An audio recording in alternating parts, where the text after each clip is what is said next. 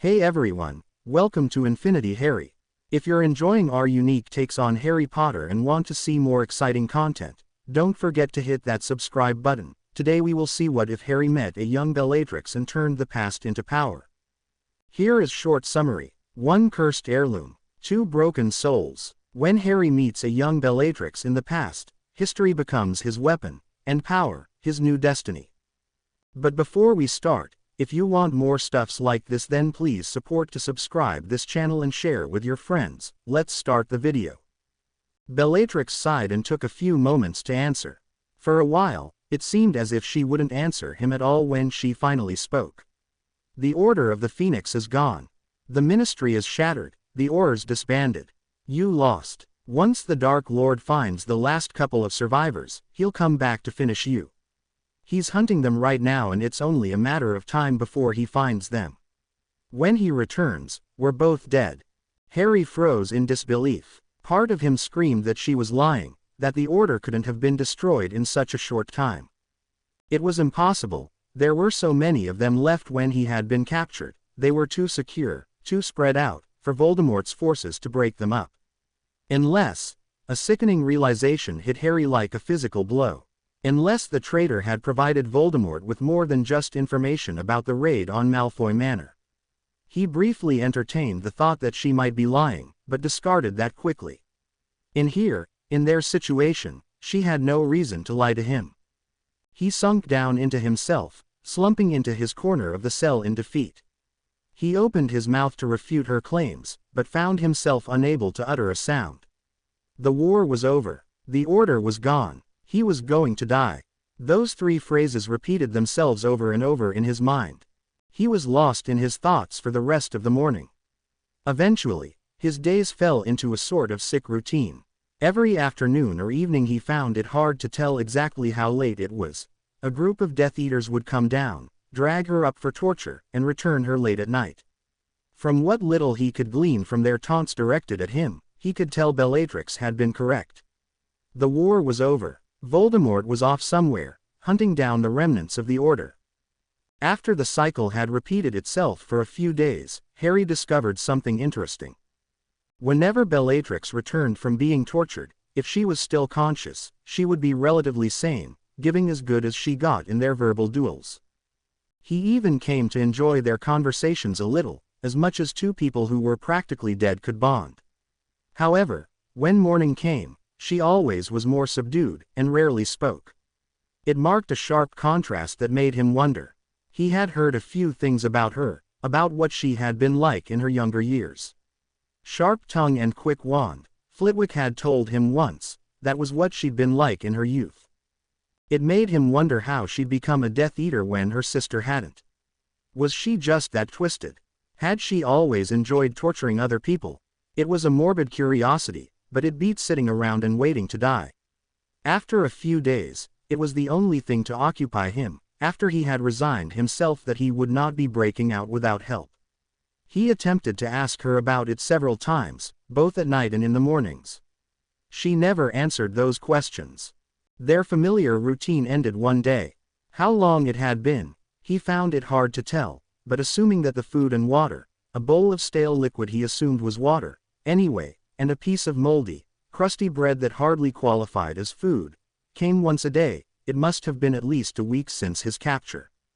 The Death Eaters came and took Bellatrix early in the morning. They didn't return her until very early the next morning. The moment they dumped her body back into the cell, Harry could tell something was wrong. She didn't move. Harry moved over and gingerly rolled her onto her back. Her violet eyes were vacant, and her breaths were coming short and pained. She coughed a few times, and when she did, her hand came away slick with her blood. Unsure of what to do, he gently propped her up against the wall until she was sitting up. It took a few minutes until her ragged breathing calmed somewhat. "Potter, that you? I'm here. Turn around." "What? Turn around?"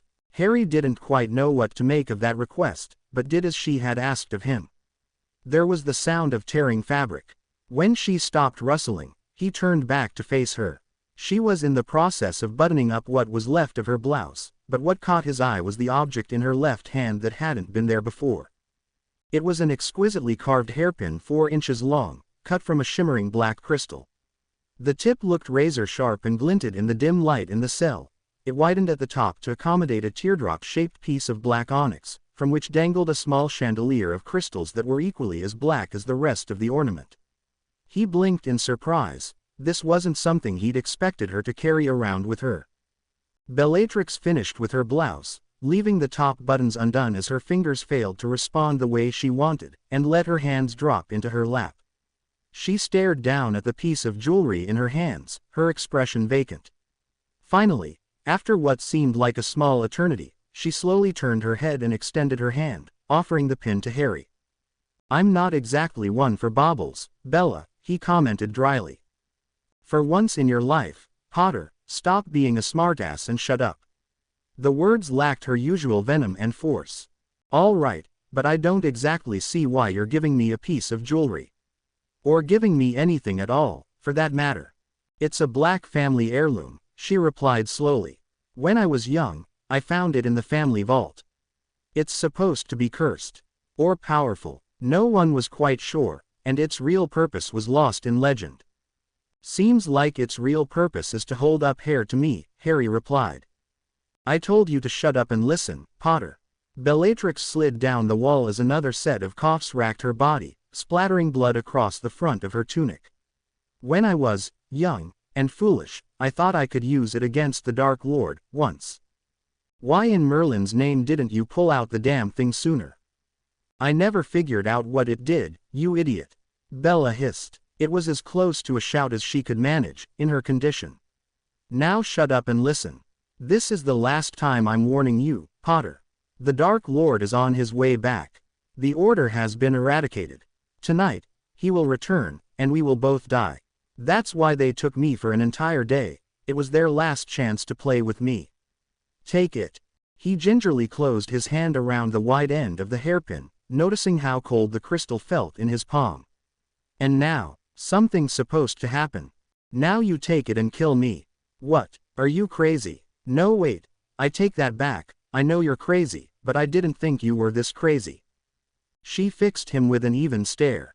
"We'll both be tortured until we go insane, like the Longbottoms. Then we'll be healed, only to be tortured again. I don't know about you, but I'd rather die now." "You don't sound like Bellatrix Lestrange." "Bellatrix Lestrange is dead. She died a long time ago. Call it justice, call it mercy, call it vengeance, I don't care. Just put me out of my misery. If you want, you're free to follow, or you can take your chances with the Dark Lord." Harry held up the hairpin as if it was a dagger and stared at it. He would have given anything for this chance a few days ago, but now it seemed wrong. Logically, he knew that they were both dead the moment Voldemort returned, and what she was asking him was a reasonable out. For both of them, but a part of him couldn't reconcile suicide with the will to live, the strength to fight, that had carried him through his earlier years of the war. Bellatrix saw the hesitation in his eyes, but she was decided. As far as she was concerned, it was time to die.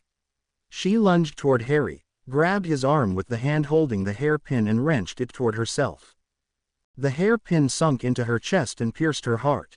It was the only possible place that it could have gone that would produce the quantity of blood that poured from the wound.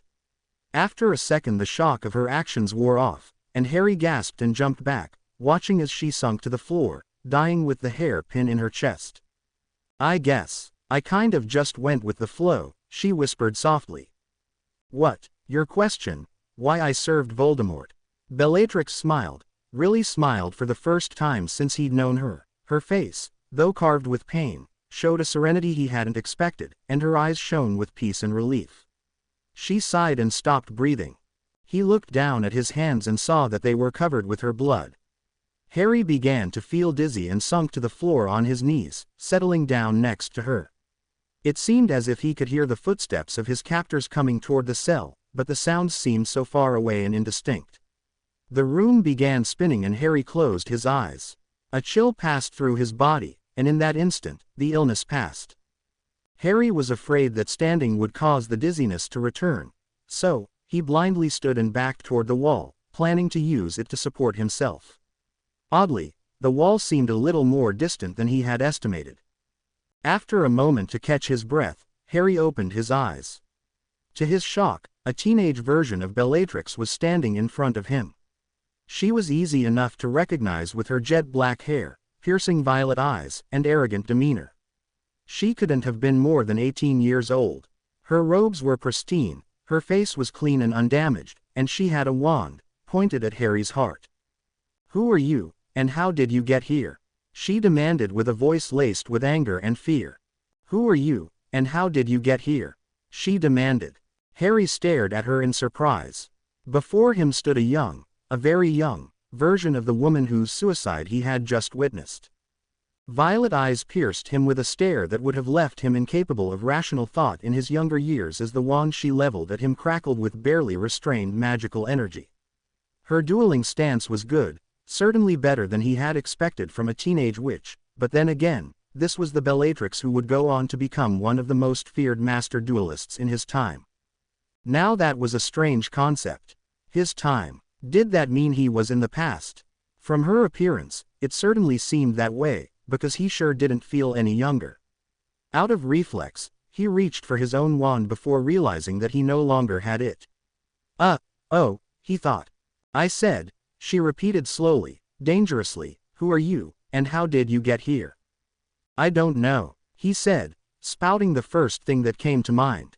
Pulses. Hampered in his movement by the heavy chains, Harry was unable to dodge and caught the banishing hex full on in the chest.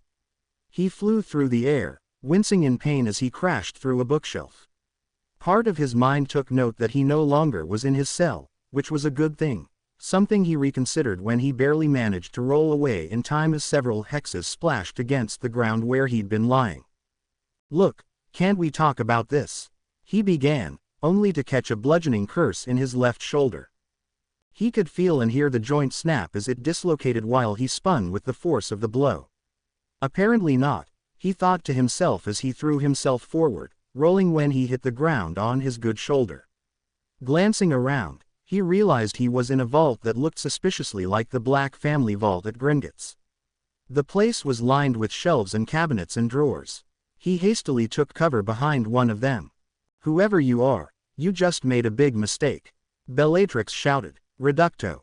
The blasting curse blew the cabinet Harry was hiding behind to pieces, and he barely managed to get his back turned to the explosion to protect his face from the high-velocity shrapnel that constituted the remains of the wooden container.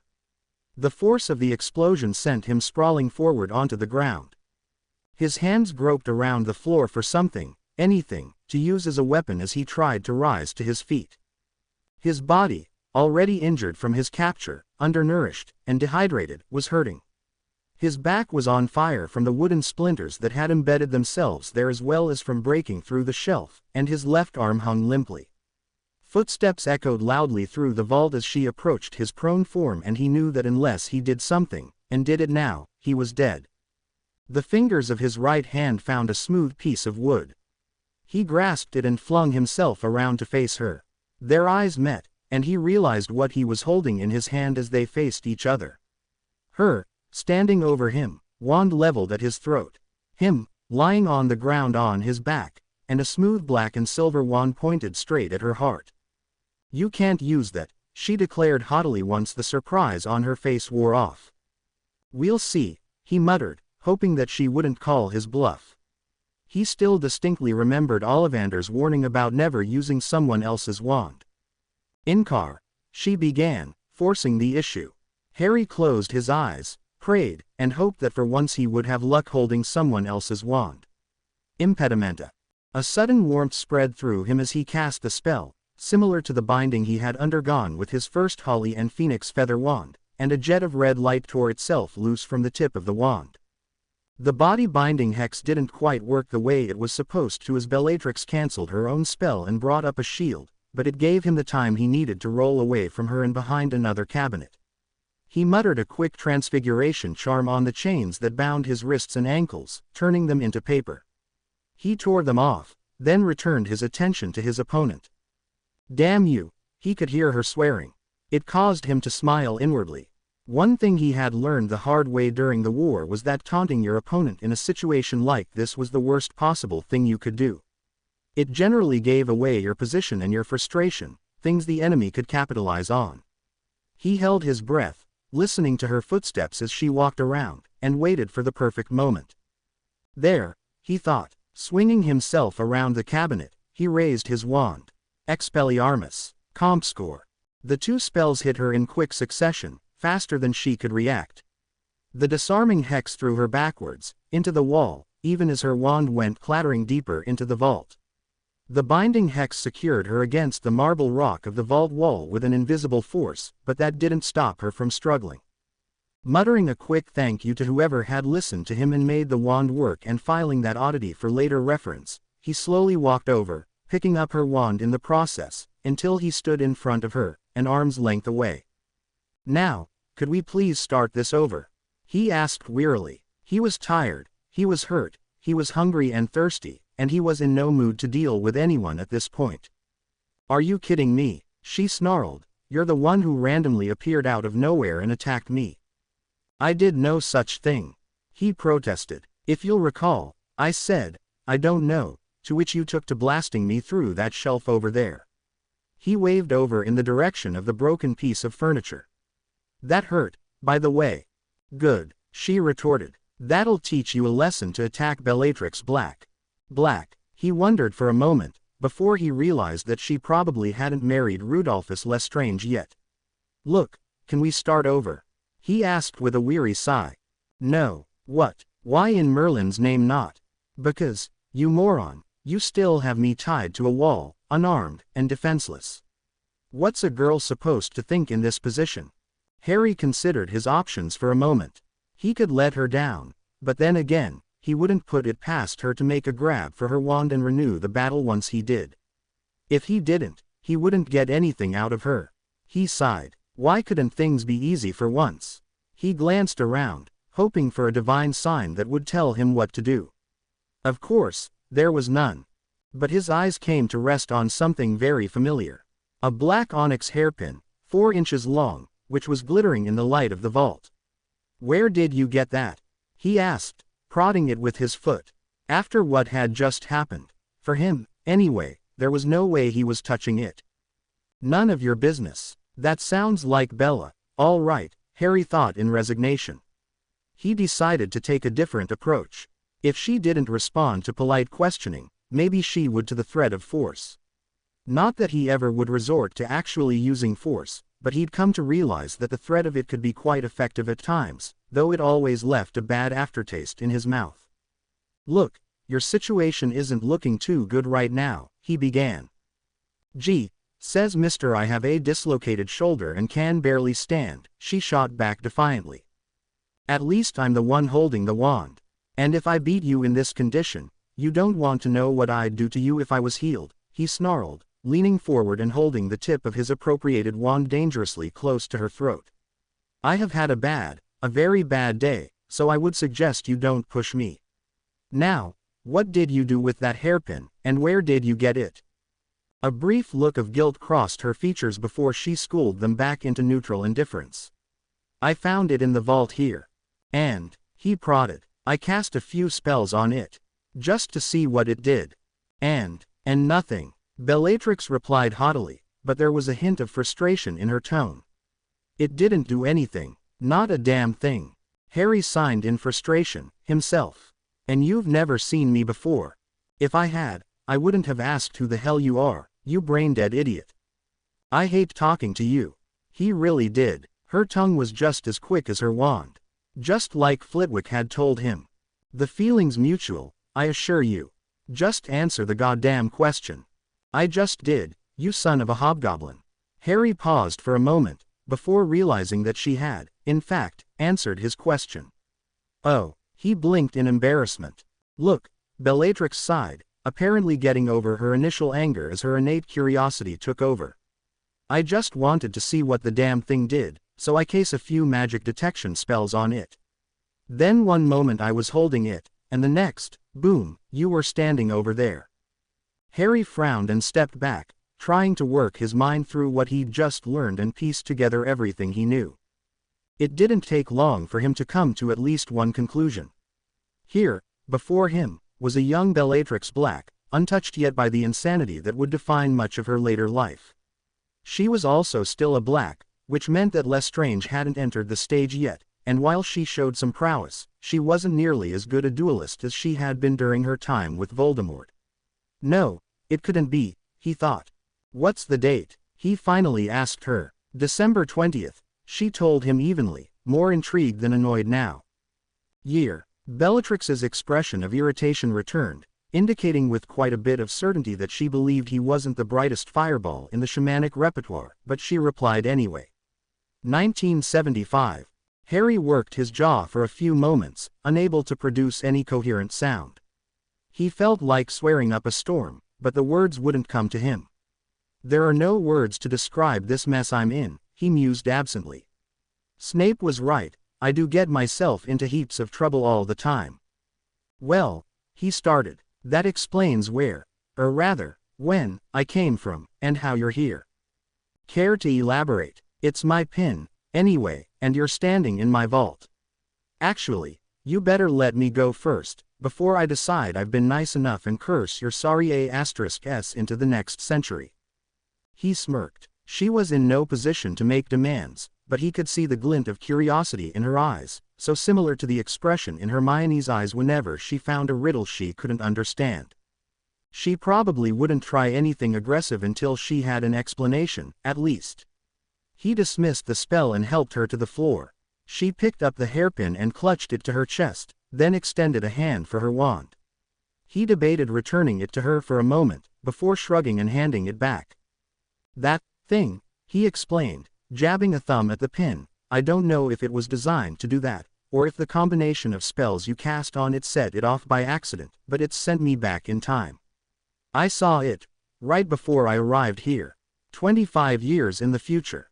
You're crazy. He chuckled at the fact that she, arguably the most insane witch of the century, was calling someone else crazy. When he continued laughing, the expression on her face turned from amusement and irritation to wide-eyed surprise. You're not kidding, she breathed. No, Harry shook his head. He eyed her briefly, making sure that she wasn't going to curse him when he had his back turned, then stepped forward towards the wall. She moved away cautiously, but he paid her no mind as he rested his busted shoulder against the wall. This is going to hurt like hell, he thought, before throwing his entire body weight forward, against his damaged shoulder. He'd had to do that a few times in the past, and none of them had been pleasant. He let out a brief cry of pain as his shoulder popped back into its socket with a gut-twisting snap. When he turned around, he found Bellatrix staring at him, her jaw hanging wide open, a look of shock and disgust on her face. That's disgusting, she uttered. It works, he countered, rolling his left shoulder as the pain faded somewhat. So, she said slowly as if mulling things over. You're from 25 years in the future. Give or take a few months, yes. You didn't plan this trip. He smirked. What gave it away? The fact that I didn't know when I was. The fact that you stumbled into the Black family vault like an idiot. Would you people stop calling me that? He muttered. It's always idiot this, moron that, imbecile yonder. She chose to ignore his ramblings and continued on with a smirk of her own. Though it seems that traveling to the past has benefited you. You should be thanking me. You didn't even do anything, he retorted. Of course I did. I did lots of things to try and activate it. One of them must have worked. She was giddy, he could tell, though she tried to hide it. This is amazing. I always wondered what it did. The texts didn't say anything specific. He blinked, once again briefly reminded of Hermione for a moment, before shaking those thoughts from his head. You said you did hardly anything to it. I lied. The matter-of-fact tone brought him up short. Of course, he thought, he should have expected that from her, of all people. It annoyed him anyway. What did you expect me to do? You had me disarmed and at your mercy, and you were bloody angry. You could have been some crazy maniac who might have murdered me if I didn't answer to your satisfaction. You still might be a crazy maniac who'll murder me anyway. I mean, look at all the blood on your hands. I'm not. Harry glanced down at his hands, suddenly remembering what had happened just before he'd arrived. He fought down the violent urge to retch and shakily waved the wand to clean the blood off his hands. He'd seen dead bodies before, but somehow, Bella's suicide had shaken him more than he cared to admit. Maybe it was the pleading expression in her eyes, asking him to end the pain, or maybe it was the fact that her death, with the instrument of her demise still in his hands, was so personal. Much, much more personal than any spell. Well, if you're not, then you better tell me who the hell you are, she demanded, leveling her wand at him again. Especially since you seem to know who I am. Not this again, he muttered, raising his own wand defensively as he overrode his own thoughts. Now was not the time to dwell on her past, future, death. When she didn't do anything, he blinked and glanced over. What? That's a black wand, she whispered quietly. Yeah, seeing as it came from this vault, I'd assume so, he told her sarcastically. Who are you? She uttered almost reverently. Black wands are bound to our family. No one outside of it could even touch one without severe harm. Harry sighed. Look, we got off on the wrong foot. For your information, significant things happened to that pin of yours in the future. What you did probably had little to do with my arrival here. In any case, I'm not here to harm you, so why don't we start over? He held out his hand. Demonstrating remarkable composure, she walked over and took his hand in hers. Very well, I'm Bellatrix Black. They shook hands warily. He suddenly realized that if he had traveled to the past, then giving his real name would probably be very, very bad. He already had violated the first rule of time travel that he had learned, way back during his first adventure with a time turner. I'm someone, he finally said. I don't think it'd be good if I told you or anyone else my real name. It'd royally screw up the future. More than it already is, he added silently. If you've traveled 25 years into the past, then you're not old enough to be born yet, she replied after looking him over for a moment. Her gaze decidedly made him feel like a slab of meat on the butcher's table. It's not as if anyone's going to see you, hear your name, and come to the inescapable conclusion that you're their son who'll be born in a few years. Harry sighed. It's a bit more complicated than that. I'd prefer not to say my name. Well, I can't be going around calling you idiot all the time. It'd get confusing with all the boneheads at school. Kill me now, Harry muttered heavenwards. I can do that. I didn't mean that literally. Bellatrix frowned. Look, just give me your first name. If you want, we can make up a name for you if you're really so concerned about it. Fine, Harry sighed in defeat. It's Harry. So, then, Harry Black. Her eyes glinted with satisfaction at her deduction. He laughed. No, actually, how in Merlin's name did you come to that conclusion? She pointed at his wand. Like I said, those wands of our ancestors that are stored here are keyed to our family. If you weren't a black, it'd have killed you by now. Not to mention the fact that you got past the vault's defenses. Interesting point, Harry conceded, silently remembering that he had been named Sirius's heir to the Black Fortune and name after his death. Apparently, the magic that bound him to the family transcended time, since the vault clearly recognized him, as did the wand. At least, he hoped this boded well for other matters. But you're incorrect. I'm not a black. He debated whether or not he should tell her about inheriting the name. Then how? I inherited the name when the last black died. Bellatrix blinked in surprise. Wow, Auntie must have disowned a lot of people, then. Something like that, Harry replied, remembering the horrid portrait of Sirius's mother. Look, I've got to figure out what to do now. There's no point in me trying to return to the future, but I can't parade around here with my real identity. I told you, if you want, we can make up a name for you, she offered. And why wouldn't you want to return to the future? I'm sure we can get that spell to work again. He thought with some amusement. It was an interesting way of phrasing it, as if she'd just assumed they'd be partners in her endeavor. Part of him felt repulsed at the thought of allying himself with Bellatrix, considering the horrors she had committed in the future. Or would commit. He rubbed his temples. Thinking about time travel gave him a headache.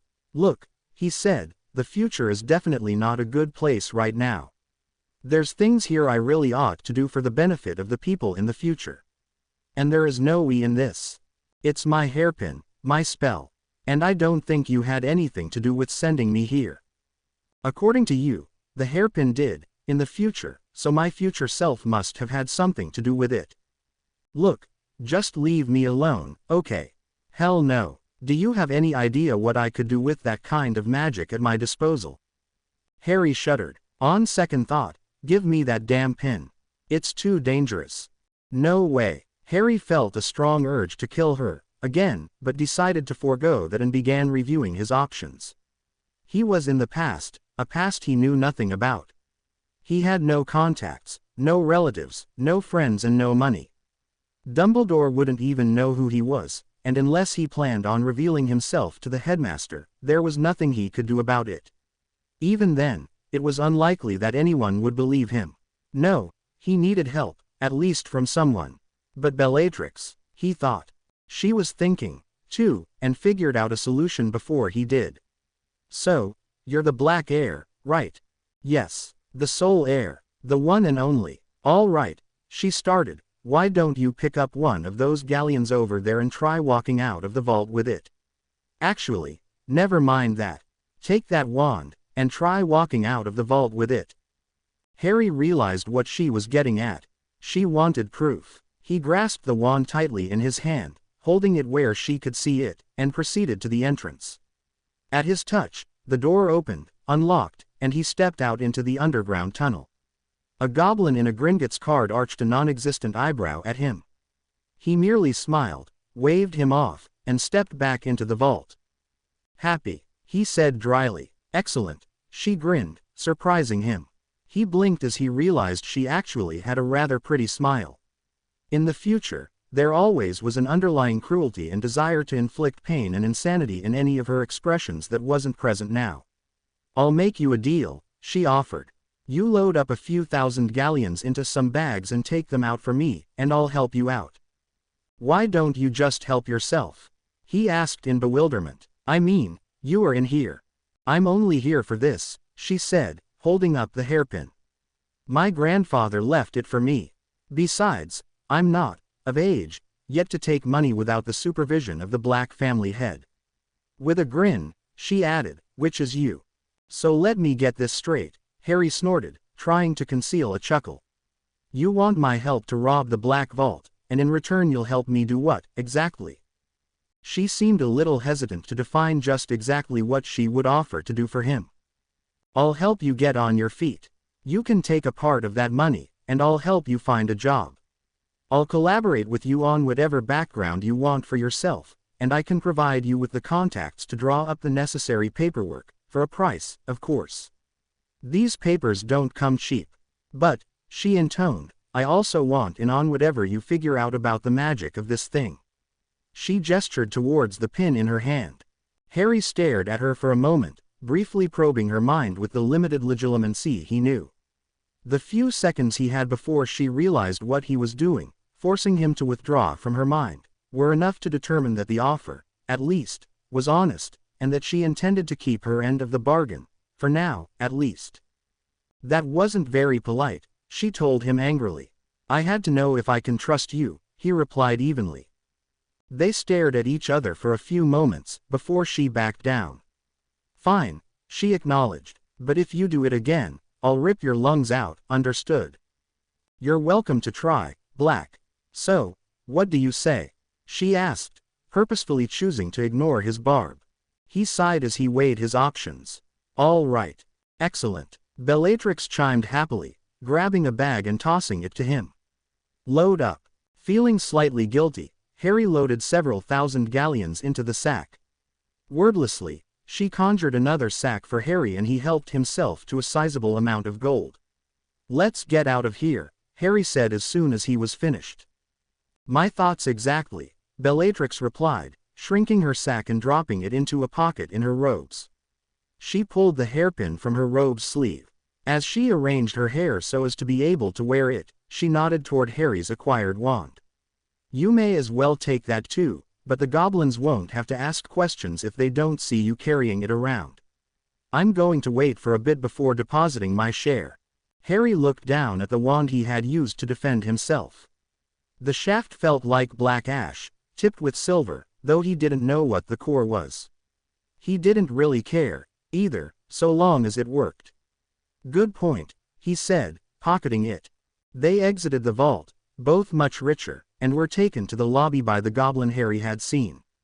Happily, the goblin in question did not comment about Harry's strange appearance, especially not after a galleon was discreetly pressed into his hands. They soon found themselves in front of Gringotts, at a busy intersection in Diagon Alley. Bellatrix turned to him with a triumphant smirk.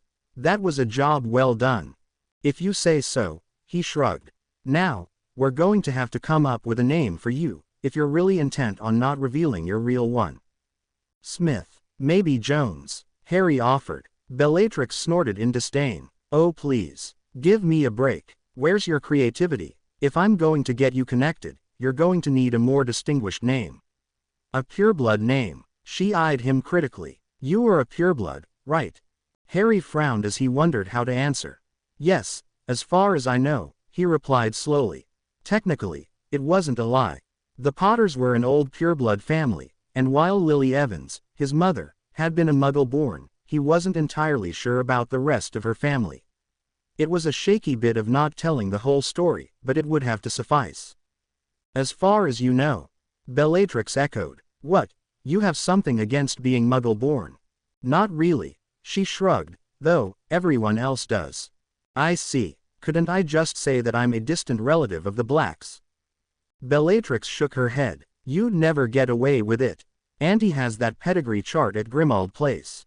You'd be exposed the instant you opened your mouth." "Oh," Harry said, mentally reviewing the name of every pureblood family he'd heard of. "I've got it. Harry Ashworth," Bellatrix announced. "I can work with that." "Ashworth?" Harry asked. "Are you sure?" "Yeah, I can pull it off," Bellatrix told him. "They used to be quite common in England, but they migrated to Australia and New Zealand. There's enough of them over there that none of them would be able to say you aren't an Ashworth, even if you did have the misfortune to meet one or two." Harry mulled it over quickly. He'd never even heard of an Ashworth, so meeting one by chance seemed unlikely. "All right," he agreed. "I'll be Harry Ashworth." "Great," Bellatrix said. "Let's get going, Ashworth. I don't have all day." "Where were we going?" Harry asked. "Well, Ashworth, you look and smell like a slob," Bellatrix said, breaking it to him kindly, at least for her standards, anyway. "First, we'll get you a room at the Leaky Cauldron to take care of the smell. Then we'll see if there's anything we can do about your looks." Harry started to protest and tell her that he'd been a prisoner for quite a while, but decided that it would be better to keep any details about the future a secret. No need for her to know who he'd been fighting for and against, in the future. A much younger-looking Tom the barkeep was able to arrange a room for Harry, and he took a half-hour to shower and clean up a bit while Bellatrix waited impatiently. He sputtered in protest when, tired of waiting, she stuck her head into the bathroom and peeked around the shower curtain several times to ask if he was done yet. After he had finished showering and gotten over his mortification, to which she'd laughed, he had then been hauled him to the shop that would be called Madame Malkin's in the future. At this time, however, it bore the name of Messrs. Malkin and Malkin, master tailors. "Must run in the family," Harry muttered to himself. "What was that?" Bellatrix asked. "Nothing," Harry told her curtly. Bellatrix spent the next hour mercilessly giving directions to the tailor who was fitting Harry while thumbing through various fabrics and patterns. Harry did not get to choose what he ended up buying, but luckily, Bellatrix did have some good taste, though it was a little dramatic. At least it beats the taste in clothing she'll develop later in life, he thanked God for small favors. He did not want to end up running around in all black, torn and tattered robes looking like a maniac. They stopped in at various other shops where Bellatrix insisted that Harry buy different trinkets that no pureblood should be without, though he really didn't understand the point of having a penholder with built-in ink bottle when he used a separate ink bottle to begin with. And a quill that didn't fit the penholder. At one store, they bought a trunk and Harry was grateful for having something to place his purchases in. He also found himself glad that he'd bought a very, very big trunk, because no matter how much they shopped, they kept buying more. So much in fact, that he could practically feel the bag of coins in his pocket getting lighter as he pulled out coin after coin. Harry and Bellatrix didn't linger long in any of the shops they visited.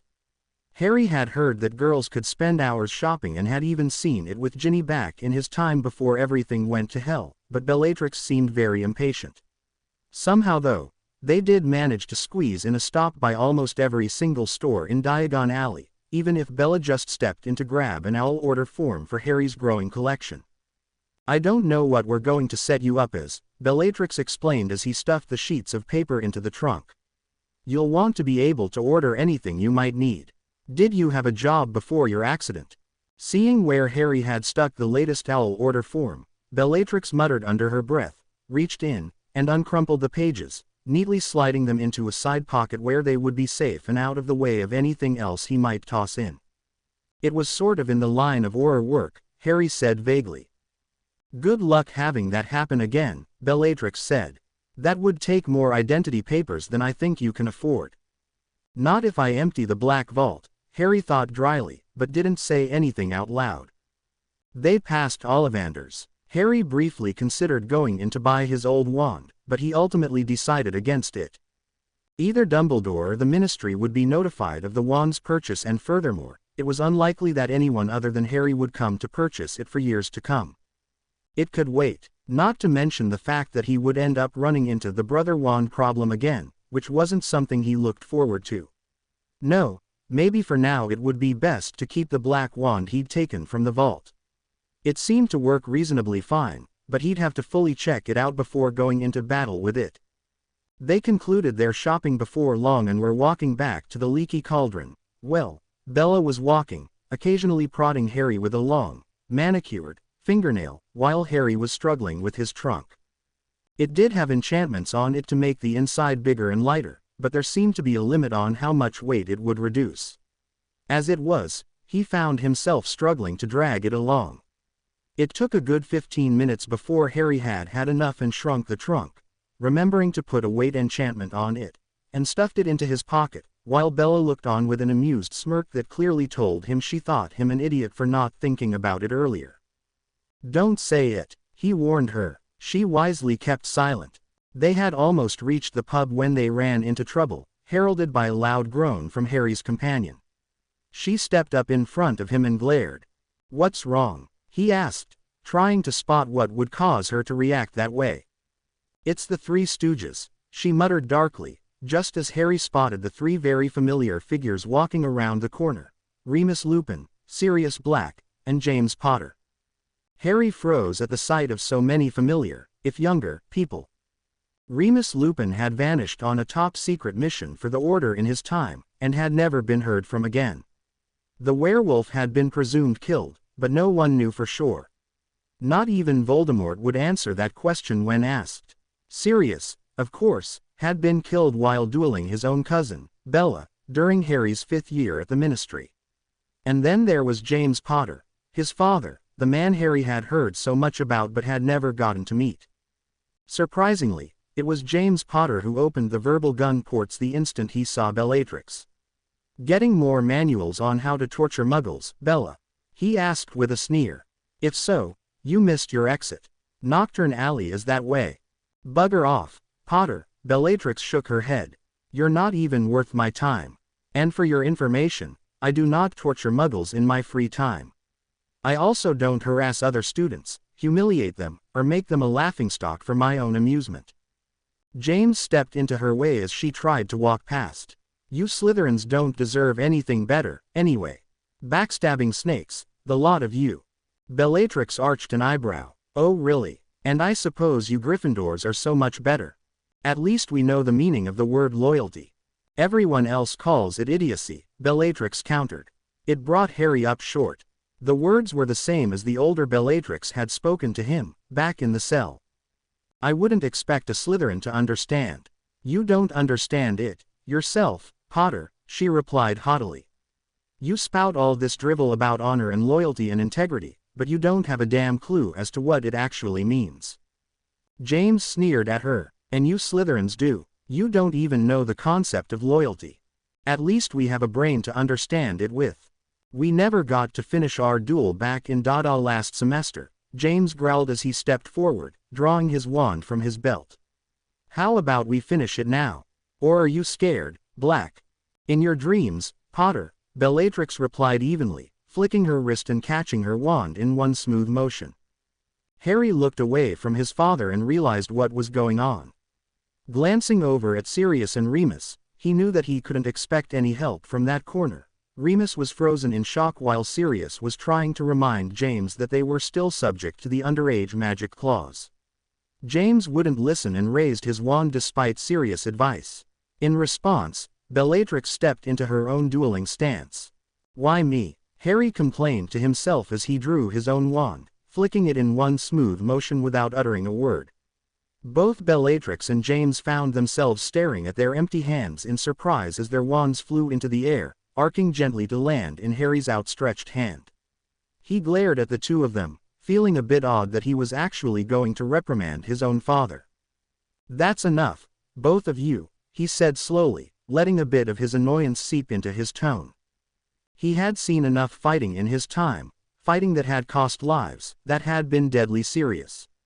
This was just a squabble between two students who didn't know any better and were going way overboard in settling whatever score they had to.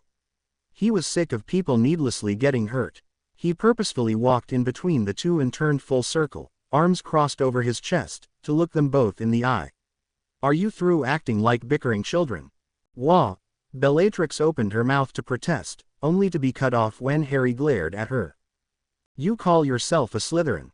He chuckled. "Let me tell you what I've learned about Slytherins in the past, the good ones and the bad ones. They all had one thing in common. They prided themselves on their cunning, their smarts. Subterfuge, cloak and dagger, intelligence," he said, tapping his temple, "that is what they're good at. Charging off into a fight at the first insult is something unbecoming of a Slytherin." Bellatrix closed her mouth, her eyes wide with surprise at his declaration as she suddenly looked at him in a new light, as the realization dawned on her that despite his seemingly young age, he didn't look much older than someone who had graduated Hogwarts a few years ago, 20 to 22 at most, once he'd cleaned up. Realization that he understood, not just the horror stories everyone told of the Slytherins, the derisions and snide remarks, not just the way the dark wizards and most of her family twisted the teachings of Slytherin and the meaning of the house to be backstabbing, treacherous, and self-serving. He understood the real meaning of the house. "And you?" Harry spun around and leveled a glare on his father, who had by now been restrained by Sirius and Remus. "You call yourself a Gryffindor. She's right. You know, honor, loyalty, integrity, bravery, you understand nothing of these things. You claim honor. Your honor is above petty squabbles about practice duels unfinished. When you fight for your life, when you're asked to guard something with your life, when you are entrusted with something that could cause many deaths, that is when you show honor. Doing what's right, even when it's tough, that's what bravery is about. That's where you show your integrity, not when you drivel on about your perceptions of ideology when you know nothing about it." It took Harry a moment to realize that his voice had risen to almost a shout, and that he had a captive audience around him that was deathly quiet. Sirius was the first to break the silence, managing to close the jaw he had hanging open in slack-jawed amazement. "Whoa," he turned to his longtime friend. "He's got you there, mate. I told you going out and picking fights with Slytherins is a bad idea. They're not all bad, you know. Who the hell are you, anyway?" James demanded as he tried to break free of the grip Sirius had on his arm. "It doesn't matter," Harry answered quietly, almost softly, realizing how much attention he'd drawn to himself, even as the crowd dispersed. "But you have to understand one thing. What you're doing now, it's childish and dangerous. You were willing to start a fight in a crowded area, and you are both underage. A lot of people could have gotten hurt, and why? Because you ran into a classmate who happens to be in a different house. Tell me, do you go around picking fights with any Slytherin you run into?" When James shrugged defiantly, Harry sighed. "It doesn't matter now, but I really suggest you try to understand what the houses really stand for, before you go around picking fights again."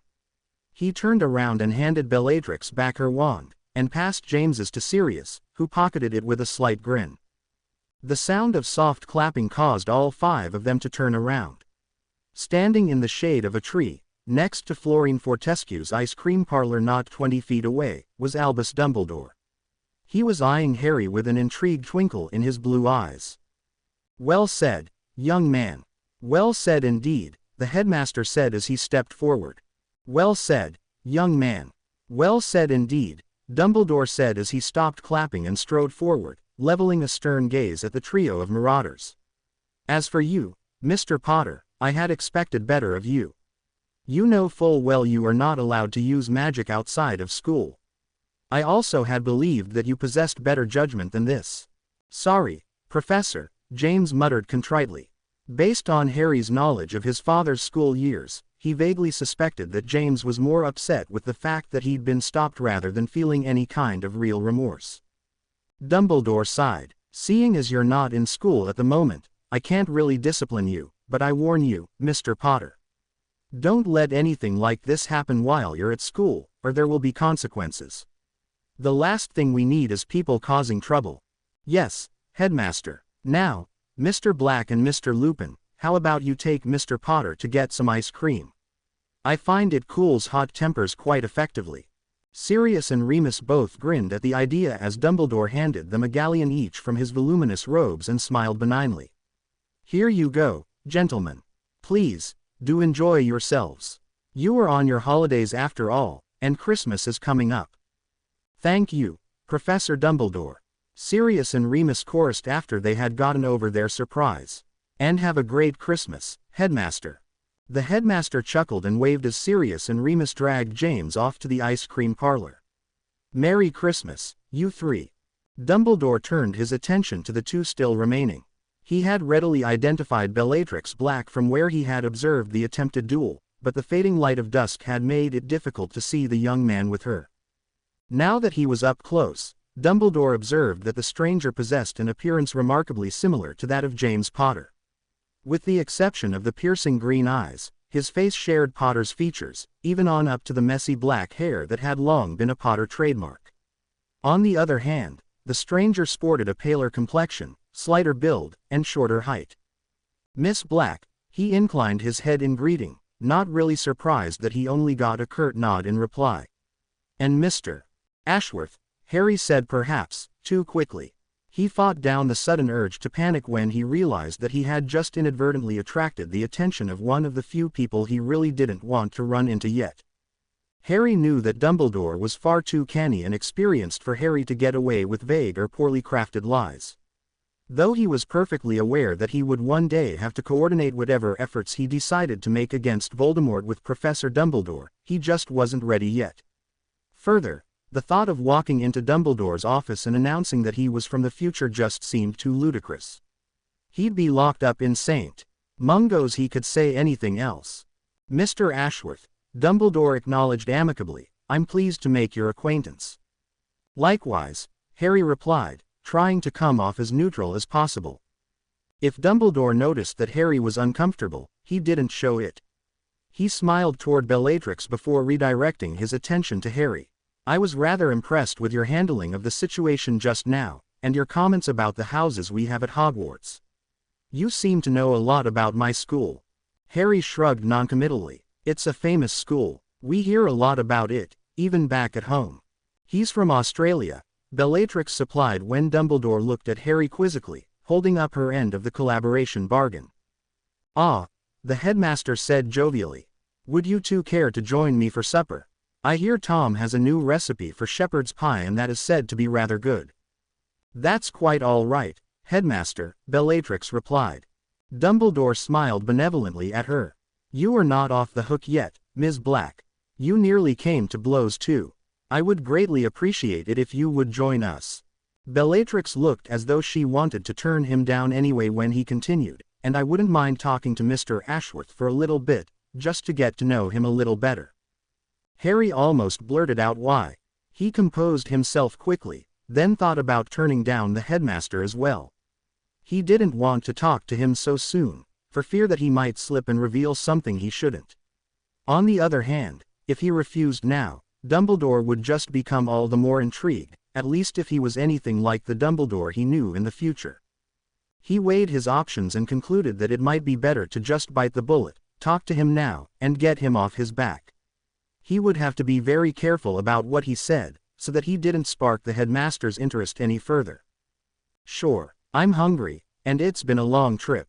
Dumbledore stroked his beard as his eyes twinkled. Fabulous. The leaky cauldron is just over this way. I would very much like to hear the tale of how you two encountered each other. Oh boy, Harry groaned mentally. Bellatrix decided to take pity on him and nodded sharply, indicating that she would come along, though her eyes made it clear that she'd rather not. The headmaster clapped his hands together in delight, and the trio set off for the leaky cauldron. The entire way, one thought occupied both Harry and Bellatrix's minds: how in Merlin's name do we explain meeting each other? The leaky cauldron was busy as usual, though Tom was able to show them to a vacant table. Dumbledore, Harry, and Bellatrix sat down and nodded a polite thanks to Tom. They quickly ordered, and Harry took great care to not seem familiar with the menu of the place. Ashworth. Dumbledore began slowly, before chuckling. Ah, I have heard a great deal about your family, very influential in the past, no? We had a little pull, but that was a long time ago, when we were still here in Britain, Harry replied cautiously. Dumbledore nodded sagely. Ms. Black mentioned that you were from Australia. Most of your family resides there now, don't they? I knew one of your distant relatives, I think. Elucidius Ashworth. The headmaster chuckled to himself as he delved into the memory. Quite a bit of a prankster, but a good man. Fiendish sense of humor. I don't suppose you know him. Probably not. I understand that there are a lot of Ashworths down that way. Harry and Bella glanced at each other. The conversation was light and it carried on for a few minutes about inconsequential topics until the food arrived. When it did, Harry let out a sigh of relief, grateful for the pause in conversation as the three of them ate. The lull would give him some time to think about what to say should Dumbledore ask about anything he didn't want him to know about. It also gave his frayed nerves a break as he kept expecting the ancient wizard to suddenly pull an about-face and ask something he didn't have an answer for. At times, Dumbledore had seemed as if he could see right through Harry, and he was sure even a 2-decade younger Dumbledore was still capable of it. So, Dumbledore asked between two furkfuls of shepherd's pie, how did you two meet? I'm assuming you are new in town, Mr. Ashworth. Grasping on to the straw that had just been handed to them, Bellatrix nodded. I was just showing him around Diagon Alley. He needed to purchase a few things in order to get settled in. We bumped into each other at the bank, Harry shrugged. It was close enough to the truth to not be a lie. She ended up offering to show me around to some of the shops I needed to visit. He then decided to rib Bellatrix a little bit. It was very sweet of her to do so. Harry was promptly rewarded with a violet-colored glare. Ah, it's good to see Ms. Black make some friends outside of her circle at school, the headmaster commented. I am afraid she prefers the isolation of her studies, and even her cousin can't do much about it. Her cousin? Harry forced himself to ask. Young Mr. Black. He was with Mr. Potter earlier, Dumbledore explained. Speaking of Mr. Potter, are you by any chance related to him? I couldn't help but notice that you looked rather similar. Harry flushed for a brief moment before he retained his control. He noticed the suddenly watchful gaze of the young woman next to him, and quietly swore to himself. She hadn't picked up on it yet, but she had noticed now, after Dumbledore had pointed it out. Damn, he thought, that's going to be a tough one to explain. I don't suppose they'd fall for the, it's a coincidence, excuse. I'm not acquainted with any Potters, Harry replied vaguely after what seemed like a small eternity frozen in indecision to him. It was the truth. Though, what with the way things are, I wouldn't be surprised if there was a vague connection somewhere along the line. Dumbledore seemed to buy it, but Harry caught Bellatrix's still skeptical look before she quickly wiped it off her face. There was a brief lull in the conversation, but Dumbledore's curiosity soon drove him to further questions. I'm curious about what would motivate a young man such as you to come to England, Dumbledore commented. Do you have any job prospects? I'm looking for a position, Harry replied neutrally. However, I don't have a specific line of work in mind, and I just arrived in town. I'll take some time to get settled before I begin my search. Really? Harry supposed that Dumbledore wanted him to elaborate, but he had nothing to elaborate about, at least nothing that he had established for his assumed identity.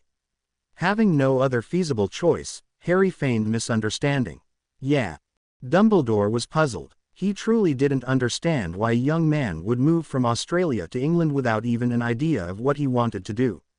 He had an overwhelming desire to ask more questions, but the young man opposite him seemed to pick up on it. "Well, this has been really pleasant, but I need to get going. I still have a few things to do before I decide to call it a day," Harry announced. Bellatrix let out a relieved sigh. "It's been very enjoyable evening. Perhaps we'll see each other again," Dumbledore acknowledged. "They say it's a small world," Harry said in a non-committal tone. The two younger wizards took their leave and cleared out of the pub, leaving Dumbledore by himself. The headmaster sat in silence for several moments, pondering the conundrum that was Harry Ashworth. There were a few things that did not add up with the young man. He realized now that the two had cleverly avoided telling him how exactly they had met when he had asked them. There was also the fact that despite his young age, Mr. Ashworth seemed to be a wizard of remarkable ability, if his wordless disarmament of Bellatrix and James Potter was any indication. Thinking back through the conversation, to what he had been told, Dumbledore waved over Tom. "A Guinness, if you please, Tom." "Comin' right up, Professor," the barkeep drawled. "Though why you insist on drinking that Irish stuff when we've got perfectly good homebrewed beer here is beyond me." Chuckling at the barkeep's ramblings, Dumbledore suddenly shot upright, as he realized what had been bothering him. "He's from Australia," was what Ms. Black had said. If he's from Australia, why is he speaking with a British accent? The headmaster wondered. There was obviously a lot more to Harry Ashworth than he had been told. The way he moved and held himself with confidence and the way he deflected questions about himself, giving answers without really answering, told Dumbledore that he was no mere young wanderer lacking guidance as Ashworth seemed to want people to think he was. No, there was skill and experience hidden beneath that outer layer of a cheerfully ignorant young man. With a sigh, the headmaster drained a good part of the Guinness that Tom had placed in front of him. Without any further information, there wasn't much he could do. He hadn't sensed any malice about the young man, and at the moment, Dumbledore had more important things to worry about. He filed the oddity that was Harry Ashworth away, for now. It could require further investigation later, but until Mr. Ashworth did something that would put him on the radar, as the Muggles were apt to put it, Dumbledore decided to let it be. Bellatrix deserved to have some friends. "Is there a reason why you yanked me out here instead of letting me go on up to my room?" Harry asked Bellatrix when she stopped outside of the Leaky Cauldron on the Muggle side of London. "We need to talk before I leave you on your own for the day. What I've got to tell you isn't something Dumbledore needs to hear, and did you really want him to know where you live? Not to mention what he'd say if he saw me follow you up to your room," Bellatrix said. "Good point," Harry conceded. "I figured," Bellatrix said with a smug grin. "Now look, I don't have time to hold your hand as you go about getting your documentation. I've got a few contacts down in Knockturn Alley. I'll only tell you this once, so listen, and listen well. Go down Knockturn Alley, keep going until you pass McNarth's magical mistresses. Turn right at the next crossroads and then turn right again. There's a small back alley, with a dingy old store. The sign is almost impossible to read, but if you squint, the dirt stain on it will look a bit like a boar's head. That's where you go." Harry blinked rapidly as he tried to keep up with her directions. "Okay, so, go down till McNarth's, right, to the place with the dirty sign that looks like a boar's head." "Got it." No. Bellatrix shook her head emphatically. "Go down to McNarth's, right, then you go to the place with the store." "How's that different from what I just said?" Harry scratched his head in confusion. "There's a right at the crossroads after McNarth's, and then there's a tiny little alley that goes off to a different right," Bellatrix explained in annoyance. "So I take that right?" "No, you take the other right." Bellatrix shuddered as she suppressed the urge to slap him. "You go on the main right, you moron. Then you pull into the alley." "Would you stop calling me that?" Harry growled back. "Why are you always calling me an idiot or a moron, anyway?" "What do you mean, always? I've barely just met you." Harry clammed up when he realized he'd slipped up. Trading insults with Bellatrix in his time had become something of a familiar ritual, and she seemed inordinately fond of calling him an idiot and a moron, much like Snape, now that he thought about it. This Bella hadn't insulted him yet, aside from their brief spat when he'd suddenly appeared in the vault. Nothing, he muttered. Bellatrix eyed him carefully. Oh, I don't think so, Ashworth. But I've got to head home soon, or Auntie is going to start wondering, so listen up. And I will find out what you are hiding yet, she thought to herself. You are definitely related to Pot for Brains, or know him, or something in that future of yours, and you know me. And I want to know what exactly is going on. Fine, all right, Bellatrix started again. Passing off forged magical documents is hard, but passing off forged foreign magical documents is going to be even harder and costly. More importantly, they take time. A few weeks, at least. So, for now, I suggest that you get some Muggle documentation first. That's easy enough to arrange. You'll need a passport and a birth certificate. Aren't those easier to forge? Bellatrix groaned in frustration and lightly slapped him upside the head. That's the point, moron. Harry stared at her blankly for a moment, before shaking his head.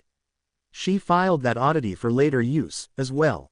When he pouted, she raised her hand as if to slap him again, causing him to cringe.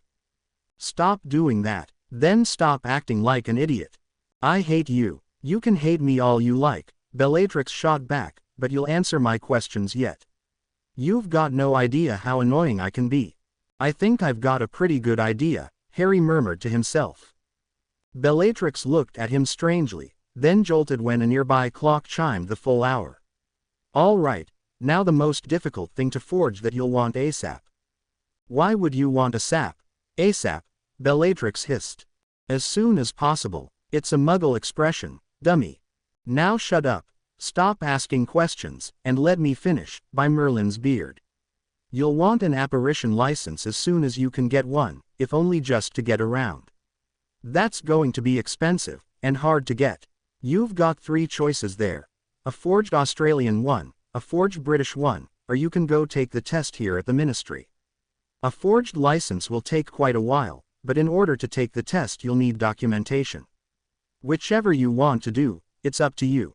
All right. Oh, and when you get there, ask for Old Man Falshman. Tell him Bella sent you.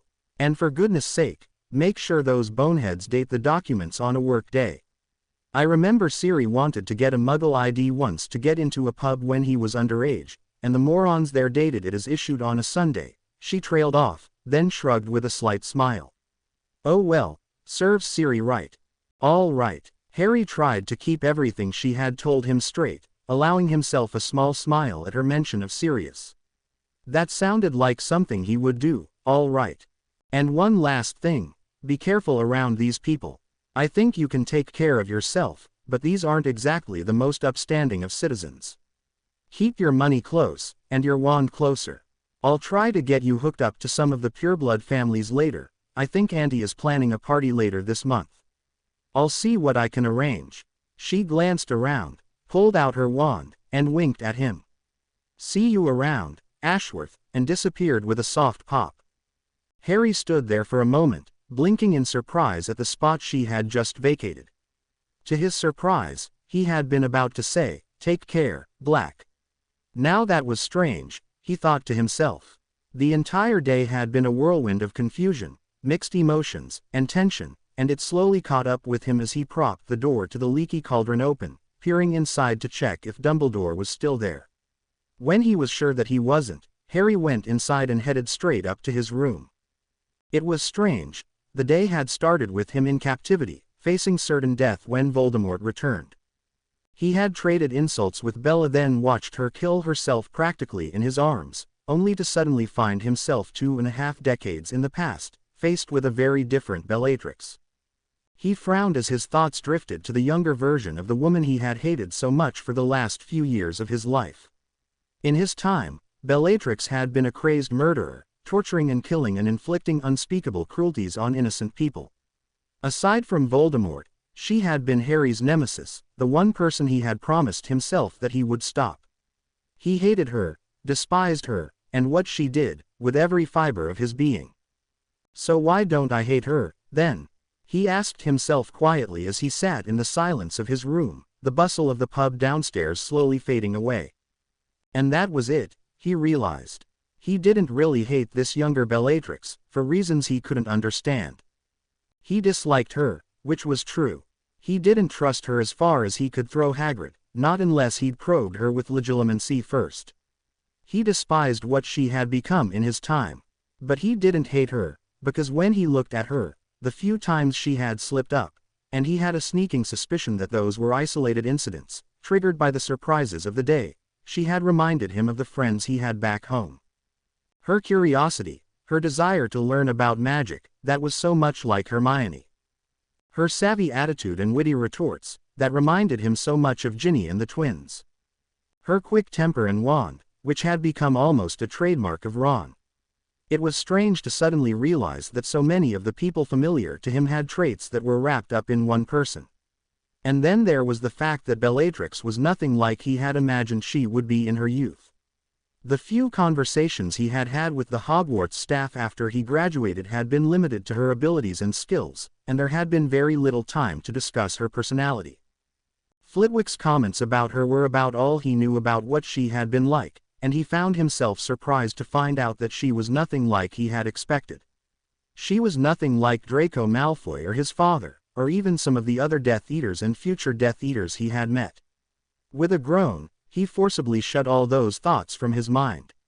He was tired, and the days of captivity were catching up with him. He resolved to think about these matters later, when he had rested. "Turn right here," Harry muttered to himself as he glanced back down the street he had come from and saw a sign advertising, "McNarth's Magical Mistresses, a sprite, pixie, fairy, or zealotus for your every pleasure."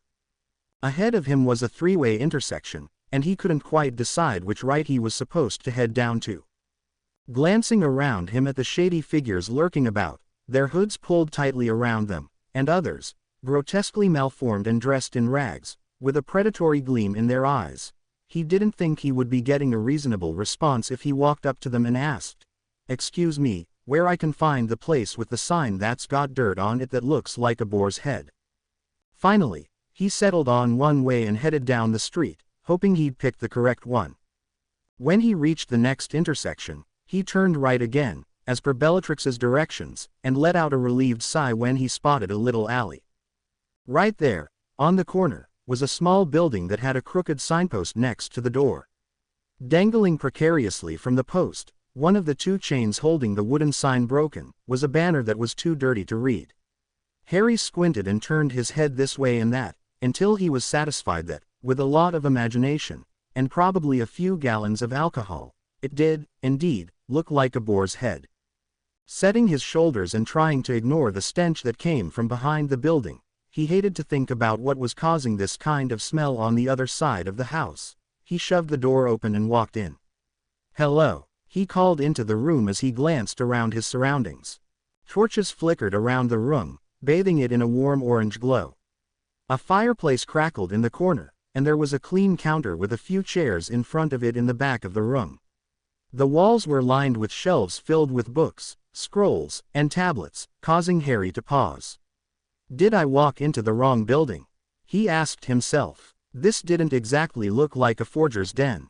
It didn't even look like the place belonged into Nocturne Alley to begin with. "Can I help you?" A female voice came from what he assumed was the back room. A few seconds later, a young woman opened the door that led further into the house. She grinned wryly and politely coughed into her hands. Harry started when he realized he'd been staring. She was well dressed, to his surprise, in Muggle clothes. A cream-colored, long-sleeved blouse was fitted around her torso, tucked neatly into a high-waisted black skirt that hugged her hips and legs and ended an inch above her knees. A light pink sash tied around her waist, its ends left loose to dangle next to her left hip. Muggle-made high-heeled shoes completed the image, raising her heels 3 inches off the ground. "Oh, sorry," he said, clearing his throat in embarrassment. She eyed him curiously, with a smile that told him that she got this particular reaction quite a lot, and casually brushed a lock of her dark red hair behind her ear. "So, what can I help you with, mister?" He noticed her strange accent, as she rolled her R.S. and flattened out her vowels. "Ashworth." Harry reflexively stuck out his hand. She shook it without hesitation, her entire demeanor warm and inviting. "Mr. Ashworth, it is. I'm here to talk to, Falshman. Bella sent me." "Oh, I'll get my father then. Just a moment," she said brightly before turning around and vanishing through the door. Moments later, she returned, accompanied by an equally well-dressed middle-aged man who was dressed in a Muggle suit and tie, though the tie was loose around his neck, and the top button of his shirt was undone. "Ah, another customer from my little Bella. What can I help you with?" His accent was much more pronounced than his daughter's, and Harry could finally place it. It was German. "I need some documentation," Harry replied hesitantly, glancing nervously at the young woman standing next to the forger. "Ah yes, where from?" Falshman noticed Harry's gaze and smiled. "Do not worry about her, she knows the business I am in. In fact, let me introduce us. I am Heinrich Lenscher, master forger, and this is my daughter, Sabine. She does the books and is learning to take over the business." "Pleased to meet you," Sabine smiled pleasantly. "Thank you," Harry stammered in reply, surprised at the place and the people. "Harry Ashworth. I thought your name was." Both forger and daughter laughed. "You did not think that Falshman was my real name, did you not?" "No, that is just the nickname everyone calls me by. It is rather appropriate, if you know what it means in my native language." "I'll get some tea, father," Sabine said and turned around. "Would you like sugar and cream, Mr. Ashworth?" "Just some sugar, please," Harry replied. "And please, just call me Harry." "Just sugar, then. The usual, father." She waited for his nod and left, presumably for the kitchen. "Why the surprised look, Harry?" Heinrich prodded with amusement at Harry's still shocked expression.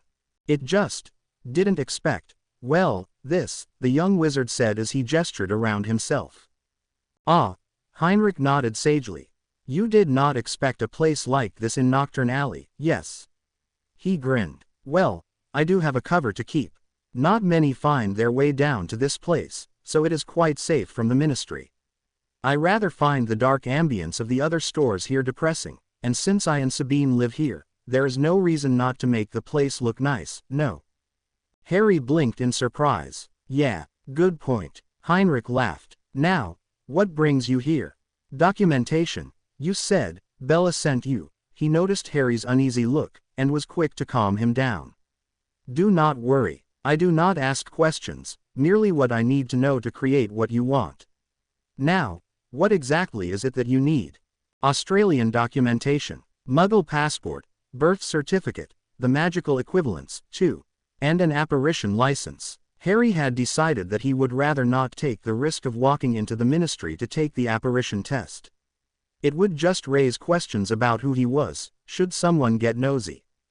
Besides, it would be much more believable if he had an Australian license, since he claimed to be from there, anyway. "Ah, the entire personal identity set, then." He looked Harry over. "You look a bit young to be a fugitive, or to be starting a new life over." "I thought you weren't going to ask questions," Harry asked wryly. I'm not, Heinrich grinned and shrugged. "But you cannot fault my curiosity. It is not every day that I get a customer as young as you."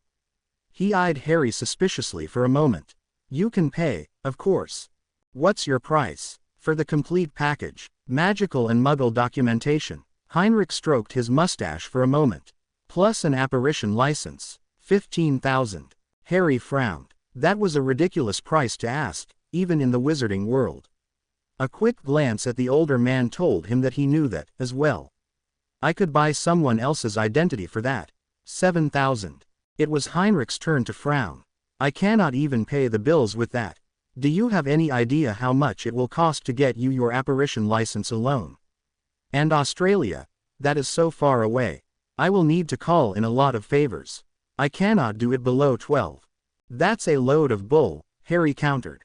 "Bella told me you're the best she knows for the job," he bluffed, "but she also warned me about your tendency to charge outrageous sums." 8,000. Heinrich shook his head. "I do not get many customers. And, as Bella has told you, I do the best work. You go to someone else and the ministry will detect the forgery on first sight." He looked down at Harry sternly. 12,000 is my last word." Harry bristled. but thought the offer over. It was still a lot of money, but could he afford to go to someone else? Bellatrix had obviously recommended this man, but really, how many forgers did a young schoolgirl know, despite her family connections? He had a feeling he was being tested. If I'm wrong, though, he didn't want to think about it. Squaring his shoulders, he looked up and pasted on his best poker face. And what guarantee do I have that you are the best? For all I know, your work could be shoddy, as well. Ah, but I come with Bella's recommendation, do I not? Heinrich waggled his finger in delight. Which means absolutely nothing to me, Harry retorted. I don't trust her, and frankly, I don't trust you. 10,000, or I'll take my chances. Heinrich was silent for a long moment, a serious look on his face. Harry stared him down, but internally, he was quivering, hoping that he hadn't just blown it. He needed those documents, and he needed them soon, or he was going to get into trouble. He wasn't naive enough to believe that he could get away without having to show some sort of ID or documentation at some point. Father, Sabine called out from the door to the kitchen, a reproaching tone in her voice. Are you harassing our customers again? She came through with a tray laden with 3 cups and a kettle. Depositing it on the counter between her father and Harry, she frowned at him and shook her head. You know how much it scares the customers when you do that. And one so young. All right, Sabine, shots. Her father looked up and chuckled at Harry's confused expression. I apologize for father's behavior, Harry, Sabine said as she leaned over, placing a cup in front of Harry. He likes to play games like these sometimes, just to see how serious his customers are. He calls it testing your character, but I figure he just likes to tease people. That's, Harry stared back and forth between the master forger and his daughter, unable to find the right words. Heinrich finally laughed as he drank his tea, not sipping it slowly like the British usually did, but taking large gulps of the liquid as he smiled heartily. Do not worry, Harry. 10,000 galleons is fine. How quickly do you need the documents? Well, as soon as you can get them done, I suppose. Harry shrugged. I don't know when exactly I'll need them, but I'd rather have them sooner rather than later. Heinrich nodded thoughtfully. The Muggle documents will be easy enough, but the wizard ones. I need to send a message to a friend of mine in Australia. Especially the apparition license might take some time. The ministry is very thorough in checking and registering those. Father, could we not use the one you have prepared for the client that never came? Sabine glanced up from her own cup of tea. You remember, last year, when this strange man ordered a fake apparition license from Belgium, but he never came to pick it up. The document is already drawn up, except for the name, and all it needs is the official seal. True, the details are a bit different, but it can work. Let me go find it. Heinrich got up and left, leaving Harry in the company of his daughter. Sabine smiled and pulled out a notepad and pen. So, we're going to need some details for the documentation you wanted. Let's start with the birth certificate, name and date of birth. Harry thought for a moment. Harry Evans Ashworth, born December 15, 1955. Sabine dutifully noted everything down. That would make you 20. She glanced up. You're my age, she added with a small smile. Harry shrugged. It was his real age, but it didn't really bother him giving that away. Born in Port Augusta, Australia. It was the best he could come up with, and he mentally thanked Mrs. Graham, his third-grade geography teacher, and Dudley's dislike for textbooks. All right, moving on to your passport. Married, single, divorced. Single. Sabine nodded as she wrote it down. Place of residence. Harry had to think about that for a moment. He didn't want to imply that he had lived in Australia all his life, and he had to explain his British accent somehow. Finally, he settled on one explanation. As of 1972, 201 West Lakeside Road, Boston, Massachusetts, United States of America. Sabine arched a curious eyebrow. A well-traveled young man, I see, she commented lightly. As it were, Harry shrugged. What else did you need? A list of countries and the dates that you were there. So we can fill up the passport appropriately. All right. Napier, New Zealand, September 3, 1956. Left December 19th. Same year, Harry began to invent, mentally making a note to study his passport later on and invent places of residence for each of the foreign excursions. Then, Osaka, Japan, February 4th, 1961, through June 22, 1962. Hamburg, Germany, August 6, 1962 through October 2, 1963. And the list continued as Harry's imagination filled it with the travels of his fake parents and himself. Croatia, Greece, Italy, even Russia followed the initial entries, eventually stopping in the United States, but he always took care to avoid being somewhere close to the British Isles. When he was done, Sabine looked up from the half-dozen entries she'd made, and grinned.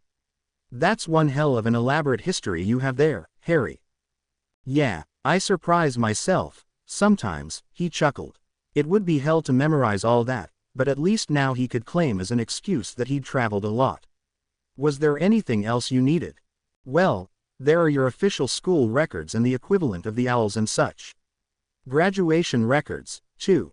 Harry groaned. "It's going to be a long day, isn't it? Would you like more tea?" Sabine smiled. "Please tell me that's it." She shook her head, her long red tresses flying around her. "Nope. Then we have to take care of your medical history, establish your places of residence, and..." He smiled wryly. "You're very thorough, aren't you?" "We're the best," she replied with pride. "But if you'd like some help in making up your history, I'm told I have an excellent imagination," she told him with a sly grin. Harry thought about it for a moment, then shrugged. "What the heck, it can't hurt. So, what do you recommend for school records? You're the expert, after all." "Well, you don't want to be a straight A student, that usually sends up red flags," she started. 4 hours later, Harry drained the last of his tea from his cup.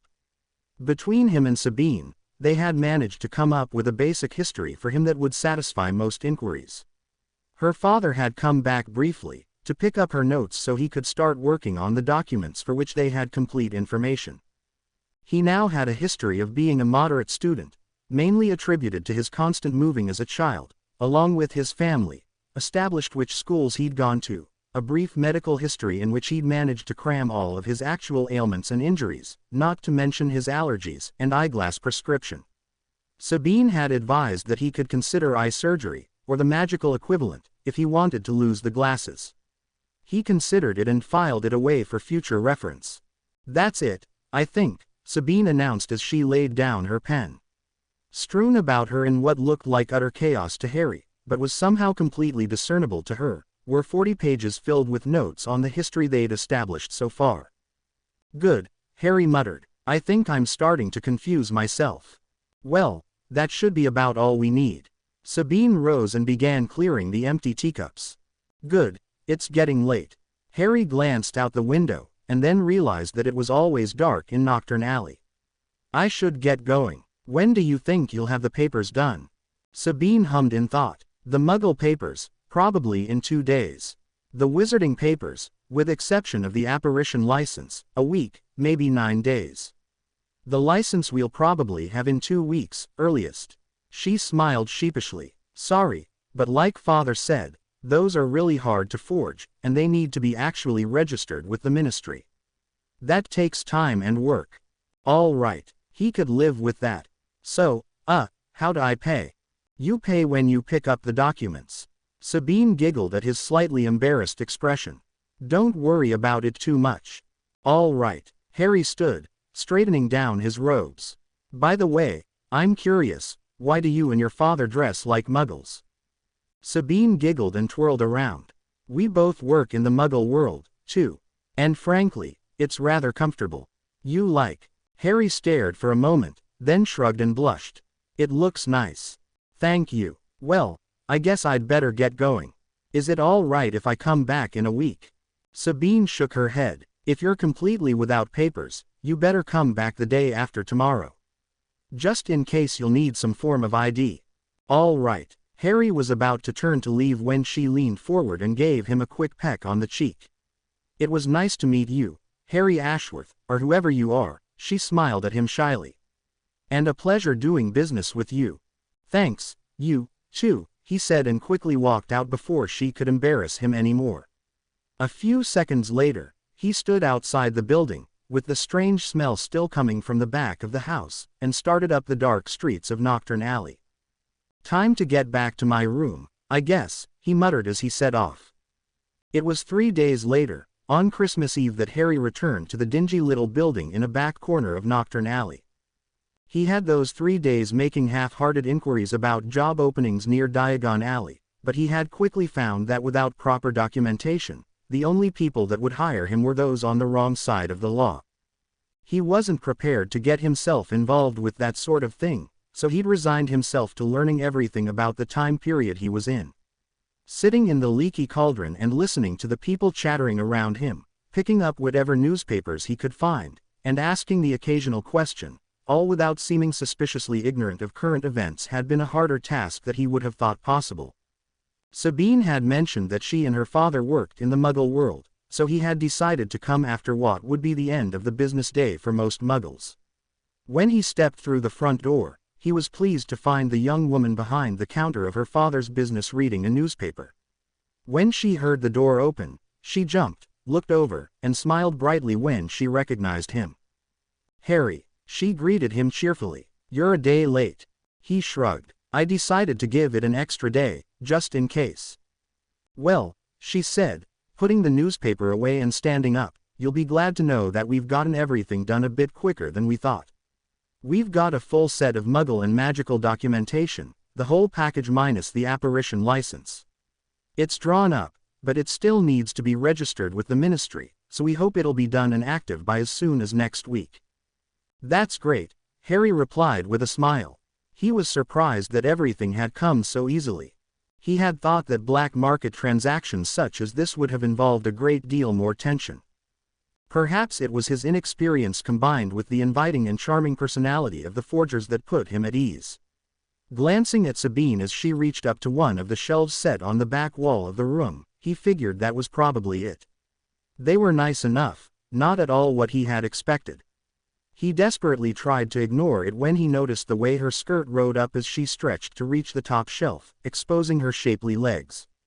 He had barely managed to compose himself again, mentally berating himself for acting like a hormonal teenager, when she turned around and placed a thick envelope on the table. She noticed that he was slightly flushed, and giggled, batting her eyes at him flirtatiously. The giggling increased when he blushed more. "This is ridiculous," Harry thought to himself as he smiled back sheepishly. "It's as if I'd never seen a pretty girl before." The irony was, he hadn't, at least not one that looked as good as Sabine did, and wasn't afraid to show it. Most wizards and witches wore loose, flowing robes that very effectively hid any trace of their figures underneath. The Muggle clothing Sabine seemed to enjoy wearing was the exact opposite, accentuating her petite form and hugging all the right curves. And try as he might, he wasn't that far off from being a teenager. She correctly divined the thoughts going through his mind and placed a calming hand on his arm. "Don't worry about it," she said gently. "I get stared at a lot, it's no big deal. It's not that, I just..." Harry flustered and pulled his arm back. "Sorry, I'm not usually like this," he told her wryly. "Oh," she glanced down at herself. "I should have realized that you probably haven't seen this style of clothing before. It's a bit more provocative than robes, isn't it?"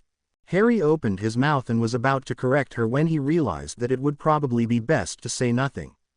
The less people knew about his true origins, the better, even if she was likely to never make the connection between his Muggle upbringing and his being from the future. "Oh, I've seen things like that before," he thought to himself. But damn, Aunt Petunia had never looked that good in a skirt and blouse.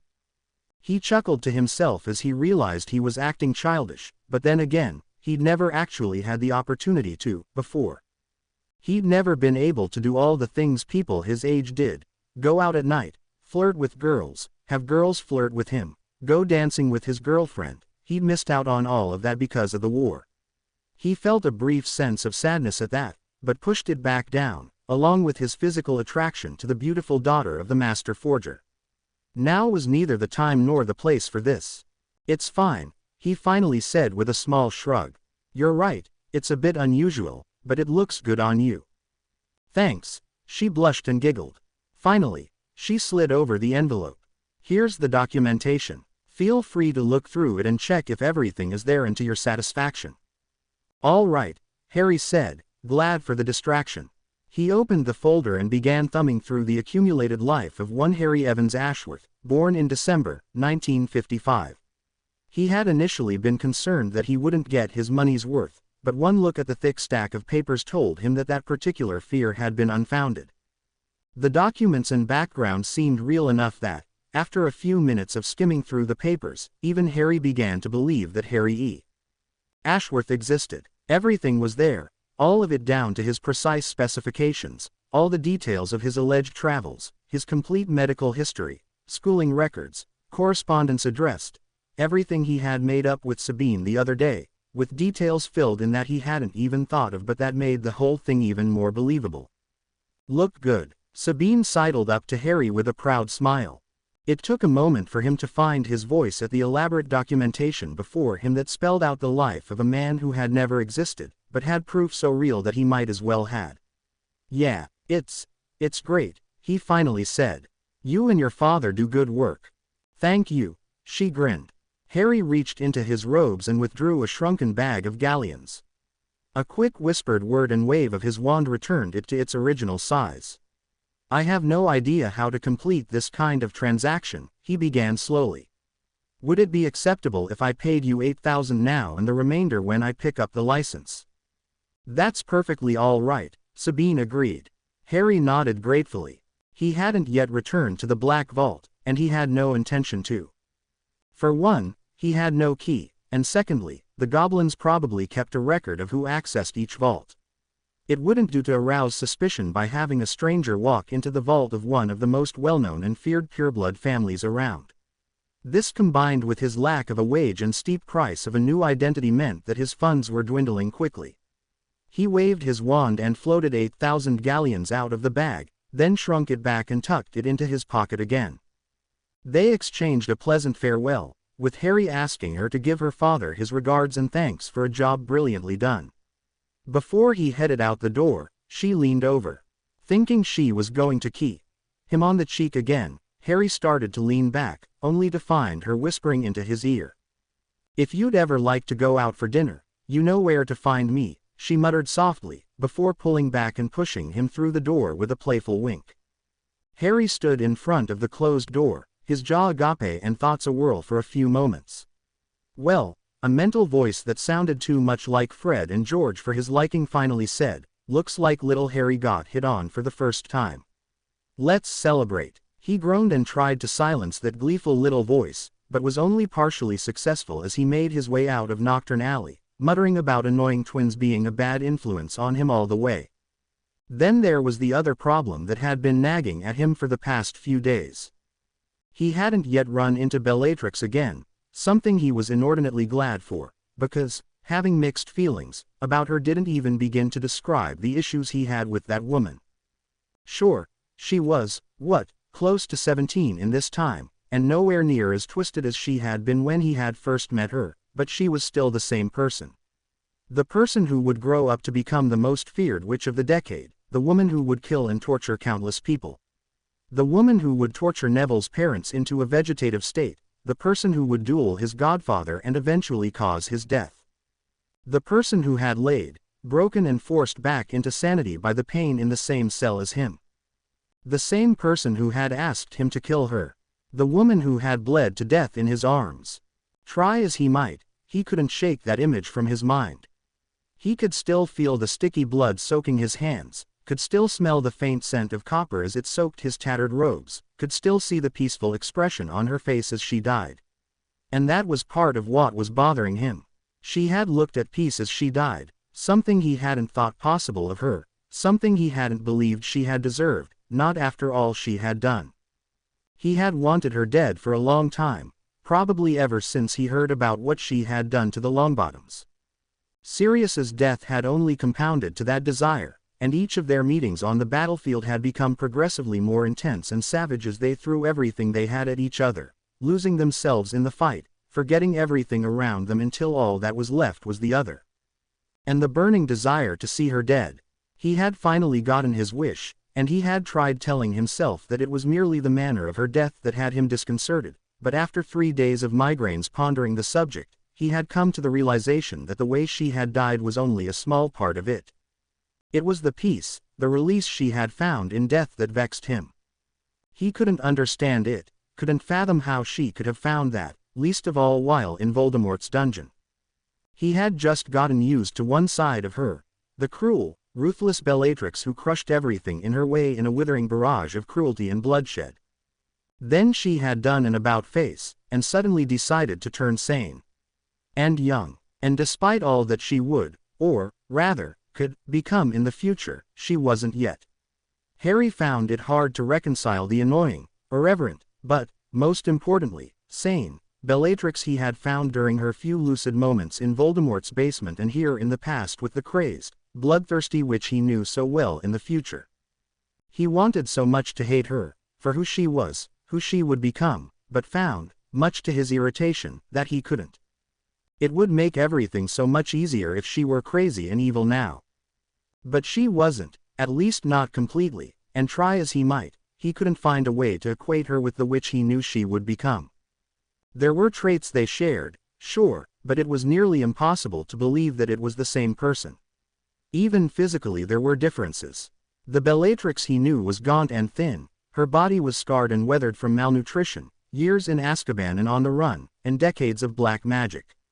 This Bellatrix was young, and vibrant, and witty, and beautiful. Harry gritted his teeth and banished the thought from his head. Her physical beauty would do nothing to mar the ugliness of her soul. She was evil, he tried to remind himself, but that quickly turned into she will become evil. He didn't want to affiliate himself with her, didn't even want to be in the same city as her, though that was unavoidable at the moment, but with a sickening feeling, he realized that as much as he disliked her, he could not hate her for something she hadn't become yet. The dichotomy of who she was and who she would become, or rather, who she had been, and who she was now was driving him crazy. He was still muttering to himself about it and trying to figure it out when the building next to him exploded in a huge fireball that threw him through the air. He groaned and shook his head as he struggled to regain his equilibrium, his ears still ringing from the explosion, and his back aching from where he had hit a brick wall. This is becoming way too familiar for my liking, he thought darkly as he glanced around. He had almost completely lost track of where he had been going, letting his feet wander as his thoughts drifted to Bellatrix. It took a moment for him to recognize where he was, close to the Ministry of Magic complex, on the other end of Diagon Alley. He was wondering what had caused the building across the street to blow up when a very familiar sound reached his ears, spellfire. On instinct, he dropped down into a crouch and drew his wand, scanning the street for the source of the noise. The noise of fighting was coming from across the street, near the side of the burning building, he finally realized as he barely made out flashes of red and green as wizards and witches dueled. I didn't think Voldemort had organized the Death Eaters yet, Harry thought as he focused on where the flashes of red and green were coming from.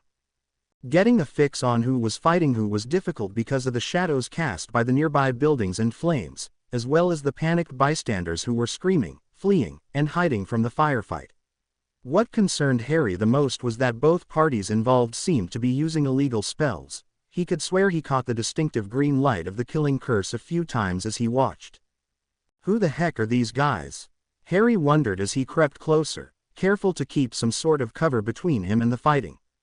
He jerked to an abrupt halt when another brilliant fireball erupted from the location of the two warring parties, but this time the aftermath was suffused with screams of the injured. He shook his head warily. Whoever was fighting was secondary, right now they needed to be stopped before they hurt any of the innocents that were frantically trying to get away from the fighting. He didn't know if the Aurors of this time were just as slow as the ones in his, he hoped not, but he couldn't take the risk and wait for them to arrive. As he debated on whether to interfere, the firefight escalated as both sides begun using spells of increasing destructiveness. Fireballs and killing curses gave way to sprays of acid and venom, only to be replaced by lightning storms and deadly pressure waves. Harry had seen some of those spells before, used on the battlefields of his time, and he knew the results, and they weren't pretty. He had inched his way close enough to be able to vaguely make out the forms of the combatants. Who were the good guys? He mused as he watched the devastation unfolding. Either way, I can't let this keep going. If they take any longer, they'll start blowing the entire bloody street to pieces. Leaning out of his cover, Harry fired a series of stunners at both parties. He didn't want to use any of the more dangerous spells he knew yet. There was no reason to if he could just knock them all out. He realized he'd made a mistake, though, when both parties noticed that someone was shooting at them from the sidelines. Figuring that it was a sniper hired by the other side, both parties opened fire on his position, causing Harry to scramble back into cover as the concrete he was hiding behind shuddered from the spell impacts. Bloody hell, Harry swore. He began poking his head over his cover to take a look, but pulled it back just in time to avoid a series of nasty-looking hexes that flew overhead. The constant drumming of spells against his cover and the sounds of crumbling rock told him that he was well and truly pinned down, and that his makeshift cover wouldn't last forever. From the sounds of it, they wouldn't get tired of shooting at him anytime soon, either, and he figured that if they were smart, he could be expecting a flanking attack anytime, now. Stupefy, he roared as he threw himself to the side. The blasting hex tore a fist-sized chunk of concrete out of the block he was hiding behind, but his return stunner caught the shooter square in the chest, causing him to crumple to the ground. Harry rolled to his feet, adrenaline pumping through him. His eyes darted across the road when he found himself out in the open. He hesitated for a brief second to note the location of the incoming fire, then made a mad dash for the nearest available cover, throwing himself behind a set of wooden barrels that contained something he didn't want to identify. He rolled to the side as the barrels began exploding under a withering barrage of fire. "All right, you want war, you've got it," he muttered to himself as he reached the last barrel. Hoping that whoever was shooting at him was still where he remembered them to be at, he silently counted down as his cover was reduced to rubble. Just my luck that I get to pick a fight with two groups of people who stop shooting at each other, just so they can shoot at me, instead, he thought darkly. The last barrel splintered as a reducto hit it, and Harry threw himself into a forward roll, his wand flicking through the air as he went, firing back with a series of low-powered hexes and jinxes that would hopefully send the opposition scurrying for cover themselves and buy him some breathing space. He sprung back to his feet, sweeping his wand wide to raise a wall of flame between him and the people shooting at him, and then dashed to the side as it obscured their view of him. Remembering his lessons in tactics that Moody had insisted on drilling into him, Harry made his way around until he was almost behind one of the groups, covered by the smoke and flames of the fire he'd just conjured. Anyone stupid enough to exchange spells with a large group of hostiles, the old Auror had taught him, was just asking to be killed. The trick was to outflank them, use superior mobility so that they couldn't use their numbers to their advantage, and then take them all out with one heck of a spell. That was what they had trained Harry in, for the war. During the short-lived war with Voldemort in his time, there hadn't been enough time to run him through the extensive training regimen that would make him a fully qualified Auror, and the skill and experience of an expert duelist he would only acquire with time, something they were sorely lacking at that point, so both Dumbledore and Moody had agreed that it would be best to take advantage of his innate talent and raw magical power to get him through battles. Since he was a prime target for Voldemort's forces, he had been mostly kept in reserve, only to be brought out for the really big battles that could not be avoided, or for missions where he was the only one available.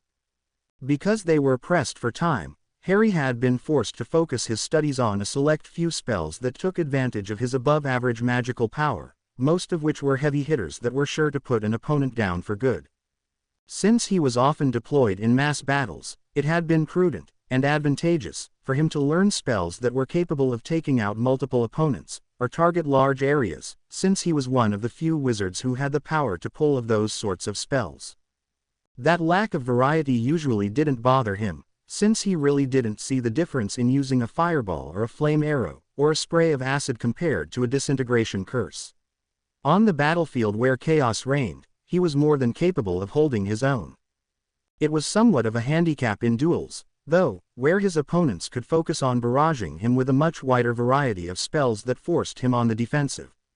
He had usually relied on his raw talent and magical power to pull him through those instances, something that worked quite well when dealing with the average Death Eater who thought that the boy who lived was an easy prey. It did, however, fail when faced with vastly more experienced opponents like Dumbledore or Moody. While Dumbledore had a leg up on Harry in terms of power still, it was the headmaster's experience that allowed him to repeatedly defeat Harry in their practice duels, despite the fact that he favored transfiguration spells. Bellatrix was another opponent he had trouble fighting regularly, mainly because she was so insane that her fighting style was near unpredictable, and she was able to shrug off debilitating blows without even having to try, something he attributed to her long exposure to pain curses. Harry smirked as the smoke cleared with a wave of his wand, and he found himself staring at the exposed backs of one group of hostiles, while the other was looking at the place where, seconds ago, a raging fire had blistered in the air. He raised his wand, putting much more force behind the spell than it was designed for. Pulsus. The overpowered banishing hex blasted into the combatants closest to him first, tossing them through the air, and into the second group of fighters. He had been careful enough to tone down the power to something that would cause bruises, but wouldn't kill them. He had found out early on that even the simplest spells could be lethal, if one put enough force behind them. He raised his wand as the majority of the people tried to scramble to their feet, but the distinct pop of multiple apparitions prevented that as the oars arrived. He quickly sheathed his wand, stepped back, and made sure to keep his hands clearly visible. Those who hadn't managed to make it back to their feet were roughly hauled up by the oars as all of them were rounded up by the Ministry's forces. It took them a few seconds to realize the precarious position they were now in, but one by one, wands clattered to the floor and hands raised into the air. Good thing I picked up my documentation, Harry thought in quiet amusement at the visibly upset visage of the people that were now being placed under arrest. The Aurors, quickly supported by Ministry officials, soon got around to questioning the few bystanders that were left, and Harry groaned as he watched a number of them chatter rapidly and gesture towards him when asked by the Aurors. I should have left when I had the chance, he groaned mentally. Attention from the Ministry was something he really didn't need right now. A half-dozen Aurors turned around and approached Harry, their wands drawn and aimed at his chest. He smiled cheerfully and raised his hands in surrender. Leading them, much to Harry's chagrin, was someone he had hoped to avoid for the time being. 25 years younger, with his right leg still intact, a little less grizzled, and without a magical eye, the man leading the squad approaching Harry was still unmistakable. Alistair, Mad-Eye, Moody. He took a moment to give Harry a quick once-over, and then turned to the Aurors following him. Go help the others with those idiots in the mud over there, Moody growled. He waited a moment until they had left, then took a few steps towards Harry, eyeing him very, very carefully. Harry knew that he was being evaluated as a potential opponent by the man who would become his teacher in the future. Knowing that he needed to appear as non-threatening and uninteresting as possible, he decided to let the Auror take the lead. No point in attracting unwarranted attention now. What's your name? Moody finally asked. Ashworth. Harry Ashworth, Harry replied neutrally. Moody glanced up sharply, and Harry had to fight down the urge to flinch away from that piercing gaze. You're the one who took down all of those people back there? He asked with unmistakable disdain for the combatants, who were in the process of being rounded up and transported to Ministry holding cells. Harry took a moment to study the people who'd been fighting before responding. None of them appeared to be Death Eaters. They lacked the distinctive masks and black robes, for one. In fact, they didn't even appear to be any sort of trained fighting force. Instead, they were young and Harry guessed, barely out of school. Probably the restless sort that was convinced of their own superiority, spoiled, or dissatisfied with current affairs. The sort Voldemort never had any trouble recruiting, he mused. Those who haven't found a place in society, and blame it on others. With some surprise he realized that Bellatrix might actually fit into that category, which was ironic. For some reason, he couldn't quite picture her in the same group as Malfoy, Crabbe, and Goyle. And there was no denying that these goons, hooligans, whatever they were, Malfoy and his posse would have fit right in with them. Well, Harry thought with quiet amusement, Malfoy is probably a little better dressed than them. Was this what Bellatrix had meant when she had said with her dying breath that she had just gone with the flow? Could Pansy Parkinson or Millicent Bulstrode have become the next Bellatrix Lestrange? It seemed so unlikely. For starters, While he hated the Bellatrix of his time, he quite readily acknowledged her skill, talent, and power, all of which took time and effort to cultivate. He couldn't see the Slytherins of his time as willing to put in enough time and effort to become that skilled. No, while Bellatrix may have fit in with those misfits currently being arrested from an ideological point of view, she certainly wouldn't have been part of these kinds of groups. For one, they were dressed atrociously, and looked, and smelled, now that he thought about it, and he was several dozen feet away, like they desperately needed a bath. No, Bellatrix and her sort would probably have fit in with a more sophisticated group which comprised the more intelligent of the dissidents. Harry returned his attention to Moody, a bit embarrassed when the Auror had to clear his throat loudly to get his attention. "Sorry," he muttered, which the older man rewarded with a nonchalant shrug. "I wouldn't exactly say that I took them down. I just happened to be in the right place when I cast a banishing charm. I guess I got lucky that I caught that many, but I couldn't let them keep going. They'd probably still be fighting if you hadn't shown up." Moody nodded quietly, and Harry could almost see the man thinking over all the possible holes and flaws in his explanation. He wasn't aware he had been holding his breath until he released it sharply when Moody nodded. "You got identification on you, son?" Moody finally asked, more pleasantly than Harry would have expected. Of course. Harry reached inside his robes, glad to find his passport quickly. He didn't want to have to pull out the entire envelope and have to explain why he just happened to be carrying his entire life history's worth of documentation around with him. He handed the Muggle passport to Moody. The Auror browsed the pages for a few moments with a crooked smile. "Muggle passport. It's pretty convenient, especially since I sometimes decide to wander out there." Harry shrugged. "I'm sure I can find some wizarding ID, if you'd like me to." "That's all right, son. You like traveling the Muggle way, I like seeing the world," Harry replied noncommittally. "Good for you. You travel a lot, Born in Australia, and most recently from the States. And lots of stops in between." "Yeah." Harry chose not to elaborate, deciding that he couldn't tell a lie if he just kept quiet. "Guess that explains your lack of a distinct Aussie accent," Moody grumbled to himself. "Parents move you around a lot. You must have been pretty young on a lot of these moves." Harry merely shrugged and nodded, deciding not to make up anything about his imaginary parents unless the Auror asked. If Moody jumped to his own conclusions and figured he didn't need to ask, Harry saw no reason to elaborate. After a little while, Moody finally handed the passport back. "The witnesses we've talked to seem to agree that you're not one of the people who started the trouble, Ashworth." Moody looked him up and down with a lopsided grin that looked positively creepy on his face. "Though I could have told that just from looking at you. We're not going to charge you with anything.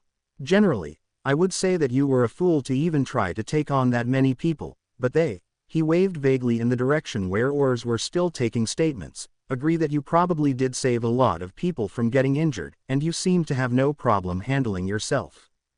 Harry took the passport back, relieved that the forged document had passed muster. "Thank you. Try not to make a habit of it. Constant vigilance, son." "No problem," Harry said. "I didn't exactly want to start a fight with anyone. I don't even know what those folks were fighting about, in the first place." Moody rolled his eyes. "It's purebloods. They're dissatisfied with life, the ministry, each other, so they take it out on whoever they run into at the time. I wish that it was only the young ones doing this, but things are getting tense even among the family heads in the Wizengamot." The Auror's tone told Harry all he needed to know about what Moody thought about those sorts of politics. "I see." Harry hoped that Moody would keep talking and reveal more. He had tried to find out more in the news about what had facilitated Voldemort's rapid rise to power, and wished he had asked about it more in his time. Dumbledore had mentioned that it had involved a lot of sudden and unexplained deaths and disappearances, but so far, Harry hadn't heard anything even remotely like it in the current news. "This incident is going to cause trouble," Moody grumbled, more to himself than to Harry. At the young man's curious look, he nodded his head over to the damaged building. "That's owned by Old Man Belby. He's related to Bagnold, and they're both going to be having wild ideas about who hired those amateurs to do this, even if they just happen to be a bunch of idiots who randomly picked this place to start a fight." "Ah, Seems odd to me, though, that there were that many fighting back, Harry commented, trying to prod for more information. Moody nodded. True. Like I said, tensions are running high, and as much as I hate to admit it, neither side is playing entirely fair. I'm guessing Belby hired his own goons, just in case. Harry decided not to ask about the Unforgivables. He was convinced he had seen them used, and dearly wished he'd paid more attention to the background of them when it was taught in Dada, since he knew they'd been regularly taught up to when the ban on the Unforgivables was put into effect, but he couldn't remember when that was. Well, Moody clapped his hands, apparently remembering that he did have a job to do. You'd best be on your way. You planning to be in town for the next few days? The question caught Harry by surprise. Yeah, why? Moody gestured over to where the last of the group was being transported away. Just in case those nitwits tried to argue that they weren't caught red-handed and seen by a dozen witnesses. We might need the additional testimony at their hearing. Harry glanced over at the people he'd knocked around. They didn't look particularly friendly or intelligent, but they didn't need to be to shoot him intense glares the likes of which he'd come to expect from the Death Eaters he knew in the future. It almost made him shudder that even before Voldemort's rise there were people like that in the world. It had become almost too easy to blame the Dark Lord for all that was wrong with the wizarding world, and it took quite a bit of effort to remind himself that Voldemort hadn't caused the evil, he had compounded it. I'll be around. Owl me if you need me. I'm staying at the Leaky Cauldron for the moment until I find a job, so Tom should know where to find me. Harry wasn't sure how exactly it was that owls found people by name, and hoped that there wouldn't be a problem with his assumed name. Even so, he could always claim some magical problem or another, which was why he'd let Moody know to ask Tom, just in case. He resolved to find out about the owling matter, and hoped that if there was a problem, it'd be a reasonably easy fix. With a muttered nod of acknowledgement, Moody shook his hand and turned away. That evening found Moody and Dumbledore sharing dinner at the Three Broomsticks in Hogsmeade. They had known each other for years and met often. It was the Auror's frank personality and disregard for money, wealth, and fame that Dumbledore admired in him. They usually had dinner together at least once every other week, just to keep in touch and to exchange news on their respective fronts. Ever since the rise of Grindelwald, Dumbledore liked to keep an eye on what was happening in law enforcement, and Moody heard, and saw, much more than the average Auror. How he did that, even Dumbledore didn't know. Generally, their conversation involved light topics, though, as of late, they had been speaking of progressively more serious matters. I hear there was another heated debate in the Wizengamot, Moody commented, sipping his ale. What are those old crooks arguing about this time? The same. Dumbledore sighed in resignation. The influx of Muggle-born witches and wizards into our society isn't sitting well with certain people. They believe that magic should belong to the purebloods, that anyone who is descended from Muggles is somehow inferior to them. It doesn't help that our laws were written by idiots, Moody snorted. They are antiquated, the headmaster admitted. But reform is slow in coming, and even if there were anyone willing to start it, traditionalists still hold much of the power in the council. I don't think any reforms would pass right now. Figures. Dumbledore nodded in agreement. It's been getting steadily worse for years now. I think it's because of the realization that a lot of Grindelwald's supporters were Muggle-born. No surprise there, considering how much freedom he promised them, and how much the purebloods did to suppress their entry into our world. Moody frowned. It's pretty stupid. I won't argue with you there, Dumbledore acknowledged, but there are many who believe that it is our birthright to wield magic, and that it should reside solely with the old families. And they're the ones spewing all that propaganda against Muggleborns. Right. They're playing on everyone's fears. We're slowly dying out, simply because the families are getting smaller. The old families are suffering from inbreeding, and with each year, there are more Muggleborn. People are afraid that eventually, they are going to be supplanted.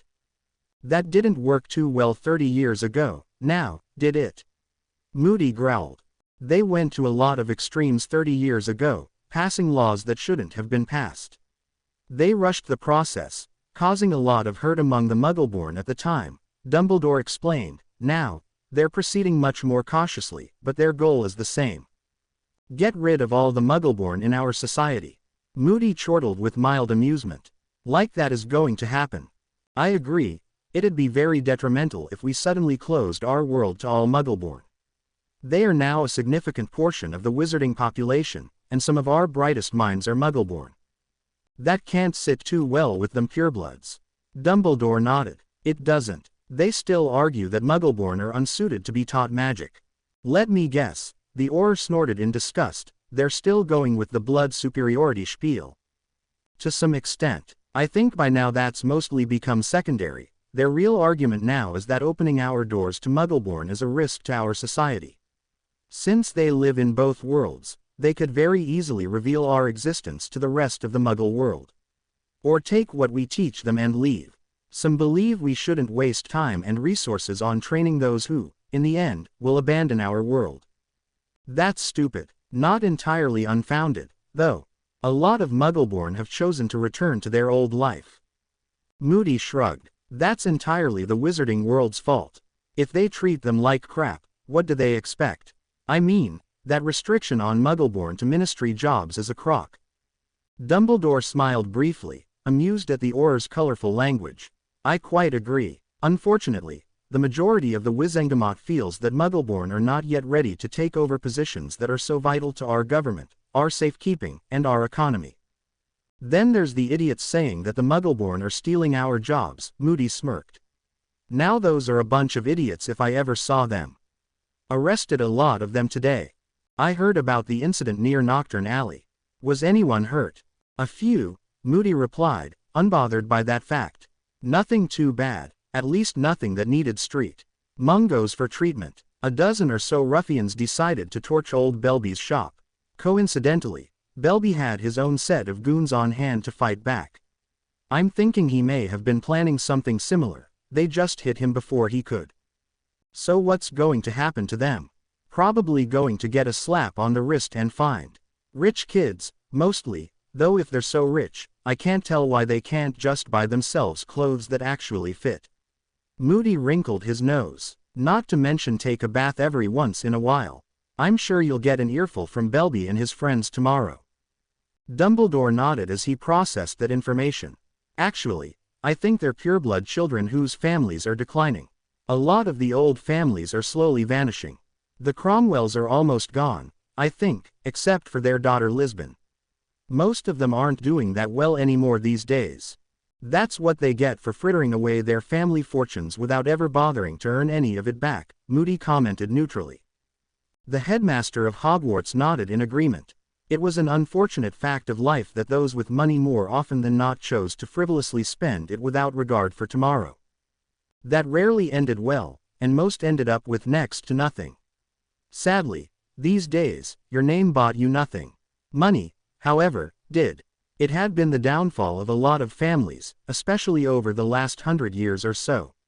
Many prominent old families had vanished into obscurity that way, enough that there was a growing fear among the remaining families that the same could happen to them. The usual going on, kids blaming the Muggleborn for all their misery and taking it out on those who support integrating Muggleborn into our world. Moody shrugged and took a bite of his dinner. Excuse is flimsier than a Sarmanic peelskin, but they keep using it. Leaning back in his chair, Dumbledore closed his eyes wearily. I know, it saddens me to see that they make that choice so soon after leaving school. I was hoping we had taught them something, at least. It had happened often enough in the past few years that they referred to these incidents as the usual, though it wasn't something that Dumbledore was proud of. Young witches and wizards, especially those from families that had been struck hard by the downturn of the last decade, had a tendency to go out and blame whoever was available to them. It was a fault in their education, the headmaster surmised, probably the inborn arrogance of their former station, since this particular ailment seemed an all too common occurrence among purebloods especially, and the arrogance born of their powers. You're teaching them, they're choosing not to listen. Not your problem. I wish it was that easy, old friend. The last decade especially had been hard on the wizarding world. In fact, it had started even before the rise of Grindelwald. World War II had taken a much larger toll on the wizarding population than anyone would have thought possible. For all their centuries of stealth, all their magic wards and notice-me-not spells that enabled them to hide a wizarding town in the heart of London, their relative isolation had been their undoing. They had been ignorant of the events in the Muggle world, had not cared of what they had developed, what advancements they had made, so long as they were left alone. And then Nazi Germany had declared war, and begun bombing England. London had been hit hard, but so had the rest of the countryside. And for all their magical protections, nothing could have saved them from the hundreds of bombs that rained from the sky. Even though they were invisible to Muggle eyes, wizarding towns and villages were struck and decimated, and they had had no defense against it. London had taken the worst of the bombing, and consequently, so had Diagon Alley, the Ministry, and the government complex. Almost the entire wizarding government and infrastructure had collapsed within days, and the wizarding world had been completely unprepared for such an occurrence. Muggle weapons didn't care who was underneath, didn't care that there were charms and wards. Their bombs dropped and exploded, simple devices that they were. Bullets fired into seemingly empty air passed through the wards and struck wizards cowering behind invisibility charms. And when the war had finally been about to close, Russian tanks had rolled over the countryside, decimating entire villages without ever seeing them. Amidst that panic and chaos, the dark wizard Grindelwald had made his bid for power, rallying Muggleborn and pureblood supporters around him with the promise to rebuild a better wizarding world, one more tolerant to Muggleborn and squibs, and magical creatures that were being cruelly suppressed at the time. And that war had cost even more lives. In the aftermath of that, with their population decimated, the wizarding world had had a much harder time rebuilding its economy and society. The Muggle world had the advantage of technology. War advanced technology, which drove their economy to new heights after the war, but the wizarding world didn't have that. In contrast, the wizarding world's economy was rather weak. And it showed in the aftermath of the war. Even now, 30 years later, their economy still had not fully recovered, while most Muggle countries had advanced leaps and bounds beyond their pre-war state. Since much of the wizarding world's economy was based on the gold reserves of the old families and what Muggles would call the service sector, there wasn't much that could improve the current state of affairs. War and decades of spending had left their marks on even the deepest coffers, and now, there was an entire generation faced with knowing that their families had once been held in the highest regard, had been the richest of the rich, and they, themselves, had nothing. And that was only part of the problem. Before the war, there had been many purebloods. Most rural settlements were entirely comprised of pureblood families, even. The war had decimated them, cut the wizarding world's population almost in half. They were in desperate need of new people, to replenish those they had lost, which had led to a large sudden influx of Muggleborn into their society. A lot of the older families had taken offense to that, while others argued that it was either accept them or die out. Despite that, there had been put in place a great many laws that restricted the freedom of Muggleborn witches and wizards. Some were placed there out of fear, some out of contempt. Whichever had been the cause, the damage was the same. Many Muggleborn decided to leave behind the shackles imposed on them by the wizarding world and return to their own. That sudden exodus had left the wizarding world doubly crippled once again. The careful balance between coming and leaving had been precarious at best, and many of the older families had taken this as a sign that Muggleborn were unreliable and could not be trusted to become a stable part of their society, something they had passed on to their children. The sentiment had only grown ever since the end of the war. Something interesting, though, Moody commented, jerking Dumbledore from his thoughts. Was there? Yeah. Moody coughed and gulped down his ale. The fight was broken up by a stranger before it could get too bad.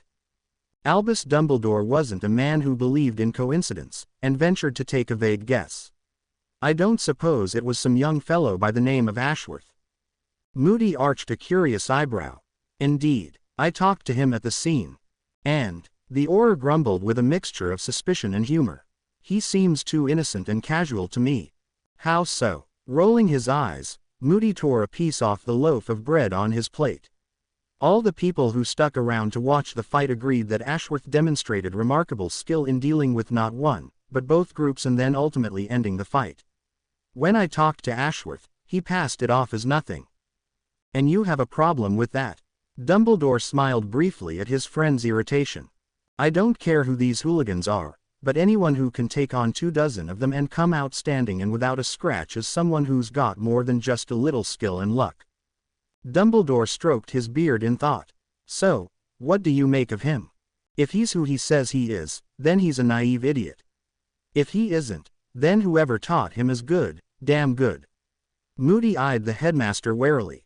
So, how do you know him? I met him a few days ago, Dumbledore said vaguely. I saw him in the company of Miss Black. She was about to get into a fight with young Mr. Potter when Mr. Ashworth, rather skillfully, disarmed both of them. He had some very interesting things to say about his opinions of the Hogwarts houses, but I think that's for another time. He said he's looking for a job. Yes, he did mention that to me. I thought it was rather odd that a young man such as he would wander to England without any firm plans. He's been almost bloody everywhere. Born in Australia, but his passport reads like a travel magazine. He's been to half a dozen countries mostly during his childhood. Restless parents, I suppose, Dumbledore mused, studying the wine goblet in his hands. It certainly explains why he doesn't have any accent to speak of. And if he is so well traveled, perhaps his behavior isn't all that strange. Moody snorted. For some reason, he doesn't strike me as a rich kid getting his rocks off by traveling around. No, the headmaster asked curiously. What makes you think that? Like I said, anyone who can take on a dozen people is someone I'd be looking out for. That takes more than just power or talent. It takes a grasp of tactics not many have these days. Also, he allegedly banished one entire group of them into the other group 20 yards away. I see, Dumbledore said. Do you think he's especially skilled at fighting? I don't know, Moody answered thoughtfully. He didn't exactly seem like a fighter, considering his borderline frail stature and build. On the other hand, there's his skill and experience, so I wouldn't want to make the mistake of underestimating him in a fight. I see. There was a brief silence, which was eventually broken by the Auror. I have a theory. Oh, we have a lot of tensions going on, between purebloods and Muggle supporters. A lot of hostilities towards Muggleborn, too. And then there's always those crazy bastards who think we should take over the Muggle world, Moody began. Go on, Dumbledore encouraged, leaning forward in interest. Of late, we've had a lot of these disputes escalate into some serious vandalism and violence. Groups of untrained or unskilled thugs fighting each other. Then all of a sudden, this well-traveled, smooth-talking, and magically skilled wizard shows up in the middle of a fight. What do you make of that? You're thinking the pureblood families are bringing in outside help. The purebloods, the other side, whoever. He had to come from somewhere. Dumbledore's blue eyes twinkled merrily and he smiled. Are you suggesting that Mr. Ashworth is, in fact, a hired gun? A hired what? Never mind, Dumbledore said. It's a Muggle thing. I think we'll just give Mr. Ashworth the benefit of the doubt for now. If you say so, Moody muttered, finishing his dinner. They lingered together for a little while more before Moody called it a night, commenting that he had to be in the office at a fairly early hour the next morning to process all the people they had arrested earlier and arrange their hearings. As Moody opened the door to exit the pub after wrapping himself in his cloak, Dumbledore called after him. About Ashworth. Did you happen to see any blacks nearby when you encountered him? Perhaps one of the people fighting. Moody gave Dumbledore a strange look. No, I didn't see any blacks anywhere, though there were folks who talked to the blacks. You don't suppose the blacks were involved in this, do you? The Auror clearly didn't believe the blacks would involve themselves in that kind of action. They were still wealthy enough to be able to hire people to do that for them, and even if, they would have gone after a more high-profile target, and certainly with much more skill, grace, and stealth than two groups of younglings trading spells in a crowded street. No, Dumbledore answered quickly. I was just wondering. Exclamation mark, exclamation mark, exclamation mark, exclamation mark. On Christmas morning, the day after his encounter with the pureblood delinquents and Alistair Moody, Harry was woken by someone persistently jabbing his chest. Wake up, Ashworth. Harry reluctantly opened his eyes, slowly blinking at the sudden brightness in his room. His good mood from a restful sleep suddenly evaporated when he realized who was staring down at him. Bellatrix, black, violet eyes framed by long dark hair, was straddling him on his bed and looking down at him. He didn't think she fully realized what she was doing, but quickly shook the cobwebs from his head. He wondered which deities he had managed to offend in this, or a previous, life that would ultimately lead to him being woken up on a Christmas morning by Bellatrix. No one deserved that, not even the Dursleys. It was right up there at the top of his list of things that he never wanted to happen to him, right after being woken up by Crucio. "Go away," he muttered, trying to turn around and bury his head under his pillow. "I love you too," Bellatrix retorted with a mischievous grin as she pulled the pillow away and slid off the bed. "Gimme that," he said, reaching out blindly for the pillow she was holding in her hands. He was glad she'd gotten off the bed right then, before she'd found something between her thighs that he didn't exactly want her to. Waking up with an admittedly beautiful 17-year-old girl in his bed wasn't something he'd ever gotten used to. "Come get it, Ashworth." With an annoyed groan, Harry rolled onto his side and sat up, reaching over to the nightstand for his glasses. "It's too early to deal with you." "Why, I would think you don't enjoy my company." "I don't," Harry mumbled quietly. Out loud, he said, "How did you get into my room, anyway?" She gestured towards the door. "You think locks like that can keep me out?" She almost looked insulted at the prospect that he might think that. "Apparently I need to put up wards if I want any privacy from you." Bellatrix held up a finger.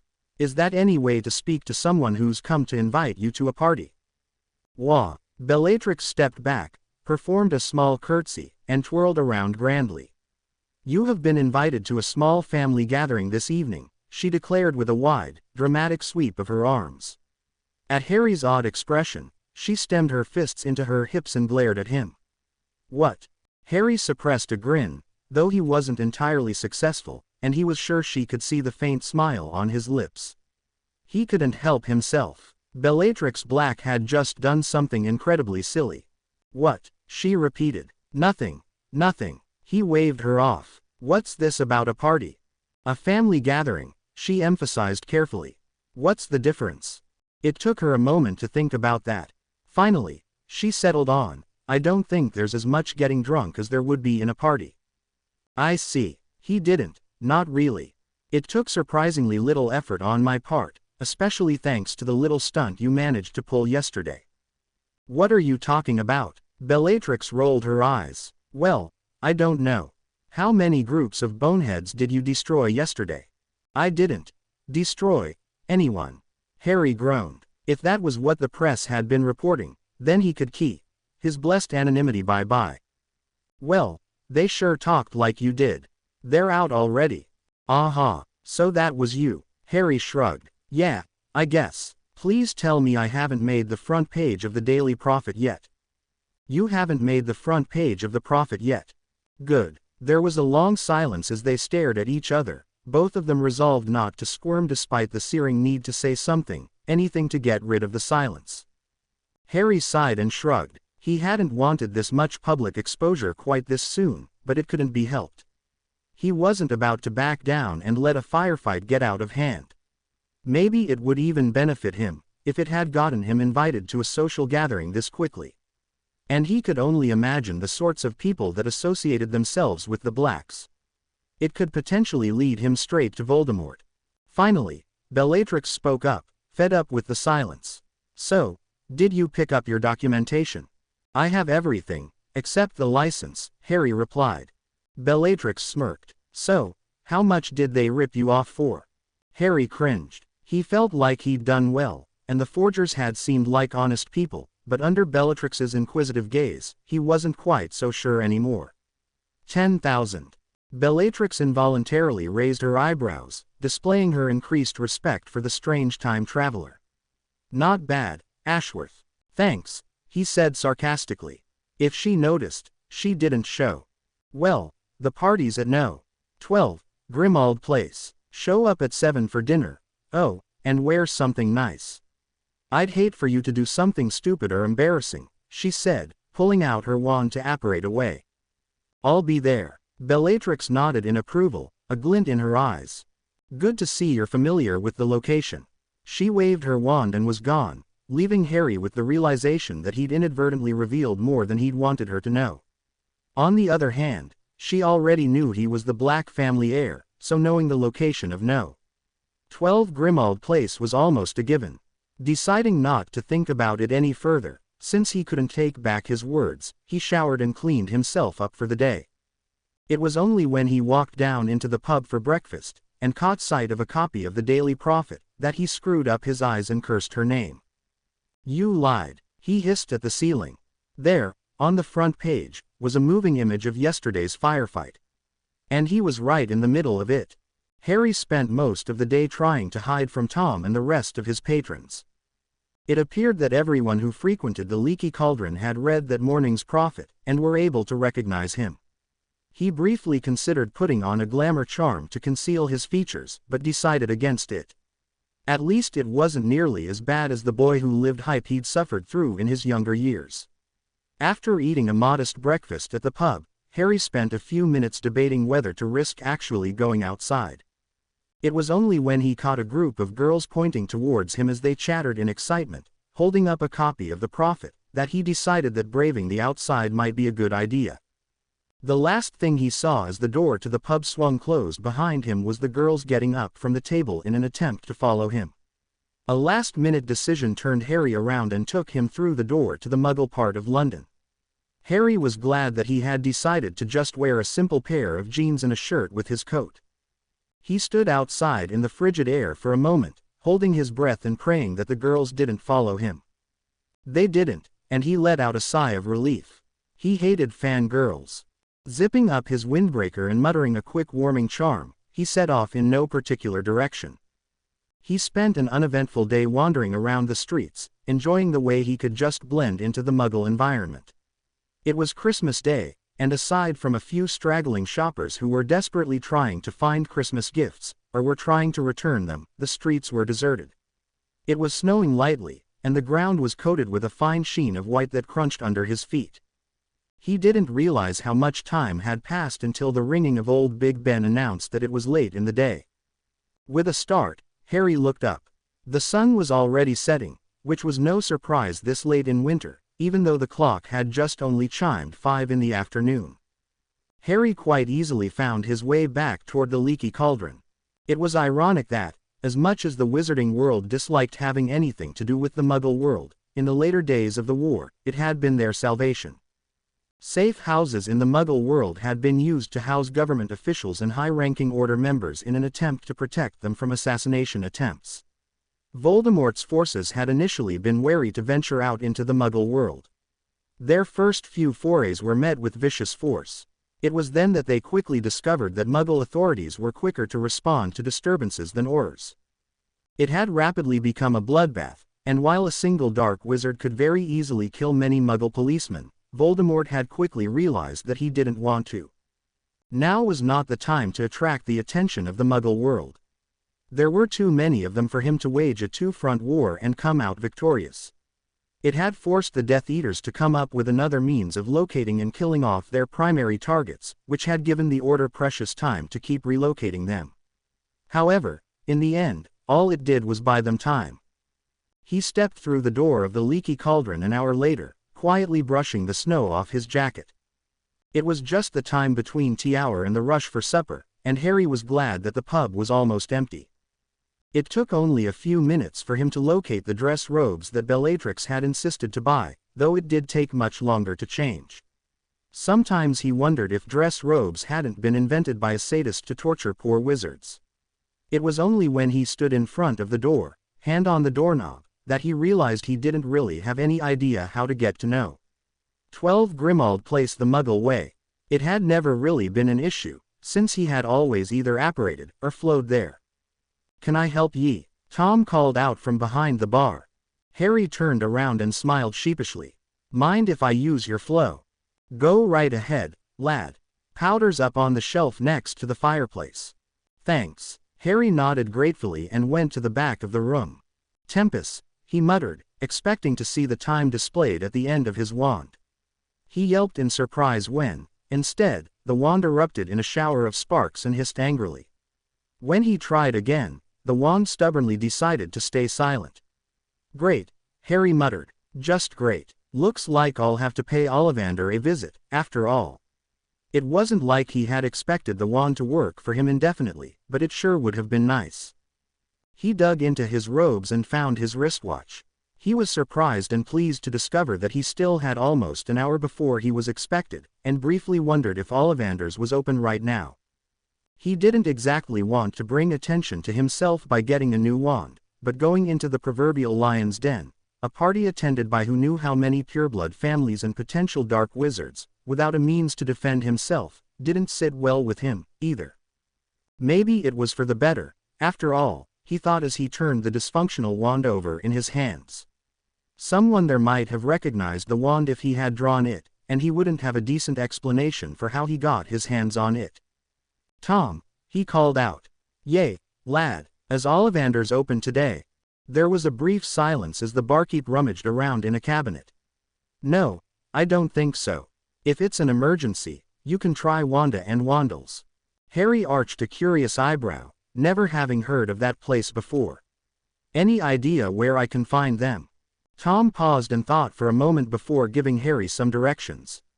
"They probably won't be open, strictly speaking, it being Christmas and all. But the owners live right above the shop, so they might not mind helping ye." "Thanks." Hoping that it wouldn't take too long and make him unfashionably late, Harry stepped out of the pub into Diagon Alley and attempted to follow the barkeep's directions as best he could. The Wizarding Street was nearly empty, especially in contrast with the Muggle parts of London he'd just left. Most of the shops were closed for business, and there was very little snow, something Harry attributed to the magically regulated weather in Diagon Alley. After all, it wouldn't do to have the British wizarding government shut down by a blizzard or a freak hurricane. He passed a few shops he was familiar with, but as he took his time to wander the street, for once without having people muttering and pointing at him and reporters on his heels, he took in all the little details that he had missed on his whirlwind shopping trip with Bellatrix a few days earlier. There were a few shops he recognized. Aelop's Owl Emporium was still there, though the storefront and windows looked a little cleaner than they did in his time, and, of course, there was Florine Fortescue's ice cream parlor, which, to his great surprise, was actually open and selling ice cream. There were a few other stores he remembered from his time, and he walked by quite a few he didn't. For one, there was a weaver's shop where Flourish and Blots had been, and the bookstore itself had moved 2 houses down from where it had been in his time. Upon closer inspection, it turned out that the weaver, McQuaid and McMurdo, Weavers Inc. was selling flying carpets. Harry at first shook his head at the impossibility of such a thing, before realizing that since there were actual flying broomsticks, it probably wasn't that much of a stretch for wizards. The biggest surprise, however, came when he found himself standing in front of a place whose sign proudly proclaimed, "Wanda and Wandle, Wandcrafters." The surprise, of course, was due to the fact that the wand shop occupied a location that was very familiar to him. It stood in the place of Quality Quidditch Supplies, the one store he had always liked to frequent with his friends, before the war had forced the government to shut down Diagon Alley. There were no brooms in the showroom, no Quidditch Through the Ages editions, no gleaming snitches and brightly polished quaffles. Instead, in their place, resting in ornamental display cases on a blanket of dark purple velvet, was a collection of some of the most beautifully crafted wands he'd ever seen. Where most wands from Ollivander's were simple affairs, usually nothing more than a thin stick of wood that tapered off to a wide end to form a grip, these were elaborately carved with motifs ranging from flowers to mystic dragons. Harry blinked in surprise. This store looked rather classy, and no one in his time had ever mentioned it, nor was there any trace of it left in the Diagon Alley of his time. Shrugging it off, Harry stepped up to the front door and discovered a sign announcing the shop's hours. As Tom had warned him to expect, Christmas Day wasn't included. Keeping the barkeep's advice in mind, Harry knocked anyway, hoping that the owners were home. When there was no answer, he peered into the darkened shop, his breath fogging the clear glass as he leaned in close. He couldn't see anything, and knocked again, a bit louder this time. He let out a sigh of relief when a light turned on in the back of the store. Soon after, the lights in the shop proper came on, and Harry spotted a couple making their way to the door. The man was quite tall and thin, whereas the woman was shorter and stockier in build. Both of them appeared to be in their late 40s, and Harry was briefly reminded of Uncle Vernon's sister, Aunt Marge. Unlike Aunt Marge, who seemed to like wearing an atrocious amount of makeup in an attempt to hide her continual sneer, this woman's face was clean and friendly, though the man looked rather irritated. Not that Harry could fault him, considering it was Christmas Day, and he was knocking on their door unannounced. The woman reached the door first and pulled it open a bit. "May we help you?" she asked, her voice warm. "I'm sorry to bother you on Christmas," Harry said quickly. "It's just that my wand fizzled out a few minutes ago, and I really need a new one." "Ah, an emergency." The woman smiled widely, nodding in understanding, though there was a slightly predatory gleam in her eyes that made him feel a bit uneasy. "Come on in, we can get you set up in just a couple of minutes." "Thank you," Harry said, stepping into the shop. The woman bustled around the place, looking for something, while the skinny man stood behind a counter, seemingly bored. "Just give me a moment to find our measuring tape," the woman called out from the back room. "Forget the tape, dear, he looks like a 9-incher to me," the man called back. When she didn't reply, Harry glanced around the room nervously, trying to make some conversation to ease the awkwardness. "So, you're Wanda and Wandel?" "No," the man said with a shrug. "They were my grandparents. They're now both dead. I'm Wendell. That's my wife Wendy." "I see." Apparently, the wandcrafter's grandson decided to continue to carry the conversation while his wife continued to bustle in the back room. "So, what exactly happened to your wand?" Harry smiled sheepishly. "It kind of fizzled out when I went for a time spell." "Nothing serious." "Ah," Wendell nodded knowingly. "Badly matched wand." "Something like that." Harry was saved from having to explain further by Wendy's return. She held up a measuring tape, and, just like his first time at Ollivander's, Harry held out his arms as it measured him out. 9 inches, she finally read off after a moment. Harry blinked. That hadn't taken nearly as long as it had at Ollivander's. Maybe these people really knew what they were doing. "Told you," Wendell said with a grin. "All right," Wendy conceded. She turned back to Harry as her husband began pulling out wand cases from the cabinets. "What was your last wand made of?" "I never found out," Harry confessed as he quickly spun a story about the wand's origin. "It was a bit of a loner. Belonged to an ancestor of mine. I figured it might work out fine seeing that I was able to use it in a couple of tight spots, but apparently not." Wendy's eyebrows rose in surprise. "You used a loaned wand for years?" "Just a couple of days, actually. My first wand kind of broke before that." Wendy shook her head dramatically as she took some cases from her husband. "Antique wands are utterly useless. We believe that one ought to buy a new wand every couple of years or so. Why, we have clients who go through their wands in a few months. After all, if the wand chooses the wizard, what happens when the wizard changes who he is, a couple of years down the road?" "I've always wondered about that," Harry mused. "All right, 9 inches. Come over here, dear." Harry followed her over to the table, where her husband had set out a long row of wands in parchment envelopes. Each envelope was printed with a different pattern. After a brief moment, Harry recognized them as the same motifs carved on the wands on display in the window. "Just pick a design you like and try it out," Wendy encouraged. Staring at the available motifs, Harry immediately found a few that he was sure he didn't want to pick. Running around with a wand carved with little bunnies wasn't exactly something that was high on his list of priorities, and he wouldn't want to be caught dead with a wand carved in rat motifs, of all things. Some of the designs were a step up from that, but roses just wasn't his thing, and he didn't think he'd garner a lot of respects with a wand covered in tiny dragons or unicorns, although, he had to admit, they did look rather cute. He finally opted for an abstract design that did look rather nice, and was about as close to a plain wand as he could come in this place. He reached in and picked up one of the corresponding envelopes. "Excellent," Wendy exclaimed. "Open it and give it a try." Harry was pleased to discover upon opening the envelope that it contained a rather plain-looking wand with an innocuous carved motif that he decided he could come to like. It was a dark brown hue, oak, maybe. He gave it an experimental wave, and was delighted to see sparks fly out. "I guess it works," he observed, though he noticed that they were distinctly duller and smaller than they had been when he had been matched with his original holly wand. Wonderful, Wendy declared gleefully. Will you be taking this one, then? I guess so. That'll be 5 galleons. Harry fished out the requested money, wincing internally at having to shell out more of his dwindling stock of gold, and handed it over. Thank you for your time, he said, grateful that he wouldn't be facing a whole party full of potential dark wizards unarmed. Not a problem, Wendell replied curtly. Harry took his leave and briskly returned to the leaky cauldron, giving Tom a grateful nod as he passed the bar and was asked if he'd been successful. He drew his new wand and tried for the time spell again, relieved when instead of sparks, the actual time did come out of the tip of his wand. If he flew now, he would be there at precisely 7 o'clock.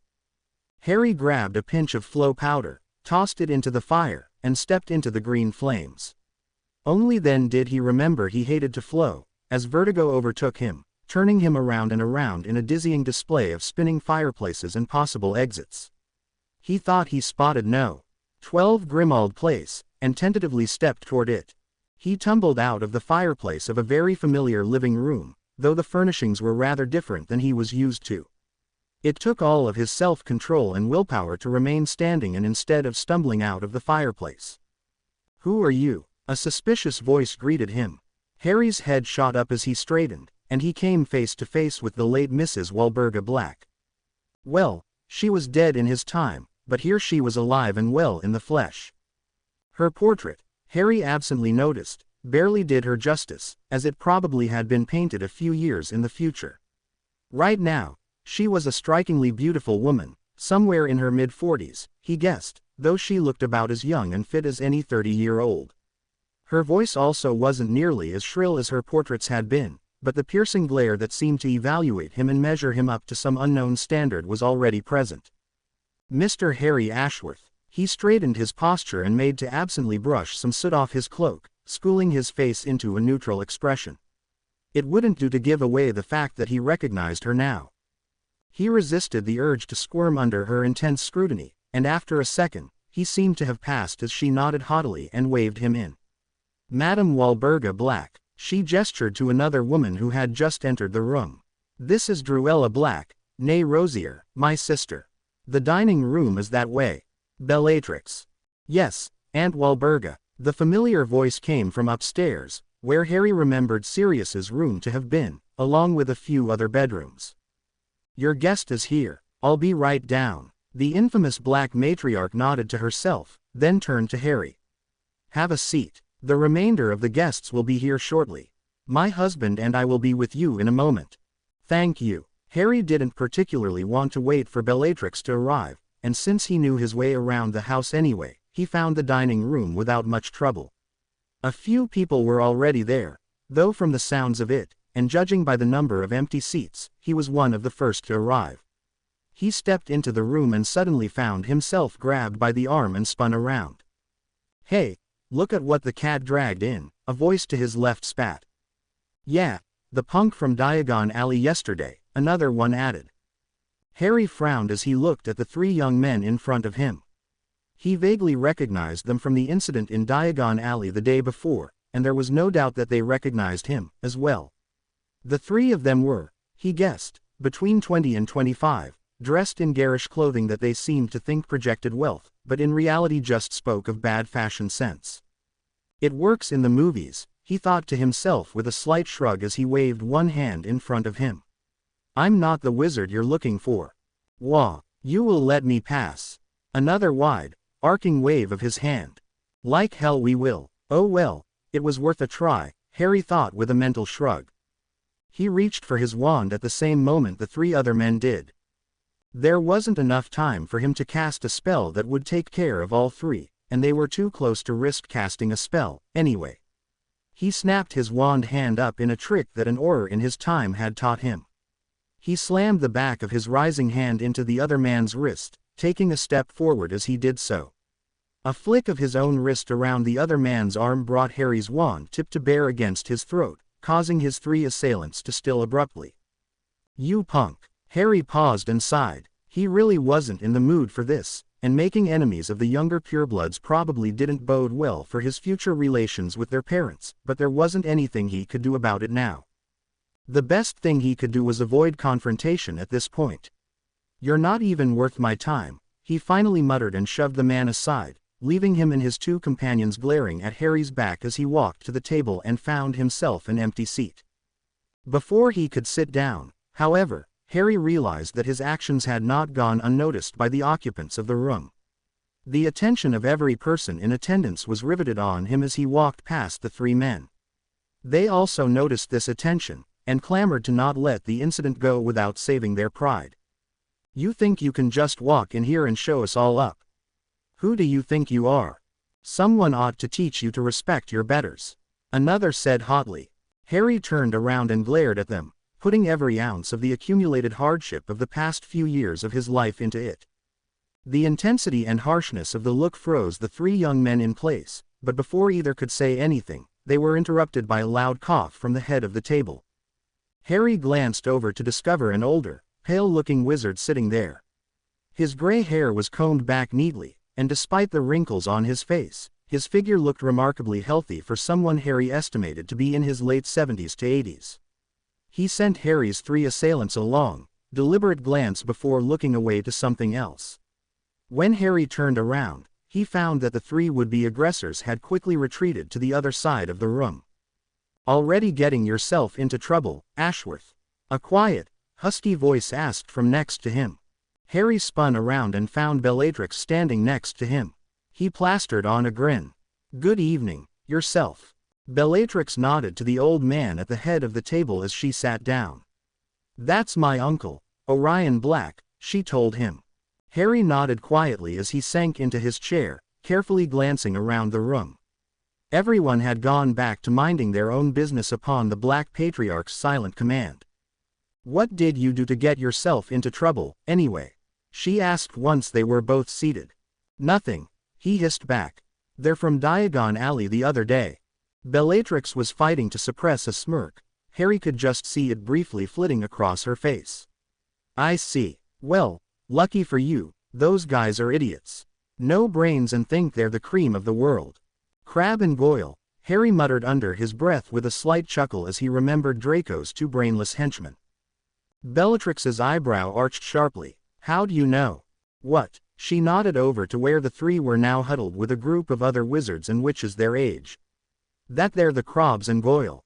Harry cursed himself silently for having actually voiced his thoughts. He hadn't thought she would have picked it up, but apparently, her ears were very good.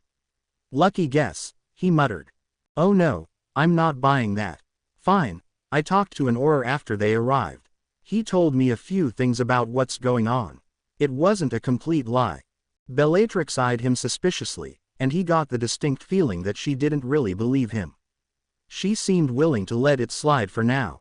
When more young people arrived and began taking up seats around the table, she spoke again. "Come with me." She rose from the table and led him to the far corner of the room, well out of earshot of most people. "What?" Harry asked when they stopped, figuring that she wanted to talk without the risk of being overheard. "My mum thinks that Uncle Orion is going to die soon, and she's hoping we'll inherit something. I don't think we'll get as much as a mention in his will, though. Aunt Walburga is going to be around for years, and she isn't going to let anything come our way." She glanced at him sharply, violet eyes piercing into his green ones. "Based on your knowledge of the future, would you agree with that assessment?" Harry groaned as he realized what she was doing. She wanted to prod him for more information. He glanced over at the Black Patriarch. "He looks rather healthy to me. I don't think he's going to die anytime soon. Unless he gets assassinated," he amended silently. "There's always a chance that something happens to him," Bellatrix commented, seemingly offhandedly, but he could tell she fully understood the meaning of her words. Harry stared back neutrally. Whatever happened to pureblood loyalty? Bellatrix met his stare for a moment before shrugging. "All hypotheses aside, would you agree that if he died, that is what would happen? Based solely on the knowledge of your family, you'd probably be right." Harry agreed carefully. He wasn't entirely sure about the history of the Black family, but judging by the fact that Orion Black seemed to be a very healthy, very powerful, if aging, man, and that there were wizards who were far older than he figured that something must have happened to him in the years to come. Damn it, Bellatrix muttered angrily. What's the use of being a part one of the oldest, most prominent, pureblood families if you don't even get to be rich? Harry shrugged, suppressing a mental smirk. It seemed that Bellatrix wasn't so different from the other young purebloods, after all. Money and power still were at the top of her priorities, which meant she could be manipulated. She was just being a little more intelligent about choosing which battles to fight. That, at least, gave him some sort of ease, as he figured he could probably safely judge the way her loyalties would shift in the future, and when he would have to start watching his back.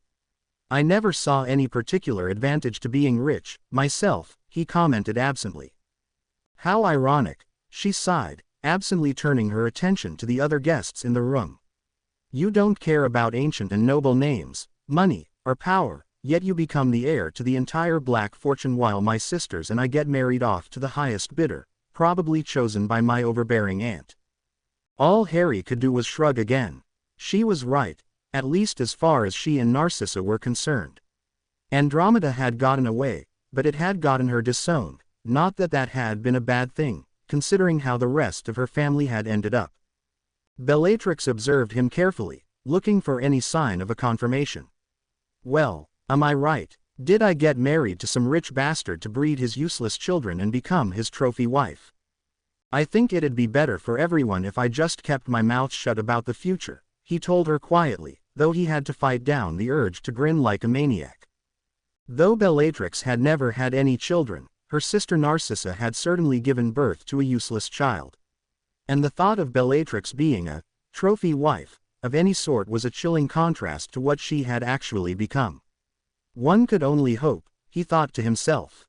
The world might have been a much better place, and the war with Voldemort a lot easier, if she had been a trophy wife and nothing more. I don't think so, Bellatrix disagreed. You have no desire to return to the future. That tells me one thing. You don't like whatever happens there, and you're planning to make changes.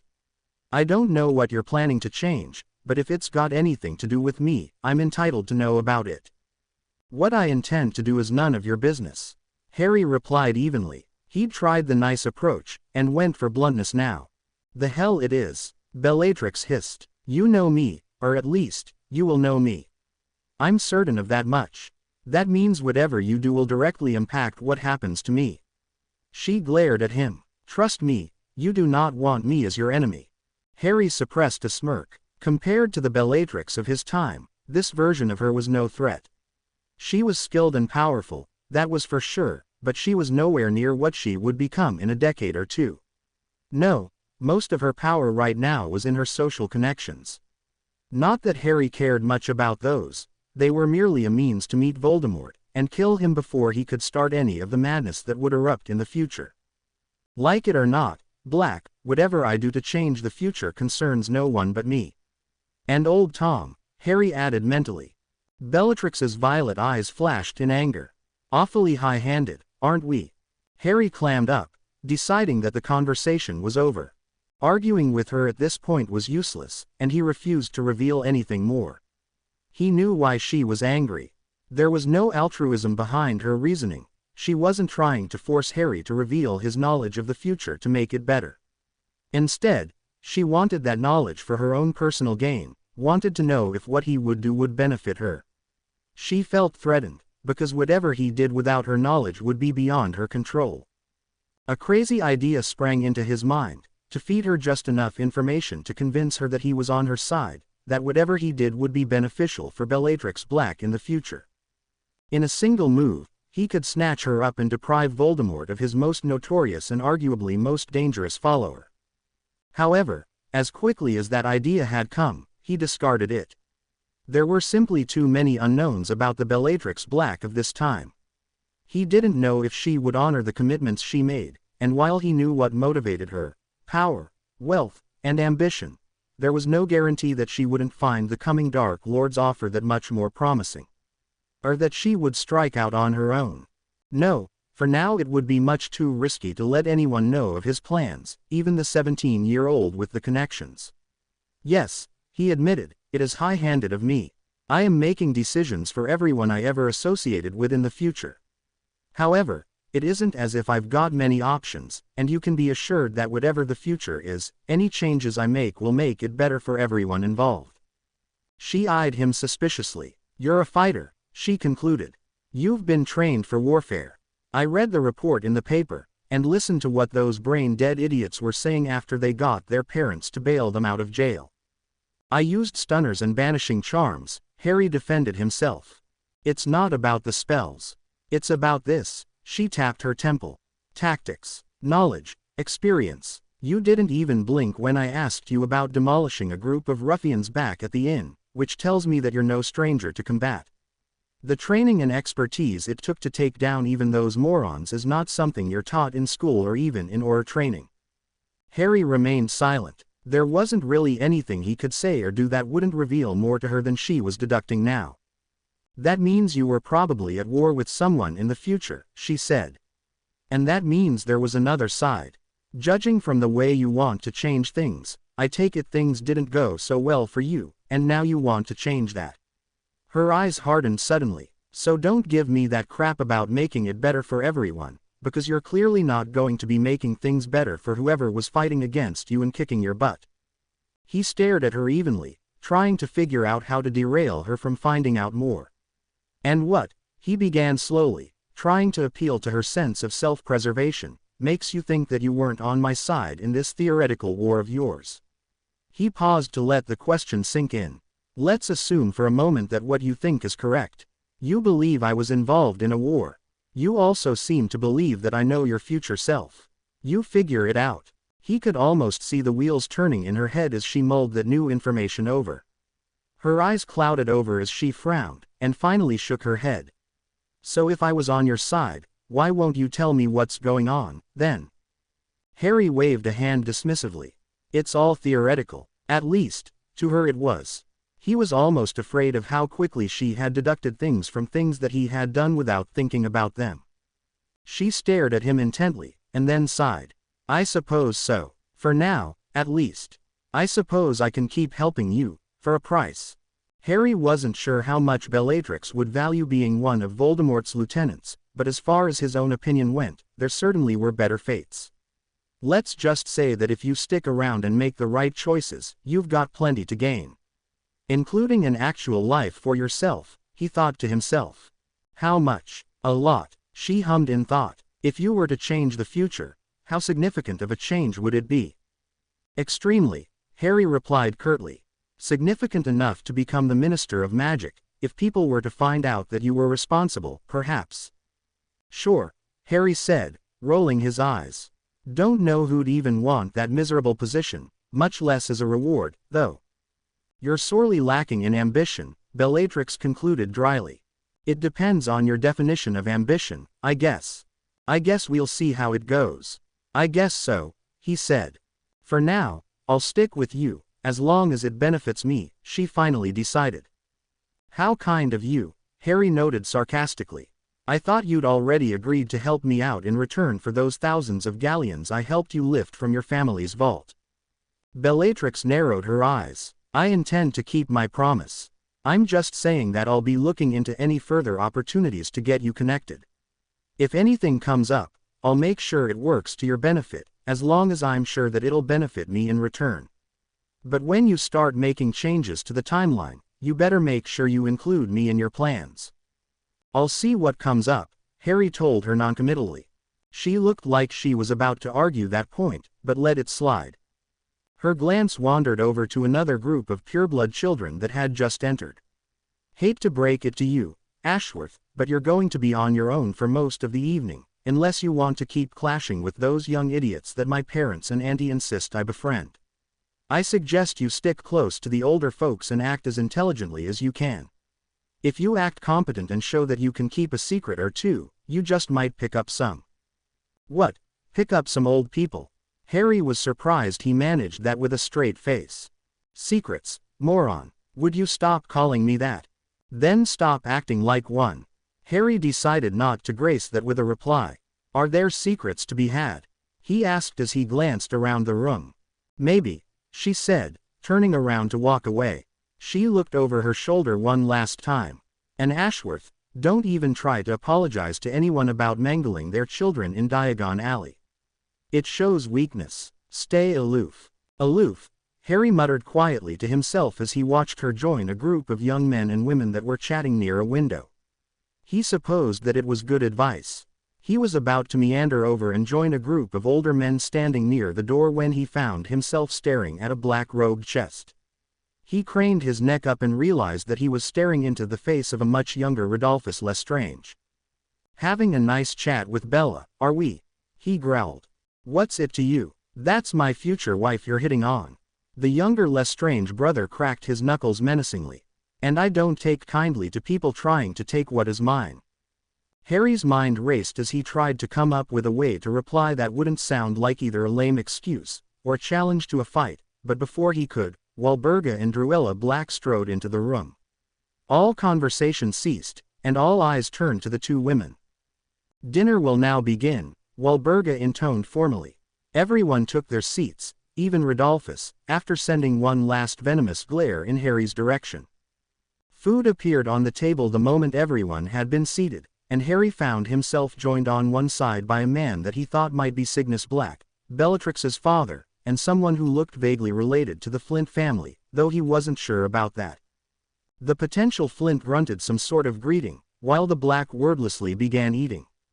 Harry followed suit, glad for the decent meal, though the oddly ornate style of the silverware made him wonder about the sanitary standards maintained in the Black kitchen. He desperately tried not to think about Creature and the heads of the house elves that had been on display on the wall when he had first been to Grimmauld Place before his 5th year at Hogwarts. Harry was silent for most of the dinner, until an old man who bore a striking resemblance to Lucius Malfoy addressed him. The young time traveler could tell that the silence around him had nothing to do with a lack of interest on the part of those present, because as soon as he was addressed, he had everyone's undivided attention. "So," Malfoy began slowly, "you must be that young fellow we've heard so much about." "Harry Ashworth, is it?"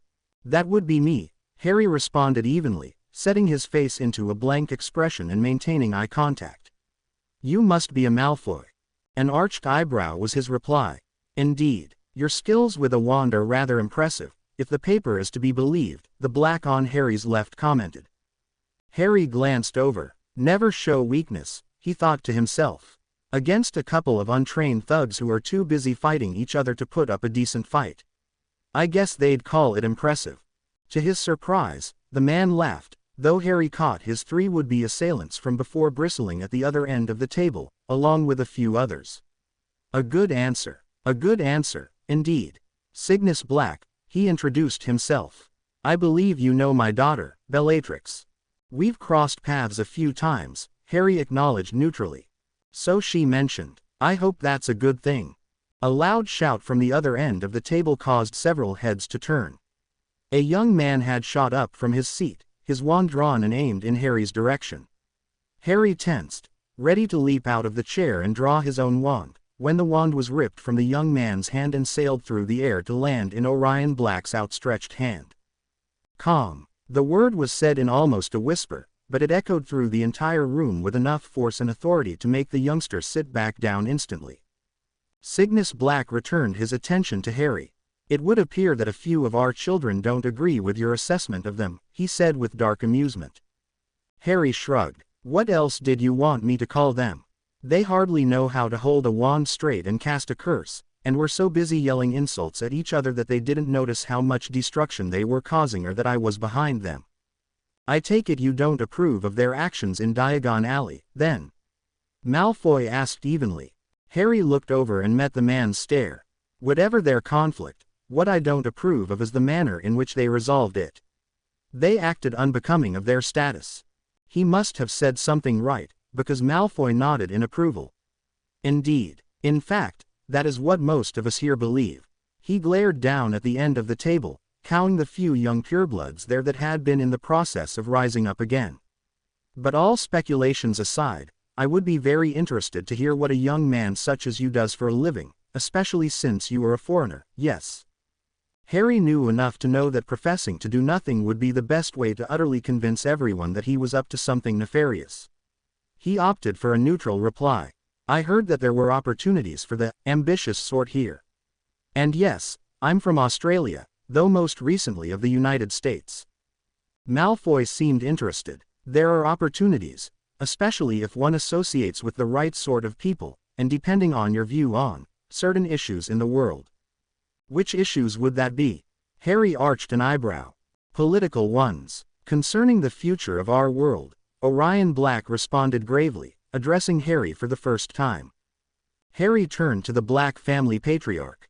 I see. I assume, then, that some of these issues are related to the tensions between the old families and those that support Muggleborn. The entire room quieted as everyone stared at Harry. He was starting to think that he had made a mistake by revealing too much, when Orion Black nodded slowly. Our way of life has lasted for centuries. The last few decades have brought great changes. There are some who believe that adaptation is the only way to ensure our survival. Others, the patriarch glanced around the table, believe that we can continue as we are, that adaptation will eventually bring about our downfall. And which do you believe in? Harry asked carefully. What I am more interested in, young Ashworth, the eldest Black said, staring him straight in the eye, and Harry thought irrationally for a moment, straight into the soul, is just what it is that you believe. Harry idly toyed with his goblet for a moment, slowly spinning its stem between his fingers and watching the wine slosh around the cup. He was dreadfully aware of everyone's attention on him, and had the sinking feeling that one wrong word would lead him to a heap of trouble.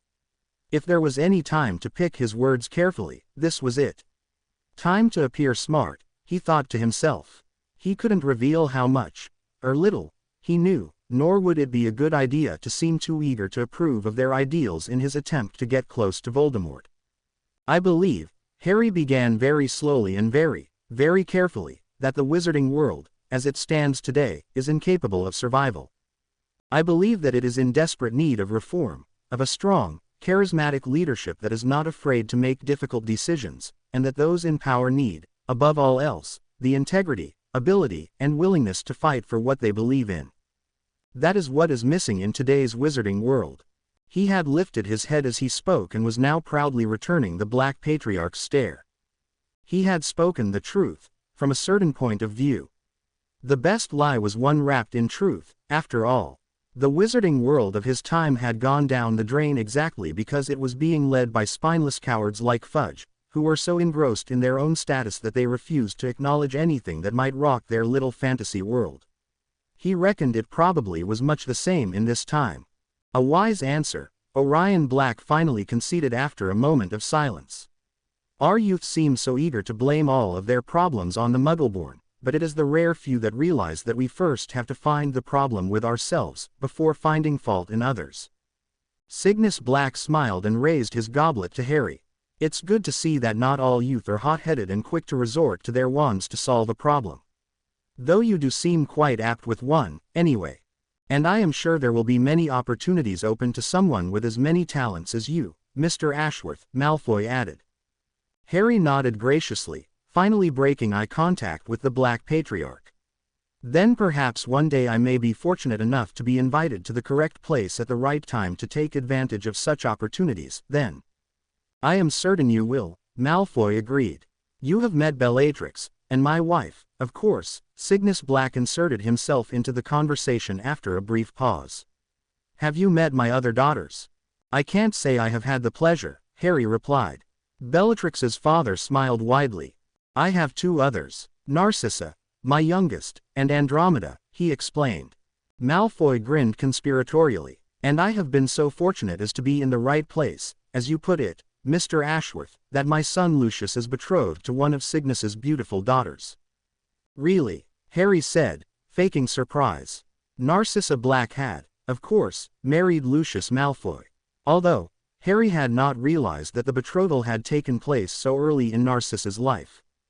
I believe you would get along very well, Malfoy continued. Lucius is much like you, intelligent, ambitious, oh, so very ambitious.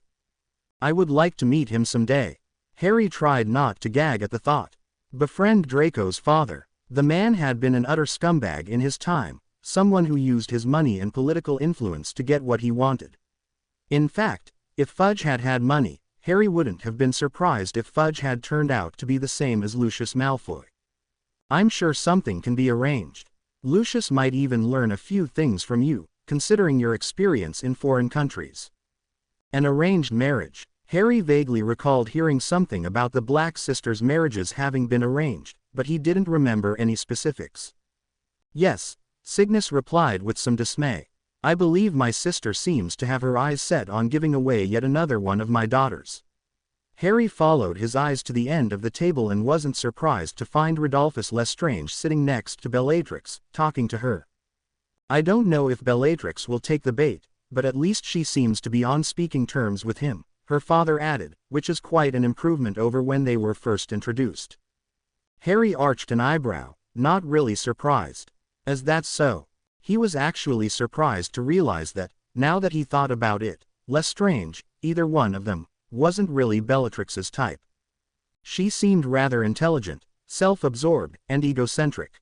Lestrange, from what he knew of him in the future, was much the same, and Harry would be willing to bet that he demanded that his future wife all but worship the ground he walked on. Right now, though, he seemed to be willing enough to compromise just to get Bellatrix's attention. Harry realized with a smirk that the girl had a bored expression on her face and wasn't really paying attention, as he probably tried to impress her with some story or another. Her father noticed the direction of Harry's glance and eyed the young man curiously. I was led to believe you've only known my daughter for a short time, he finally commented. Excuse me, Harry started. The way you look at my daughter. It seems you've known her for far longer than a few days. It's not that, Harry replied glibly. I was just thinking that I don't think she likes him very much. Cygnus hummed noncommittally. To be perfectly frank, neither do I. He arched an eyebrow at Harry. That young man is boorish, uncultured, and lacks the finesse that we blacks call our own. Oh, he definitely lacks finesse, Harry thought with a barely suppressed chortle. Lestrange was about as subtle as a sledgehammer on the battlefield, the type that would shoot first, shoot some more, and then probably forget to ask questions afterwards. From what I've seen of him, I'm forced to agree. Ah yes, your little run-in with him before my sister so timely arrived. He struck me as rather unslytherin. One might even call his behavior almost Gryffindorish, Harry commented deliberately. He was taking a gamble, trying to probe the older man's opinion on the houses. I do not think even a Gryffindor would act like he does, though his tendency to act without thinking certainly fits. Bellatrix's father narrowed his eyes. But that is not truly your opinion of the houses, is it? Pardon me, Bellatrix explained to me your little speech a few days ago, when you prevented her from having a confrontation with that Potter boy. I see, Harry frowned, realizing that he probably should have kept his mouth shut. As much as he hated to admit that Snape was right, he really did have a tendency to act first and think later. You would be right, then. You seem to have a rather interesting view on things, Mr. Ashworth, not to mention the fact that you seem to know a lot about the wizarding world in England, despite the fact that you're not from here. Something like that hardly goes unnoticed. I like to know what is going on in the world. Harry shrugged. In times like these, I believe it's important to know what is happening, especially somewhere I plan on going. Laudable. Cygnus eyed Harry critically. I would have to say, I am impressed, Mr. Ashworth. I did not think much of you when Bellatrix first came to us with the idea of inviting you to this gathering. After the incident in Diagon Alley, some of us had begun to suspect that you may, in fact, be a mercenary of sorts from the radical wing of our political opposition. And now, some still believe that you are a mercenary, no doubt. How about you? I do believe I would approve of you more than I do the Lestrange boy. Cygnus glanced sharply to the side at his sister. Just make sure Walburga never hears I said so. My lips are sealed, Harry replied, fighting down his shock. The last thing he wanted to do was end up engaged to Bellatrix Black. He hated the woman, for heaven's sake. To his utter relief, her father switched topics, and Harry spent the rest of the evening in surprisingly pleasant conversation with him and the elder Malfoy. When Malfoy and Black moved on to strike up conversations with others after the meal concluded, Harry took the opportunity to make his rounds. He resolved to at least become acquainted with everyone in the room, the more intelligent ones, anyway, before leaving. He managed to accomplish it by quietly joining the various cliques, one by one, who were grouped about the room and then participating in whatever conversation they were having long enough to at least make a couple of intelligent comments on the subject being discussed, and in some cases, even to tell them more about himself and the fake history he'd made up. When the time came to leave, marked by the faded energy of those present as well as Harry's own exhaustion, he made for the fireplace to flow away after giving Walburga Black a grateful nod and wave. He was glad that she was otherwise occupied. He had a feeling that talking to her would be near impossible without thinking of her portrait in the future, which he didn't exactly have the fondest memories of. He found the fireplace in the living room quite readily, though he couldn't find the flow powder to go along with it. He discovered an ornate urn that might qualify, but he didn't want to actually stick his hand into it. Long experience with dark artifacts and, much more importantly, 2 generations of pranksters, had taught him that it generally was a bad idea. Especially in Sirius's home. Yes, that's flow powder, and yes, it's safe to stick your hand in the pot, Bellatrix's voice came from behind him. Harry turned around. She had separated herself from Lestrange. Quite a feat, Harry mused, considering how he'd been almost permanently attached to her side during the entire dinner and socializing afterwards. "Give up on your boyfriend?" he asked briskly. "He's a complete bonehead," she informed him. "Actually, that's a lie. He doesn't even have enough brains to qualify as a bonehead." "Then what's that make him?" Bellatrix shrugged. "A slug, or something." Harry suppressed a chuckle, especially knowing what he did about Bellatrix and her future husband. He couldn't help but wonder, just how much had that marriage changed her? And how much had she changed, to accept it as she must have done at some point in the future? "You want some advice from my secret knowledge of the future?"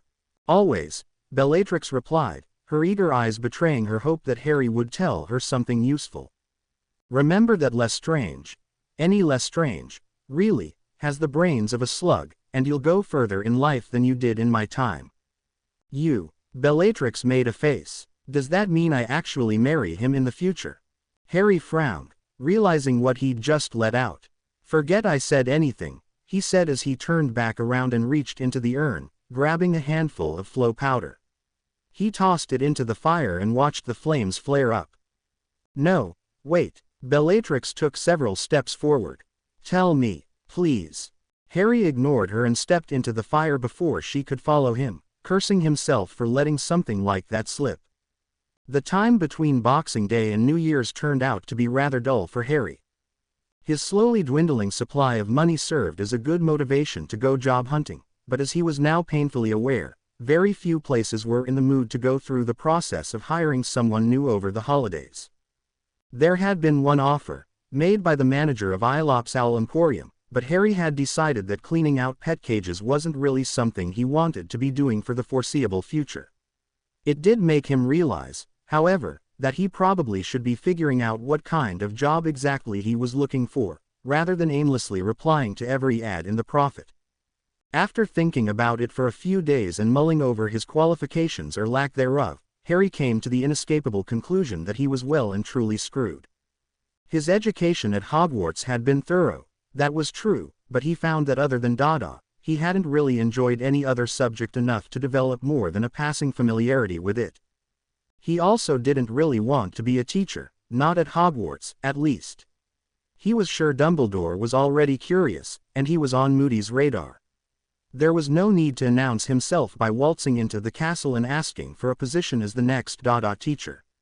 Private tutoring might have been an option, but that idea died a swift death when he remembered that the semester would be starting in a few days, and therefore deprive him of his clientele until the summer. Before the war had gotten too bad, he'd aspired to become an Auror, but that was also out of the question. He would rather not test out his forged documentation by having them scrutinized by the ministry in detail.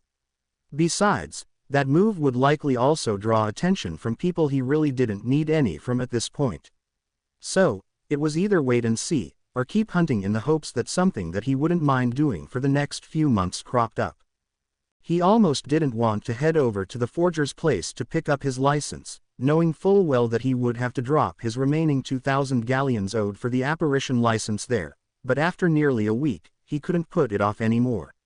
He would need that license eventually, even if the pile of gold he kept separate from the 2,000 kept getting smaller with every meal he ate and every night he spent at the leaky cauldron. Harry stood in front of the door. By now it was cold enough that his breath was visible in the frigid air, and he was glad for the warming charm that kept him and his clothes at a cozy temperature. It certainly explained why wizards only ever wore the same robes no matter what the weather was like. He opened the door without bothering to knock, and walked all the way into the back of the building to the shop. It was empty, but Sabine soon stepped out from the back room, she having been alerted to Harry's presence by the creaking of the front door. "Harry," she greeted him warmly, "it's good to see you." "Good to see you, too," Harry replied politely, though not as warmly as she might have expected. Harry had initially found her personality quite attractive, but in the past weeks, he had realized that encouraging anything more than an acquaintance with the forger's daughter was unwise and perhaps even unfair. "You've come at just the right time," she told him eagerly. "We just got word from our contact at the ministry that your license has been registered. It's as real can be, and you didn't even have to take the test. When your renewal is due, go in on a busy day, pay the fee, and you'll be bona fide." "That's great," Harry replied, though not with nearly as much excitement. "You do know how to apparate, right?" she asked him teasingly. Of course, it was the truth. He'd just never gotten around to getting his license in his time, and by the end, there hadn't been anyone around to care that he didn't have one. "Good. Unless you splinch yourself and let everyone know that you couldn't have passed the test in the first place, no one should be able to tell that it's illegal." "Unless you tell them," Harry commented, his voice dry enough to convey humor instead of offense. "Of course not. It wouldn't be good to sell out our own customers, would it?" She replied seriously. There was a slight hesitation and she spoke again. "Look, why don't you stay the evening and have dinner with me and my father?" Harry weighed his options for a moment and then spoke resignedly. "Things could go sour," he told her quietly, bending the truth a little bit. "I'm afraid it might be best for you and your father if we didn't see too much of each other too soon." He almost relented at the brief expression of hurt that flitted across her pretty face, but it vanished almost instantly.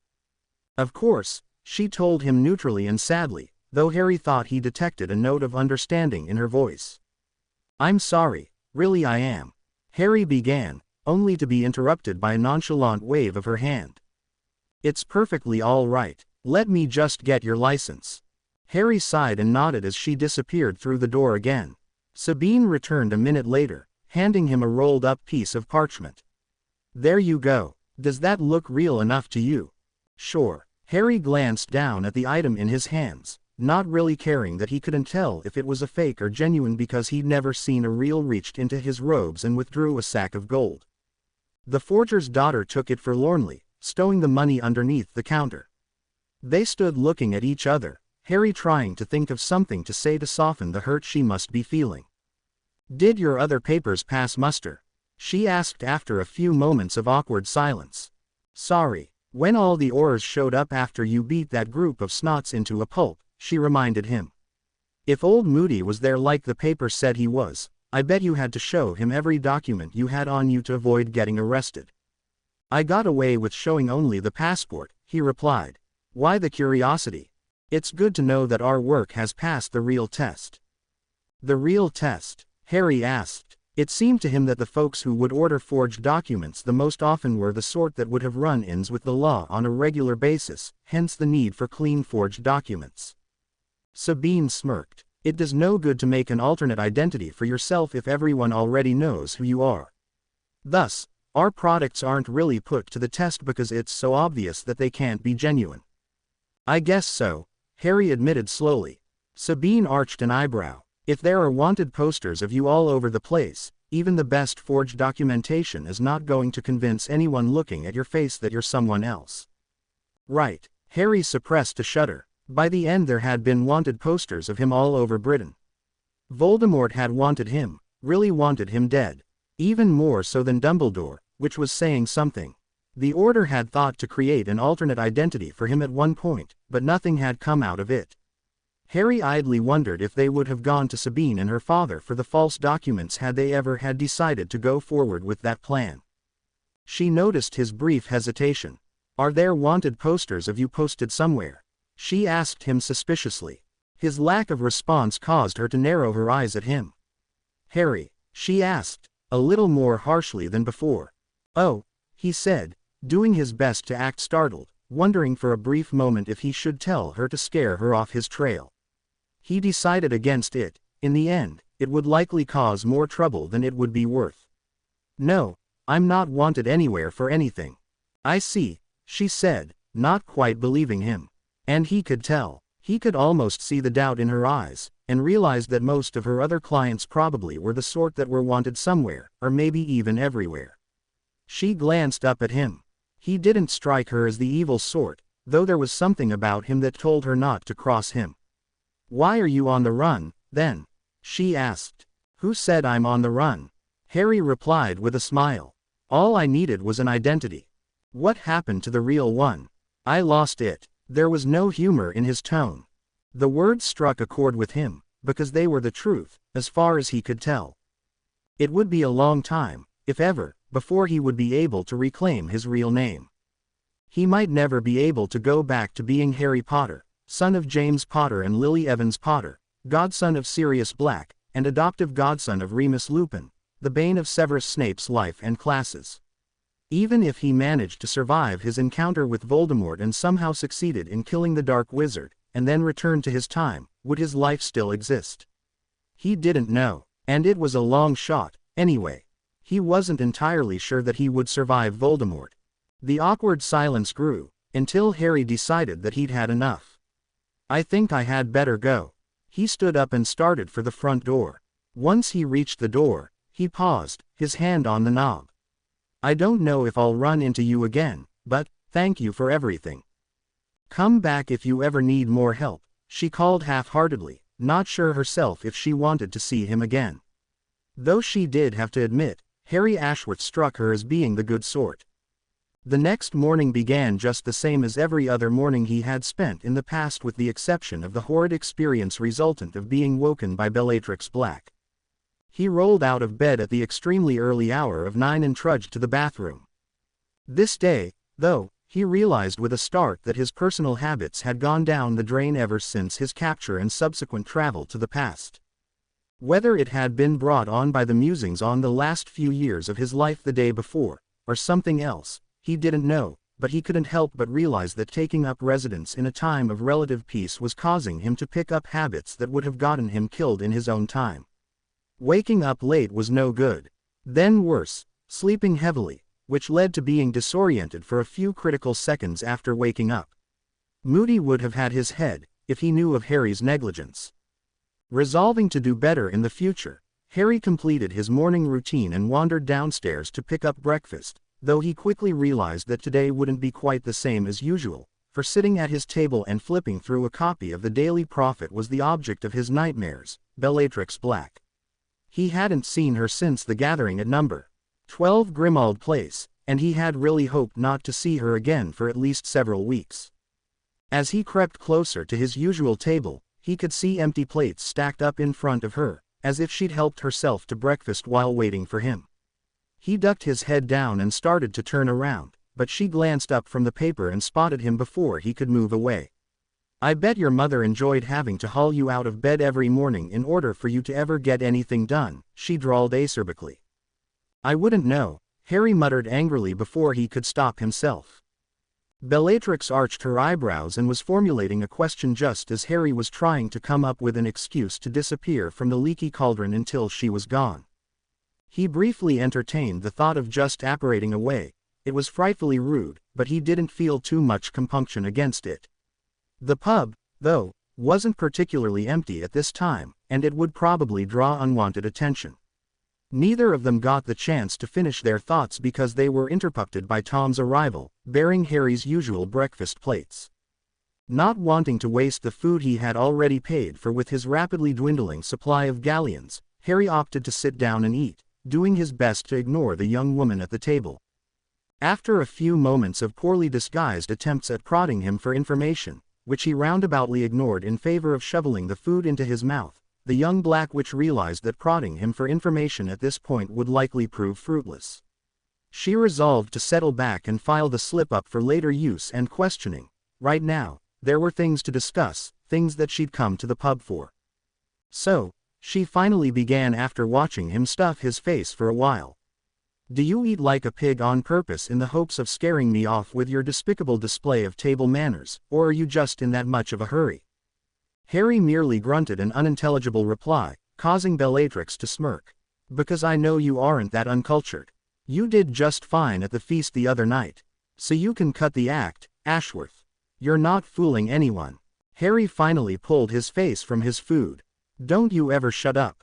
Do you enjoy nagging just for the sake of it? Why in Merlin's name are you even here in the first place? He couldn't help it. Despite his best efforts to keep things to himself, he kept slipping up, and he was starting to get irritated at himself for it. He knew that the more he let slip, by accident or on purpose, the more she would be intrigued, and the more she would be after him for further information. It could be a useful tool, but it could also be his undoing. He didn't know how much knowledge of the future would change the future, and, much like with Sabine, he didn't want to chance changing too much. The irritation that crept into his voice must have been obvious, because Bellatrix narrowed her eyes dangerously. Watch it, Ashworth. I promised my help, but only if it benefits me. Keep snapping at me like that, and I'll take my chances with the other side. Harry snorted. Right, he thought sarcastically, because that got you so far the last time around. He carefully kept that comment silent, however. Having his mouth full of food also helped the fact that he couldn't say anything in reply. Bellatrix seemed content without interruption, because the angry look in her eyes faded after a brief moment. For your information, I've been keeping an eye on the classifieds in the Prophet for potential job openings. I can do that, myself, you know. That's not exactly much help, he told her curtly. If that was why she'd come seeking him out today, she was wasting her time. He didn't want to spend longer with her than he absolutely had to, and that included his job hunt. So far, it didn't seem like she had anything important for him to go off on, which meant that rude or not, he would be taking his leave after he finished eating. The young witch seemed a bit irritated with his nonchalant brush off of her offer, but she pressed on. They don't seem to have anything respectable. An almighty time traveler such as you probably shouldn't pick up a career as a dishwasher at a pub. They've got magic for that, Harry grunted in reply between two mouthfuls, idly recalling the times he had visited the burrow and watched Ron's mother work her magic in the kitchen, literally. He glared at her as he fully digested what she'd said. And would you mind saying that a little louder? I don't think the rest of Diagon Alley heard you yet. She glared right back, not backing down from his stare, though he caught a brief flicker of uncertainty in her eyes that vanished so quickly he wasn't sure if he'd imagined it. Ashworth, she said very slowly, almost dangerously, I could stand on the table and loudly declare all day to anyone who'd listen that you're a time traveler, and no one would believe me. Don't be so sure about that, Harry growled, thinking of Dumbledore, and Moody, and Voldemort, and all the attention that he really did not need to attract right now. Bellatrix ignored his comment, tucked a strand of her long black hair behind her ear, and flipped open the copy of the Prophet she had been reading. Nothing in here, but you can have a look if you want. She watched as Harry picked up the paper and made a grand show of hiding himself behind it, deliberately shutting her out. Her irritation carried over into her tone. I've been asking around, though, and there are a few places that might at least take a look at you. I was thinking, she hissed, finally annoyed enough to yank the paper out of his hands, I was thinking that we might be able to visit some of them today. If you keep acting like this, however. Harry sighed, grabbed her hand, and untwisted the pages from between her fingers. He folded the page over with exaggerated care, and then presented her his find. The night bus needs a conductor, he told her. It wasn't anything grand, but it was the first offer he felt comfortable with accepting. Maybe he would even get to meet Ernie again. He remembered the driver fondly, from his first, and thus far, only, trip with the night bus. He supposed that Stan Shunpike would be too young, or perhaps not even born yet, for having a job. Are you kidding me? Bellatrix disagreed with a sneer. That job is for slugs. Aspiring young morons like yourself ought to aim higher. He arched an eyebrow at her coolly. I thought I told you to stop calling me that. After a short moment he determined that he wouldn't blow his lid at her name-calling again. She likely just did it to get a rise out of him, and it had worked, for the most part, and caused him to reveal things in his heated responses that he hadn't wanted her to know. It had taken him a while to realize that, and once he had, he did, indeed, feel like an utter idiot for missing such a simple concept. You told me to, but that doesn't mean I have to listen to you, Ashworth. Harry got the distinct feeling her snappish reply referred to more than just him telling her to stop calling him an idiot. He decided not to grace that with a reply, and steered the conversation back on topic. What exactly is your problem with it? I could just ride the bus all night and see the comings and goings of people I'm interested in. Were you fighting a war or managing the magical accident ward at St. Mungo's in the future, Ashworth? Think, who uses the night bus? I've used it before, he replied defensively. Once, he added silently. Yeah, and did you use it because you preferred it over apparating, flowing, or using a portkey? I bet you had no choice. Did you meet anyone noteworthy on the bus? Not waiting for a reply, she continued, Ashworth, the only people who use the night bus are squibs, people who have splinched themselves one too many times, or who've crashed their brooms into the ground. Further, they're likely to spend the entire trip sleeping. Way to keep an eye on someone and figure out what they're doing if they're bloody sleeping. You want to keep an eye on people of consequence, get yourself a better job. There are people of consequence, and then there's people I'm interested in, Harry argued. Though, in the confines of his own mind, he had to agree with her assessment.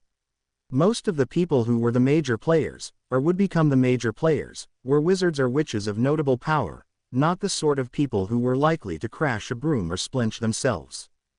And do the people you're interested in ride the night bus on a regular basis? She asked smugly, already secure in her knowledge of the answer. Harry ground his teeth together, hating to have to admit defeat to her. No. Great. Now that we've established the fact that you need a job where you may associate with the folks whom you have an interest in, we can get somewhere and narrow down the list I have taken the liberty to draw up. Now, where are the majority of the people you're interested in located at? Probably Hogwarts, Harry admitted slowly, trying to think of everyone he might want to watch out for. Oddly, it seemed that everyone he knew or wanted to know was either at Hogwarts, or somehow associated with Hogwarts, the Board of Governors, or the students at Hogwarts. Some, like Orion and Cygnus Black, weren't affiliated with the school, of course, but he was already connected via Bellatrix, and they knew of him now. Voldemort's future recruits were students at Hogwarts right now. Everyone who would be fighting Voldemort was either attending Hogwarts, teaching at Hogwarts, or affiliated with someone who taught at Hogwarts. In fact, now that he thought about it, pretty much everyone and everything with the exception of Voldemort revolved around Hogwarts. It struck him as odd. Surely everything that happened in Britain didn't happen at Hogwarts, right? I think I need to get a social life, Harry concluded. He had spent so much time at Hogwarts that it sure seemed like the world revolved around the ancient castle. Well, you're out of luck there, Bellatrix told him. It's the middle of the term and they're not missing any professors, staff, groundskeepers, or house elves. Harry nodded quietly, ignoring her implication that Harry might take up a house elf's duties, and considered his options associated with Hogwarts. At first glance, it seemed like an incredibly stupid idea. He had resolved to keep a low profile, changing as little as possible with the exception of ridding the world of Voldemort, but going to Hogwarts for a job would catapult him straight into the spotlight, especially after his encounters with Moody and Dumbledore. He wasn't sure he was on their watch list yet, but he didn't want to risk it. Of course, that could work both ways. If he was at Hogwarts, he could keep a close eye on everyone there, subtly direct things to his liking while under the guise of what, exactly? A teacher, a groundskeeper, like Hagrid.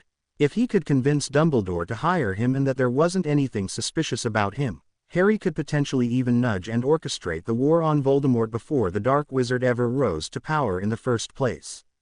Besides, Harry thought, the best place to hide something is in plain sight, right? I don't suppose you have any idea how much freedom the staff officially has, Harry asked, trying to appear as casual as possible. I mean, if I were to work at Hogwarts, Do you think I'd be free to run errands and leave the castle grounds in the evenings or on the weekends? I already told you, there's no openings, she reminded him acidly. Just answer the question. That earned him a harsh glare and a suspicious look from her, which he ignored. Fine, she growled after a second. The staff, as far as I know, is free to leave and do whatever they want as long as they're not teaching a class, though if you're going to take to disappearing at odd hours without being discreet about it, people are going to find it rather strange. She arched an eyebrow. I'm curious. You know a lot about everything else, including the rest of the school. I thought you went there. Harry fought down the urge to shoot back the first reply that came to his mind. Of course he'd gone to Hogwarts. He wanted to shout back, but he realized that was exactly what she was after. She was still prodding him for information. You didn't mention caretakers, he said, carefully ignoring her question. Does Hogwarts have a caretaker? Perhaps Filch had not been hired yet. Filch, she practically spat. I suppose you could tie him up and lock him in a dungeon somewhere and use polyjuice if you were desperate, but that would involve ingesting his hair. And you didn't answer my question. Harry grimaced. I think I just threw up in my mouth, he said, trying to rid himself of the thought of drinking polyjuice with anything of Filch's in it, all the while deliberately ignoring her barb. Bellatrix frowned at him, but decided to drop it. Someone ought to sneak my cousin and that Potter brat a dose of that, she told him, changing the subject, herself. They'd never be able to look at polyjuice the same way again. She eyed him curiously. In the few days since she'd seen him he had clammed up. Whether it was because something significant had happened, or because he'd simply wizened up, it didn't matter, but she realized that pushing him for more information before he was ready to give it up would merely alienate him. No, the way to extract information from this enigmatic young man was through subterfuge and reading between the lines. She did keep up her questioning, although with a lot less luster than before, just in case. This was too valuable an opportunity to be wasted by careless planning or sloppy execution, traits that were not acceptable for any Black. Well, if there aren't any openings at Hogwarts, what about close around? Some place in Hogsmeade. Bellatrix eyed him curiously. He had seemed reluctant to draw attention to himself earlier, so the sudden change caught her by surprise. There are a few potential listings there. As soon as you're finished we can go. Harry smirked. He just couldn't help it at the eager tone she was trying, and failing, to hide. Despite her vehement declarations to the contrary and threats to walk away, he now knew he had her hooked, at least for a while. She was interested, and her upbringing to always seek out the best advantage for herself would keep her interested at least until she had more information on what he had to offer. She wouldn't walk away or jeopardize her chances with him until she knew what she was throwing away. Of course she would probably try to double-cross him later on, or maybe even play both sides of the conflict, but for now he wasn't going to worry about that. With any luck, there wouldn't be another side in this conflict. Although he really didn't want her around for now, it would probably be a good opportunity to find out more about the way business was done by the pureblood families, before Voldemort's xenophobia had transformed them into a group of self-absorbed, egocentrical rich bastards.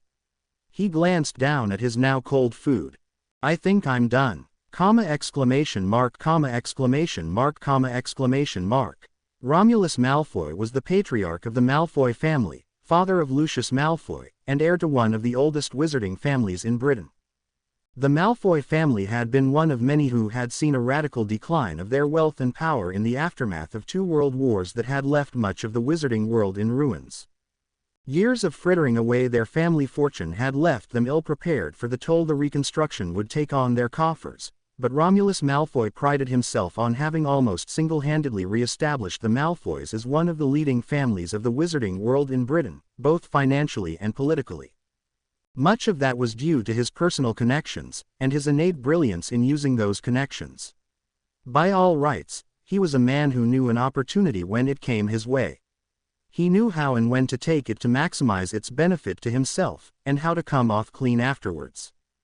That kind of finesse and aptitude was what had earned him the attention of a family even older, nobler, and wealthier than his own, the Blacks. Unlike the Malfoys, the Blacks hadn't been as badly affected by the cost of the reconstruction, so much so that it had actually resurrected rumors that they were in possession of a version of the Philosopher's Stone, the ancient, fabled dream of alchemists that would turn lead into gold. Their seemingly bottomless coffers certainly seemed to support that rumor. In an ironic turn of events, though, the man who was destined to be Draco Malfoy's grandfather was an avid admirer of Muggles.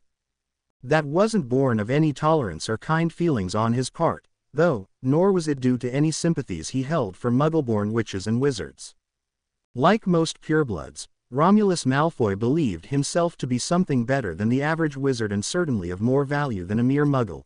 He was just better at hiding his feelings, because, unlike most of the youth Harry would encounter in his time, he had mastered this simple thing called tact. No, his admiration for Muggles had an entirely different reason, one he wasn't afraid to admit: their capacity for inventing tools of destruction despite the absence of any magic whatsoever. As he walked through the lobby of Gringotts, negligently returning the greetings of various acquaintances and goblins he passed, he took a little time to admire the architecture and lavish design of the Goblin Bank. It was pristine now, as it had been for hundreds of years before, and it was hard to imagine now that, only some 30 years before, the place had been in shambles, littered with debris and bodies of dead goblins and wizards, an unfortunate side effect of a German bomb that had hit the heart of London. Being invisible hadn't done much for Diagon Alley. Malfoy loved money and power. The bank and the Malfoy fortune represented the wealth he wanted for himself, but the power. He had to give that to the Muggles, however grudgingly. Despite any feelings of superiority, the effects of World War II, which he'd witnessed as a younger man, had left him with the sober realization that Muggles were in the very real position of being able to wipe out the wizarding world. In fact, the Muggles by now were very much capable of wiping themselves off the face of the planet, with the wizarding world an unfortunate piece of collateral damage. Walking past the lobby filled with goblin tellers and wizards and witches conducting their business, he made his way into a cider room that was kept in a separate part of the bank for the convenience of the more important customers. Malfoy was no stranger to the conference rooms, but today was the first time he had been summoned to this special lounge for a private meeting with the Black Patriarch. Upon stepping into the lounge, he discovered it to be crowded, much more so than he was accustomed to. A man was seated behind a newspaper in a chair that had been wedged into a corner, while a mother, he suspected she might be one of those lousy Parkinsons, was busy distributing little bottles of pumpkin juice provided by the bank to each of her children. Malfoy cringed. This was a less than ideal setting for the private meeting he supposed Orion Black had in mind. Trying to avoid looking suspicious, he coolly walked over to a rack of magazines, grabbed the first one he could find, and sat down, hoping that the commotion would be over soon. It didn't take long, but it seemed to him like an eternity until the mother had left, taking her gaggle of children with her. Carefully eyeing the room over the top of his magazine, Malfoy glanced at the man in the corner who steadfastly refused to leave. When the room was quiet, leaving the two of them alone, the door clanged shut, and Malfoy could hear the clicks and whirs of the locks as they snapped into place. Then the man in the corner lowered the newspaper he had been reading. It was Orion Black. "The price of discretion can be rather high sometimes," the old man commented, a twisted smile on his lips. Malfoy was content to nod and return a similar smile. The Black Patriarch had always been nearly impossible for him to read, probably the produce of decades of experience playing the games of politics, intrigue, and war. He did like to think, though, that his friendship with the older man went deeply enough that he knew what Orion Black was thinking about current affairs, but deep down he always held himself back. Playing the games of the old families was not something to be taken lightly, but at the very least he was secure in the knowledge that, unlike most others in his position, Orion Black was, above all, an honest man. He was honorable, and Malfoy respected that. It would appear that, yet again, a group of our own youth has been involved in another disturbance, the ancient Black family head commented, with a note of resignation in his tone. He passed over the paper he had been reading. "I am not pleased, but most especially, I am worried about their defense of their actions." Malfoy nodded and skimmed through the copy of the Daily Prophet of 2 days ago. The front page held a brief article about a fight that had broken out at a wizarding pub in Cardiff. Apparently, a group of young pureblood wizards and witches, mostly fresh out of Hogwarts, had engaged a group of Muggleborn in a fight that had some semi-serious results, a few of the combatants ending up in the hospital. It reeked of people getting drunk and stupid, Malfoy thought to himself, and he voiced that thought. On the surface, Orion agreed, reclaiming his newspaper. Yet this is not the first, nor will it be the last of this sort of occurrence. There is something brewing, and I do not like it. It does not bode well for us. Malfoy knew that the elder wizard was taking the matter very seriously. Though he couldn't quite put his finger on what was causing the head of one of the most powerful family in the British wizarding world so much concern, he ventured a guess anyway. You mentioned you don't like their excuses. Are they blaming Muggleborn again? Orion Black nodded gravely. They are, he confirmed. That's not the only thing that's concerning you, though, Malfoy noted. This is only a series of small disturbances. Nothing dramatic about it. Except that all of the youth who were apprehended said nearly the exact same thing in their defense. So that was the sticking point. Malfoy picked up on it as soon as the words had left Black's mouth. You think someone is organizing them? What would be the point? The elder wizard's mouth twisted in a wry smile. Matters are escalating. It was fine as long as they feared the Muggleborn. That fear turned to anger, and someone has managed to turn that anger into hate. So, what do you think is happening? I can't see someone inciting a riot against Muggles and Muggleborn at this time, not so soon after what happened 30 years ago. Malfoy shuddered at the memories. Back then, the general wizarding populace had no concept of airplanes and bombs and missiles and guns, so when the sky had thundered with the roar of engines overhead, when the heavens had lit up with fire from dueling air forces, when it had begun raining explosive shells, they hadn't known what to do. And they had paid a bitter price for that ignorance. Youngsters forget, especially those things they have never experienced, themselves, Black said gravely. There have been incidents not reported in the paper, of violence against Muggles. Malfoy knew that the Black family had its sources, and by now he knew to trust those sources. The Ministry covered them up. Black nodded slowly. There have been a small number of deaths linked to a group of wizards that have thus far remained anonymous. None have been caught. You're afraid of a war between Muggles and the wizarding world, Malfoy deducted, appalled at himself for not making the connection sooner. His counterpart's silence confirmed his suspicions. What would be the point? Is there ever a point in hatred? Orion Black asked in return. The youth who have not seen the horrors of war, and only known the discomfort of their own lives, they have always been quick to place the blame on someone else. Something is feeding on it. I see. And if they continue, if tensions between us and Muggleborn and Muggles escalate, it could lead to the destruction of our world, Black finished for him. And it truly could. Malfoy knew that the Black Patriarch wasn't exaggerating. After the war, the wizarding world had begun investing a lot more time in catching up with what went on in the Muggle world, and they had come to a sobering conclusion. Muggle weapons were potentially far more powerful than they had believed could ever be made, so powerful that some of their weapons could not be guarded against with spells. When the Ministry had first been introduced to guns after the war by their liaison with the British government, the Aurors had scoffed at the thought of something so small and light being a threat to them. That had lasted only until they found out that no one could react fast enough to put up a defensive spell to protect themselves from a bullet flying at them at several thousand feet a second. And even if they could, the speed of the bullet was such that the energy behind it was much more than they had ever anticipated. It all boiled down to basic physics. The kinetic energy a shield had to absorb to protect a wizard scaled with the square of the velocity, something Muggle arms made great use of. It became even worse then it came to the bombs that had laid waste to much of the wizarding world, without the Germans ever knowing about it. A single 500-pound bomb, it was calculated, could deliver 1,000,000 times the energy a simple Protega shield had the ability to absorb.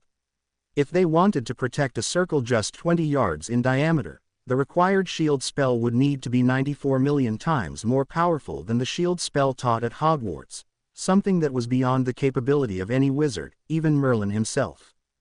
And the worst thing, it didn't stop there. Muggles were always advancing this wondrous thing they called technology, that allowed them to devise bigger bombs that caused yet more destruction. Missiles, that could deliver those bombs from hundreds of miles away, at speeds that no wizard could react to. But the most frightening thing had been when it was revealed that Muggles had mastered the power of the atom, creating radiation that no shield spell known to the wizarding world could protect against.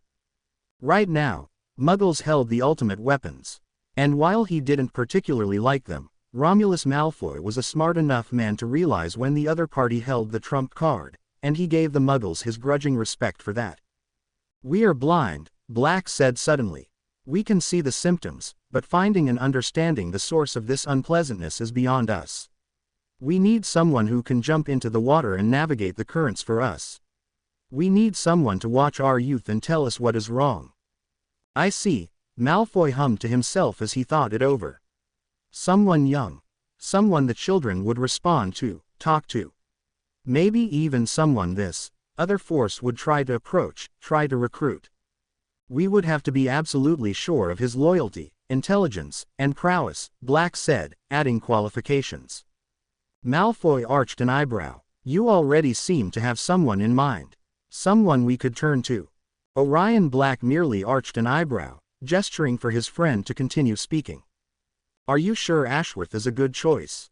Malfoy asked. "He's an unknown. Do you think he can be trusted? What do you think about him? He's an intriguing young man and he's made it clear that he's looking for opportunity," Malfoy admitted, "but it all seems a little convenient.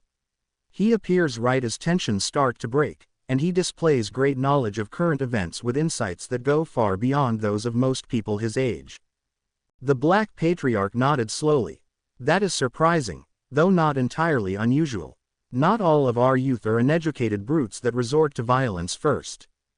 Do you think he might be the one who's behind all of this? He certainly appears intelligent enough for it. He's also unusually skilled for someone his age, if what our children say is to be believed." "No." The confidence in Orion Black's voice caught Malfoy by surprise. He was used to the fact that the head of the Black family had his sources, and often had utter confidence in whatever he was saying, but he couldn't be this sure about Ashworth's intentions this soon after meeting him, could he? "I've had him followed off and on," Black continued matter-of-factly. "He has just barely arrived in this country, and seems genuine about his intentions to find employment. He has no one and knows no one. For all intents and purposes, with the exception of my niece, he is alone in this world. He needs what we could provide for him far more than we actually need him. If he's nobody's man, then he is potentially everybody's man," Malfoy observed cautiously. "All the more reason for us to be the first ones to reach out to him, is it not?" "I suppose so." Still, Malfoy was surprised his colleague was so eager to recruit this young newcomer into their midst. "You seem to think he can be trusted. Are you sure you're willing to let an unknown variable like him be this close to us, and your niece?" Orion Black scoffed. "I'm not afraid of Harry Ashworth, and Bellatrix is perfectly capable of handling herself," Black declared easily. "Though I do not know why she is so determined to associate with a random young man she met in Diagon Alley. Perhaps she knows something she's not telling you." The elder wizard rubbed his chin in thought. He knew that his friend had brought up a good point. With the way the Blacks were raised, to do anything to benefit themselves and the family, sometimes at the cost of others and in that order, that was a distinct possibility. "Perhaps, but I have yet to see or hear of any sign that he's remotely interested in her." "He may not be interested in her," Malfoy commented with a barely restrained smirk, "but she might be after him." That caused the Black Patriarch to chuckle, the sound coming out as a rasp from his ancient throat. "Bellatrix?" he asked, almost incredulously. "Fall in love? I doubt it. There are very few things that can touch her heart." "You mean he's not her type, as they say?" Black's lips quirked and formed an odd smile. "You might say that no one is her type. However, if she is showing some interest in young Ashworth, calculated or otherwise, then her friends might, too. So that's why you want to use him. He's already got one person who's following him around, so others will take an interest in him, as well." Malfoy leaned back in thought. "That can't be the only reason, though. He has given no reason to be trusted. It's a big chance you'd be taking there, bringing him into our confidence, entrusting him with our interests. Especially since we're not sure that he doesn't have any loyalties to someone else out there." "I already expressed my confidence that he has no one," Orion stated firmly, "but if you're right, Better an enemy unknown next to my niece, than an enemy unknown on his own. You're using your niece as bait. Malfoy smirked. He should have expected something like that from his older colleague. Keep your friends close, and your enemies closer, indeed, he thought to himself. Given the girl's interest in the young wizard, Malfoy mused, she would most likely be quick to pick up on any changes in his routine that might indicate when something had changed, or when he was up to something. And at the same time, they could make use of Ashworth's services to keep them informed of whatever he could find about what was going on with the pureblood movement. A smile began to spread across Malfoy's face. Ashworth is looking for opportunities, Black began. We ought to consider providing him with some. Yes, Malfoy agreed. If he wants a job, then by all means, let's see to it that he gets a job. A pleased smile crossed Black's face as he folded up his newspaper and slipped into his robes. Can you see to it that he is advantageously placed? Malfoy quickly reviewed all of the possibilities he knew of and even the possibilities that might be created through the use of his well-placed contacts and resources. After a moment, an idea came to him. It was rather underhanded, but he thought he might be able to arrange it without causing too much suspicion to fall on Ashworth or himself. At least, no one would ever be able to prove anything. Malfoy shot Black a feral smile. Leave it to me. Ashworth will be employed within a week, and he'll know who to thank. That's the first step, Orion commented, standing up and preparing to leave. Let me know when you've taken care of that. We can then start to make further arrangements. The Hogwarts Express pulled into platform 9 3/4, belching a huge cloud of white smoke as those students and their parents who had arrived at the station early said their farewells. Bellatrix was just turning around and picking up her trunk when her father called out to her from near the platform entrance. Bellatrix. She paused and turned her head. Yes. Cygnus Black strode to her, leaned in close to his daughter, and placed his hand on her shoulder, not in an unaffectionate manner. Keep out of trouble, dear. Of course, father. He smiled weakly at her expectant look. The idea of his coming all the way to the platform to say farewell wasn't fooling her. He knew that, and part of him was proud to have a daughter who was so very perceptive and intelligent. Your uncle is concerned. Things aren't right in the world. Do take care of yourself. Always. Thinking that her father had delivered the message that had brought him to King's Cross, Bellatrix flipped her long black hair over her shoulder and made to turn around again, but was stopped by his hand on her shoulder.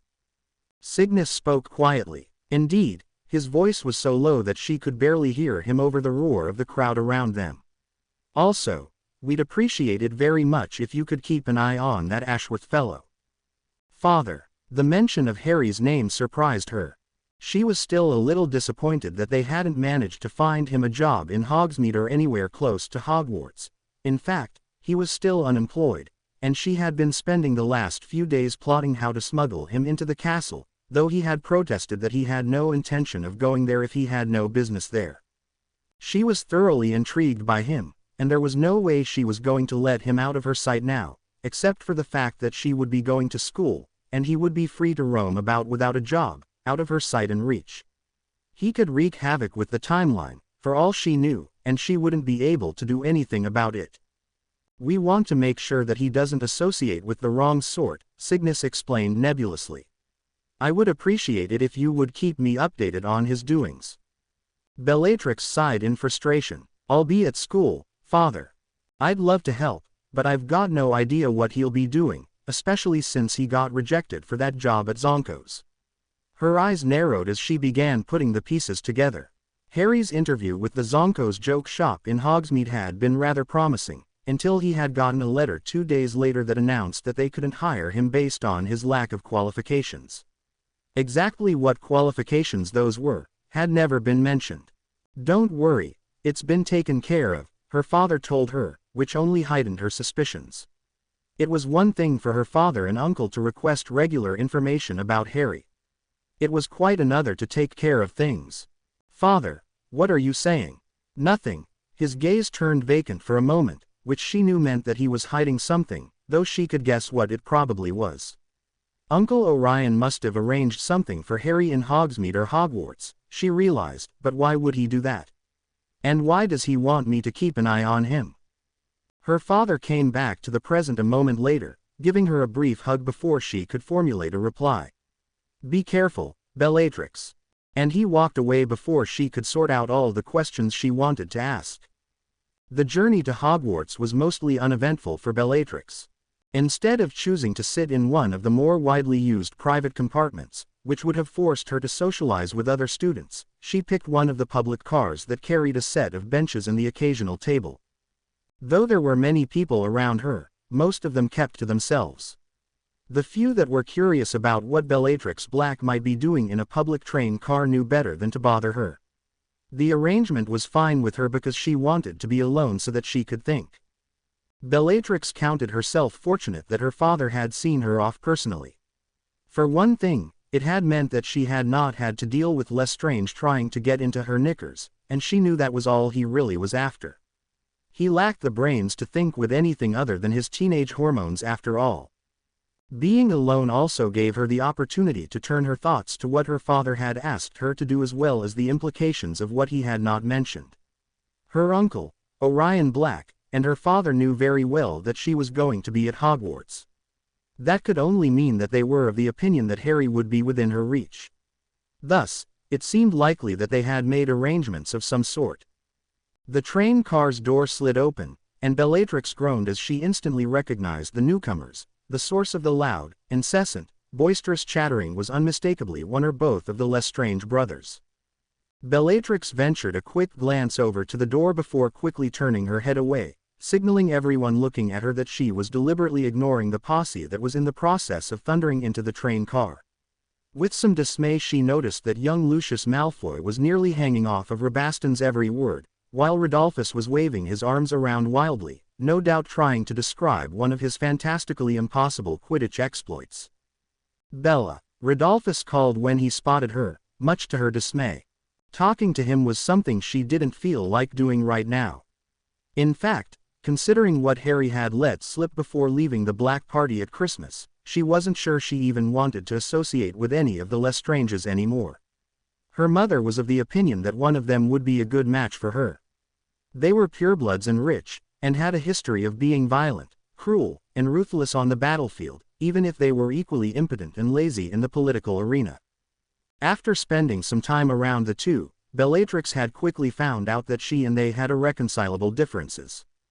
Bellatrix valued her own quick wit, skill, and finesse and strictly adhered to the motto that knowledge was power, which was why she was in the top of her class.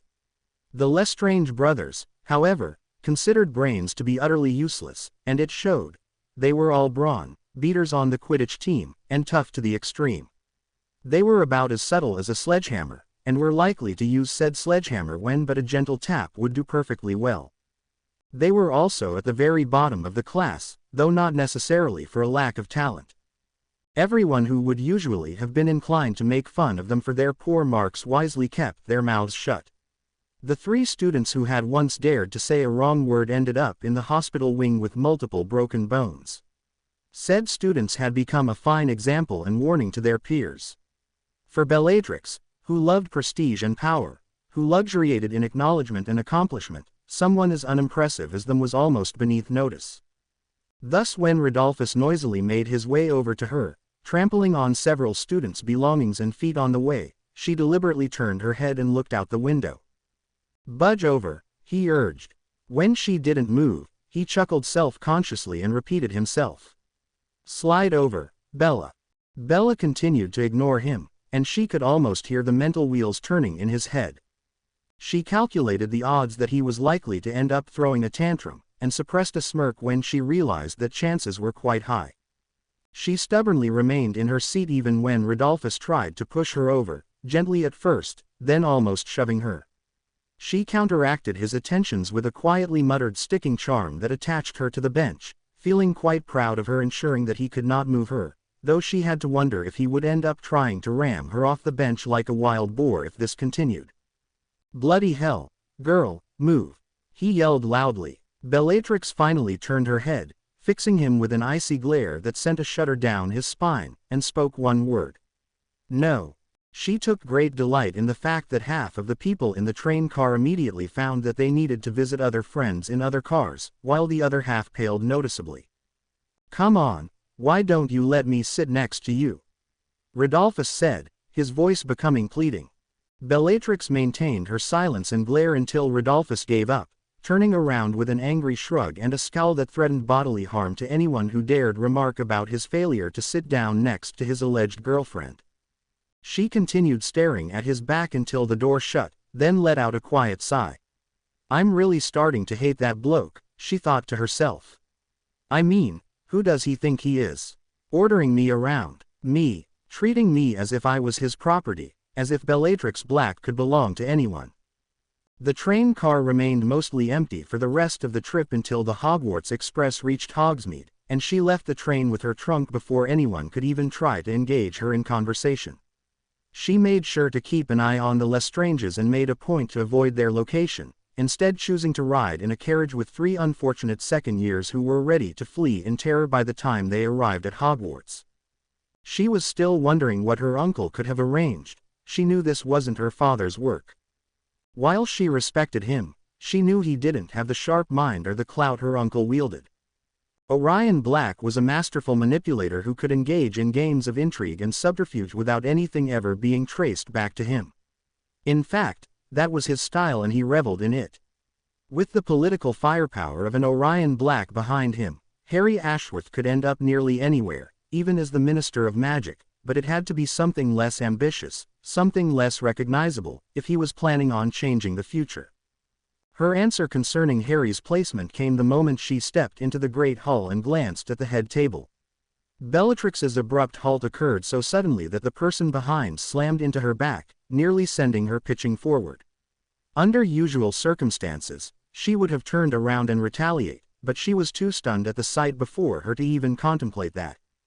Sitting at the staff table, right between Professor Sprout and Professor Flitwick, in the chair usually occupied by Horace Slughorn, was Harry Ashworth. She continued to stare at him until he noticed her in the crowd. He gave her a weak smile and shrugged. His expression communicated to her he was as surprised as she was by his being at Hogwarts, and she could all but feel the nervous energy radiating off of him. Bellatrix regained her composure and strode towards the Slytherin table, taking her usual seat. She had schooled her features into neutrality again, but her mind was reeling with the revelation. When in Merlin's name had he gotten a job at Hogwarts? For that matter, when the bloody hell had Slughorn lost his job? There hadn't been any openings before, and Slughorn's absence meant that Harry was here to replace him. Her head shot up abruptly. They couldn't have, she thought, her eyes wide. It was quite possibly within her uncle's influence to have a teacher fired, though he had no desire to interfere with Hogwarts or its headmaster. Bellatrix was even so distracted that she even failed to notice her sister Narcissa flirting with Lucius Malfoy 2 seats down, something that would have earned Narcissa at least some criticism otherwise. Harry's presence on the staff table left her mind with one burning question. What did her uncle think Harry Ashworth was worth, if he was willing to risk tangling with Dumbledore?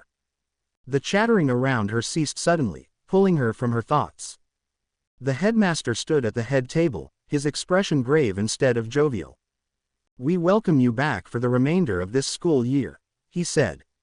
"Among the reminders I usually give to you after the holiday, there is an extra announcement I must make. Our very own Professor Slughorn recently met with an unfortunate accident.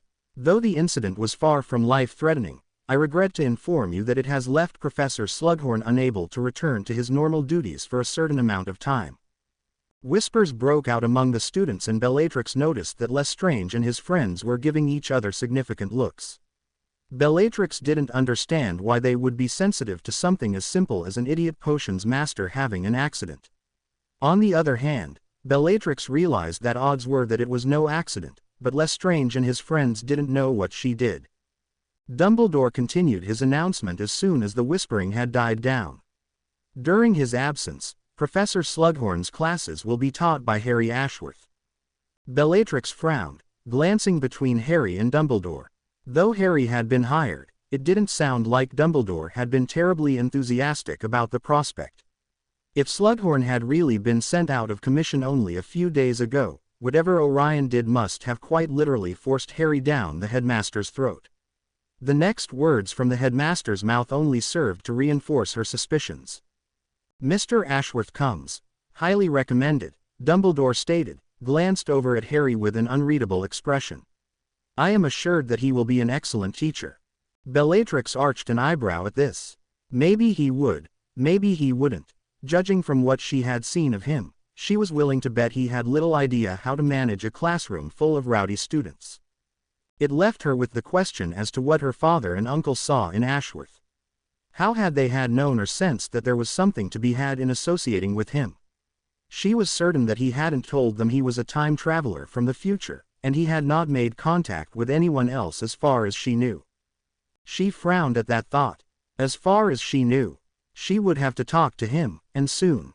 If someone else knew who he really was, then she had to step up her game. It wouldn't do at all to let someone else reap the benefits of his time travel. He was hers. She had found him first, after all. During the course of the meal, Bellatrix made a half-hearted attempt to join with her fellow Slytherins in conversation, mostly as a cover as she tried to listen to them talk and get a feel for their thoughts on Harry. Most of them were indifferent, which she had expected, considering that they didn't particularly care who taught what, as long as they got their grades in the end. Some were boisterously hostile, thinking that someone that young and clearly nervous would be easy pickings for them. Bellatrix made a mental note to talk to Harry about wearing his emotions on his sleeve. He was an open book she could read with ease, as could, no doubt, others. It was the select few that she had chosen to surround herself with because they had more brains than the average garden slug that worried her. Lucius Malfoy, for one, had a good head on his shoulders despite the fact that he was younger. He was shaping up to become a master at manipulating people to get what he wanted, not nearly as good as herself, of course, but good enough. The fact that he was ignoring her sister's advances when she knew he was interested in Narcissa told her he was smart enough to play hard to get for her younger sister. Then there was Severus Snape. The kid already knew more about potions, both mundane and exotic, than most professors, and definitely more than Slughorn ever had. Bellatrix knew that his indifference and aloofness hid a keen intellect that was only betrayed by his piercing eyes. If anyone was going to pick up on the fact that Harry shouldn't be here, it would be either one of them. Glancing to the side where the Lestranges sat with their friends, Bellatrix hesitantly dismissed them as threats.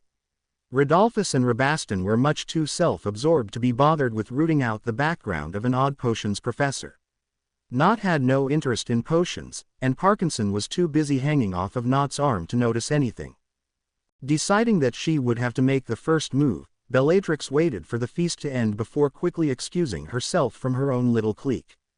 She made her way toward the staff table, doing her best to appear casual while trying to catch Harry's attention. He spotted her easily enough and, fortunately, had the foresight to move to a quiet space near the far corner of the table. How in Merlin's name did you get here? She hissed as soon as she was close enough, taking care to look around and check that no one was within earshot. Malfoy, Harry replied quietly. I had mentioned to him that I was looking around for something at that party of yours. He heard about Slughorn's accident and thought of me. Arranged it all. Malfoy, Bellatrix asked, frowning. There was no doubt in her mind that Malfoy had, indeed, arranged it all. But then that meant her uncle was working together with the elder Malfoy, which was too much of a coincidence. No, there was something deeper behind it, and she would have to be careful when digging with her father and uncle. Do you even know anything about potions? Harry grimaced. Not especially, but I didn't really want to pass it up. It can't be too hard. Well, it can't be too hard without Snape breathing down my neck just waiting for me to screw up and take off points, he thought to himself. I'll see if I can help you out, Bellatrix breathed urgently. Things were moving too quickly, and although it wouldn't be a good thing for Harry to become a pawn in one of her uncle's schemes, or Malfoy's, for that matter, he was here now, and they had to make the most of it. Harry appearing incompetent in front of the students wasn't a big deal. However, his appearing incompetent in front of Dumbledore, and thus causing him to begin questioning why Malfoy had pushed for Harry's acceptance at Hogwarts would no doubt cause all sorts of havoc. It might even force Malfoy and her uncle to accelerate their plans, whatever their plans were. We'll see, Harry said, not particularly eager to take her up on her offer. Look, I've got to go now. Dumbledore asked me to stop by his office.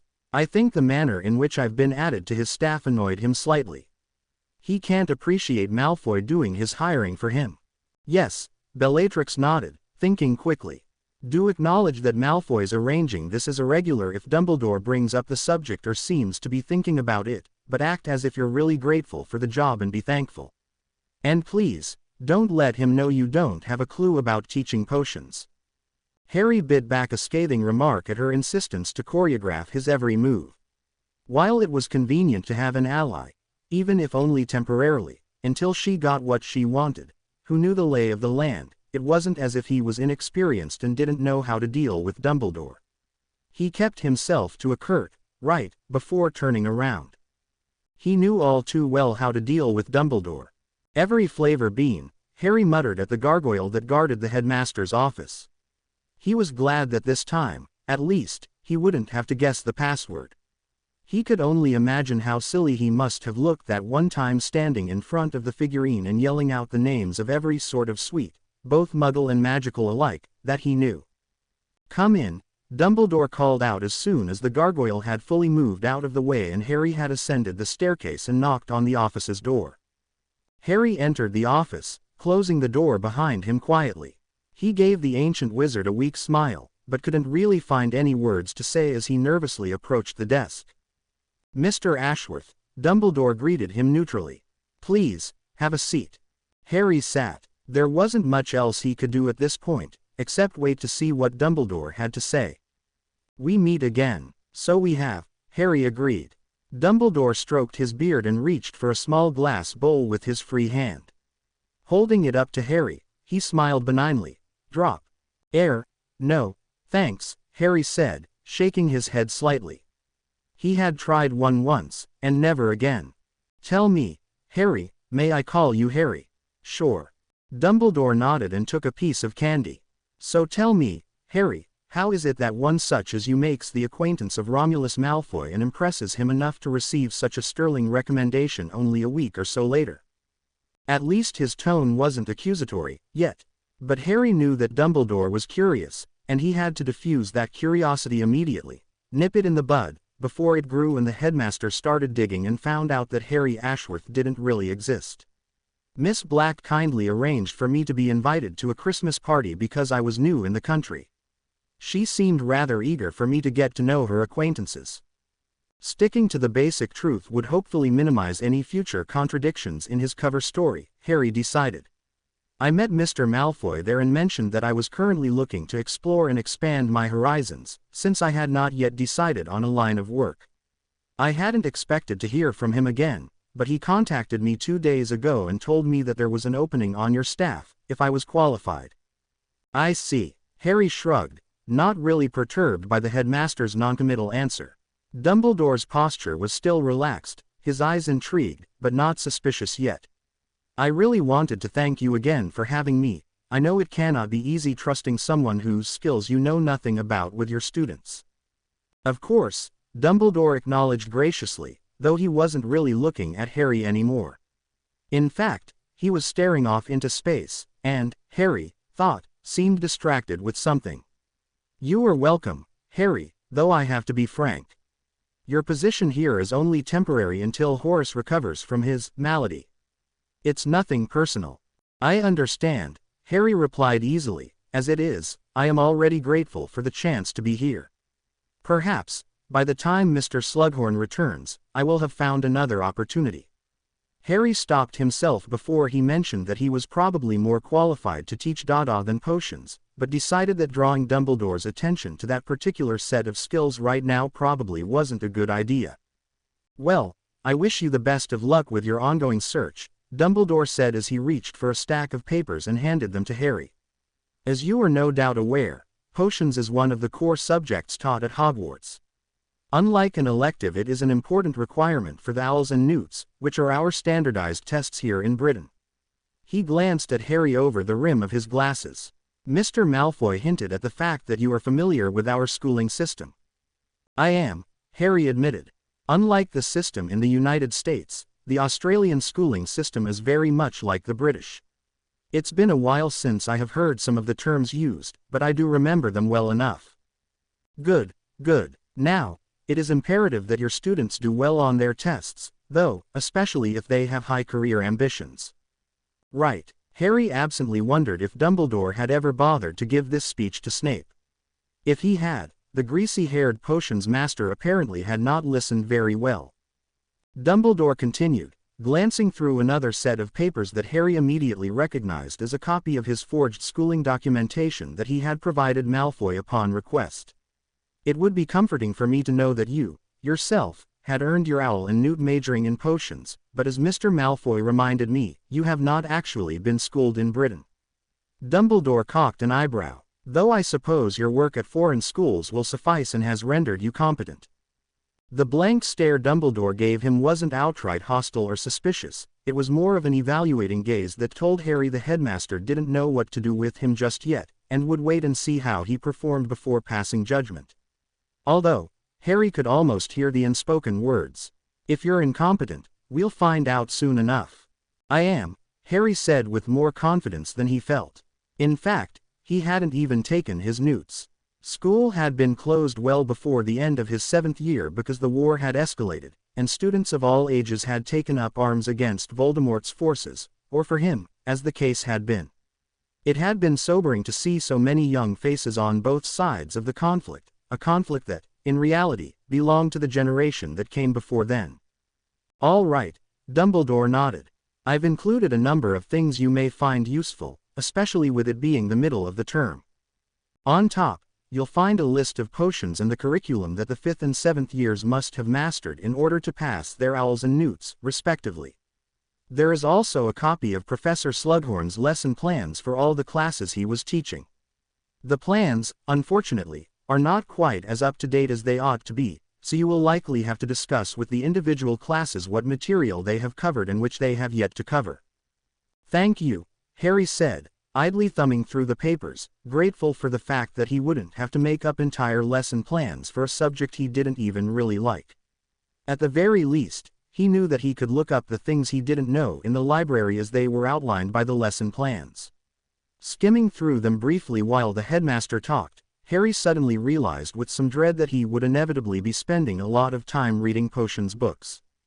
One more thing, Dumbledore noted. Although the 5th and 7th years are the only years to take standardized tests, I highly suggest that you follow the lesson plans outlined by Professor Slughorn for the other years.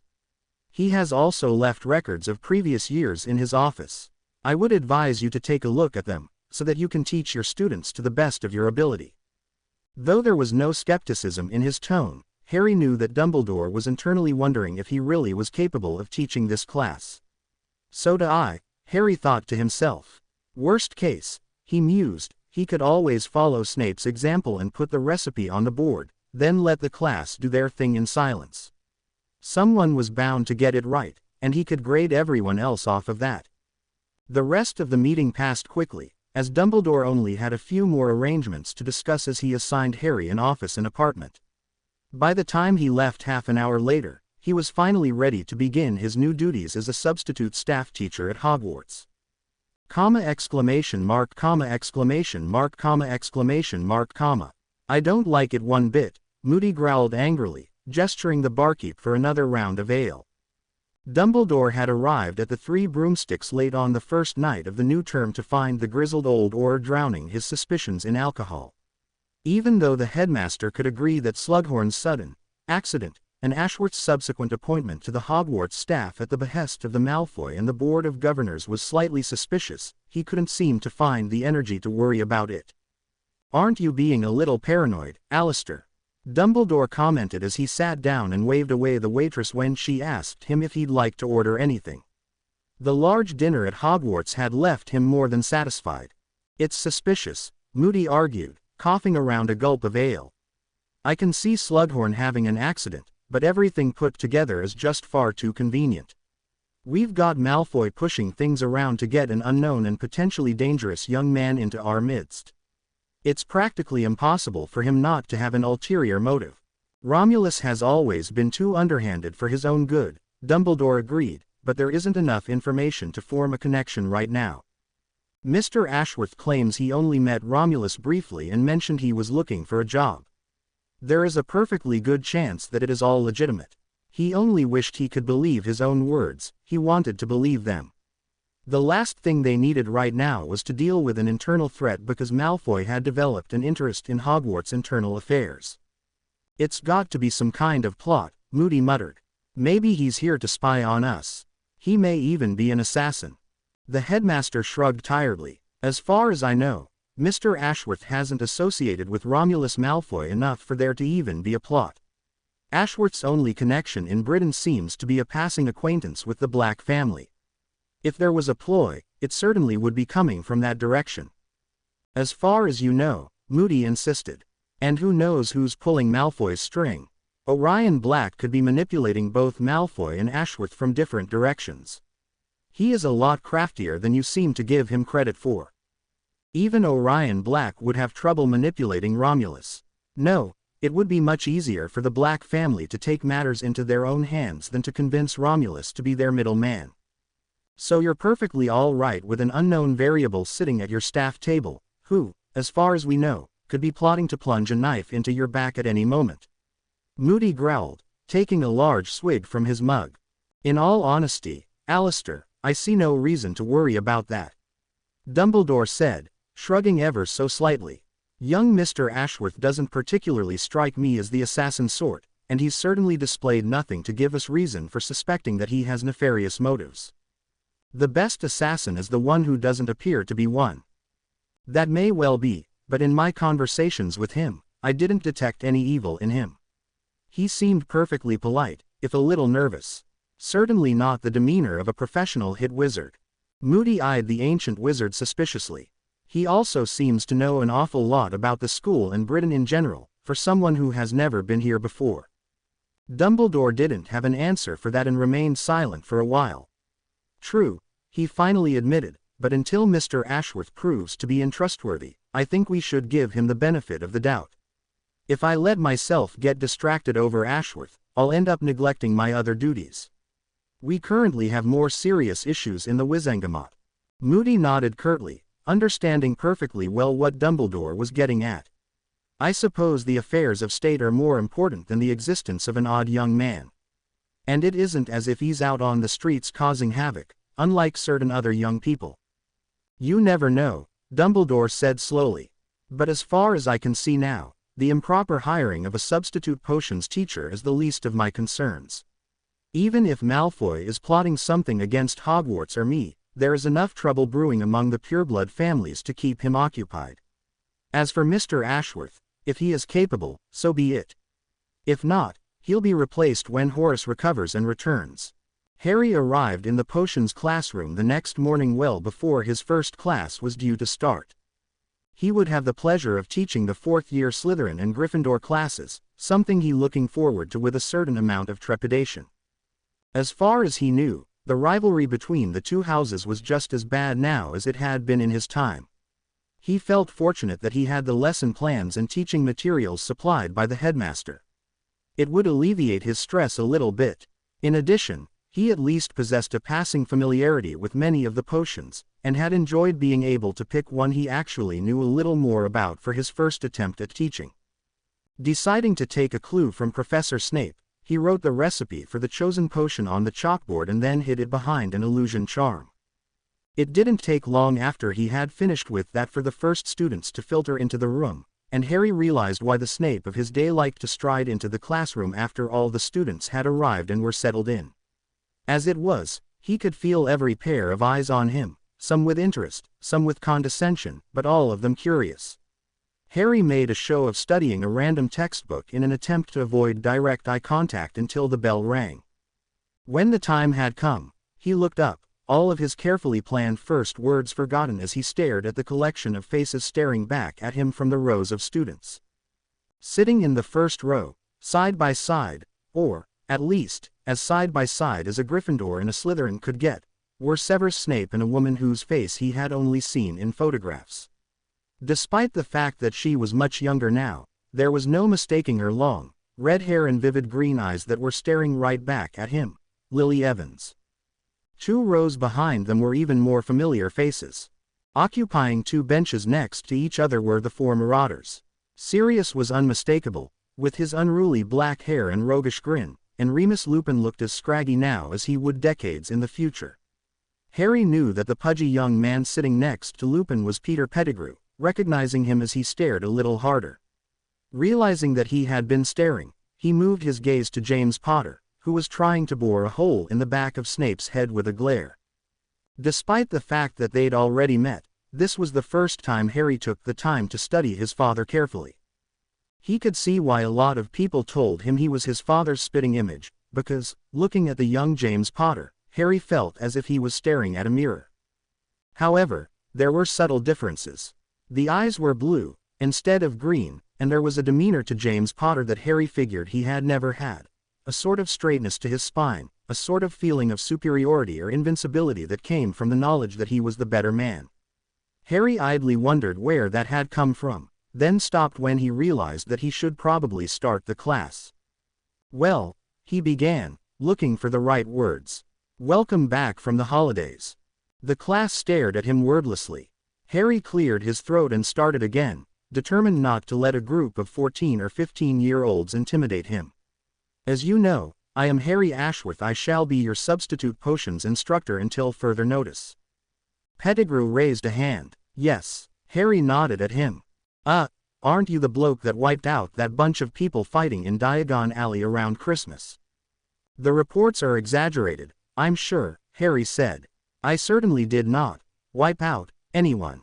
But yes, I was there." A couple of loud snorts that sounded suspiciously like suppressed laughter followed that pronouncement, and Harry quickly traced it to James Potter and Sirius Black. He glared at them, doing his best to put on his best Snape face. "Did you two have something to say?" "No, not at all," Sirius replied casually as James shook his head. Harry kept the two fixed with his stare, refusing to be intimidated by the fact that he was staring down his father and godfather. "Damn it, I'm the adult here, and they're the children," he thought to himself. His concentration was broken when he realized someone else was staring at him from the side. Turning around and instinctively finding the source of that stare with reflexes honed by years of battle, he discovered his mother looking at him intently, her brow furrowed suspiciously. "Fine, I'll do her, too," Harry thought before realizing how that sounded. He barely managed to suppress the urge to retch at that. "Did you have a question, miss?" he asked. "Evans," she supplied perfunctorily. "Just where are you from?" He absently noted that no one had yet addressed him as Professor, yet, not that he really cared, but it meant that he would have to either intimidate this class into following his instructions or persuade them some other way. Briefly running through his false identity in his mind to avoid potential conflicts, he replied, "Australia. I've traveled a lot, though, so you might actually pick up on a slight American accent." "Have we met before?" "No," Harry replied quickly, realizing too late that perhaps he had answered too quickly. "Are you sure?" "I'm not quite sure I understand, Miss Evans. Was there a point to your question? Just because you're from some other country doesn't mean I couldn't possibly have met you before. It's perfectly possible that I've traveled to one of the places you've been to and ran into you there," Lily informed him, her tone rather precocious. "So, have you traveled someplace and seen me there?" Harry asked, feeling the beginnings of a headache. Lily seemed to take a moment to think, a puzzled expression on her face, but soon answered. "I've been to a lot of places with my family, but I don't remember seeing you in any of them." "Then you have your answer, Miss Evans," Harry said, preparing to move on to the lesson. "Now. But I still have the feeling that I've met you before." "Whatever," Harry muttered, rubbing his temples. "If you happen to remember, let me know. Good luck remembering the future, Mother."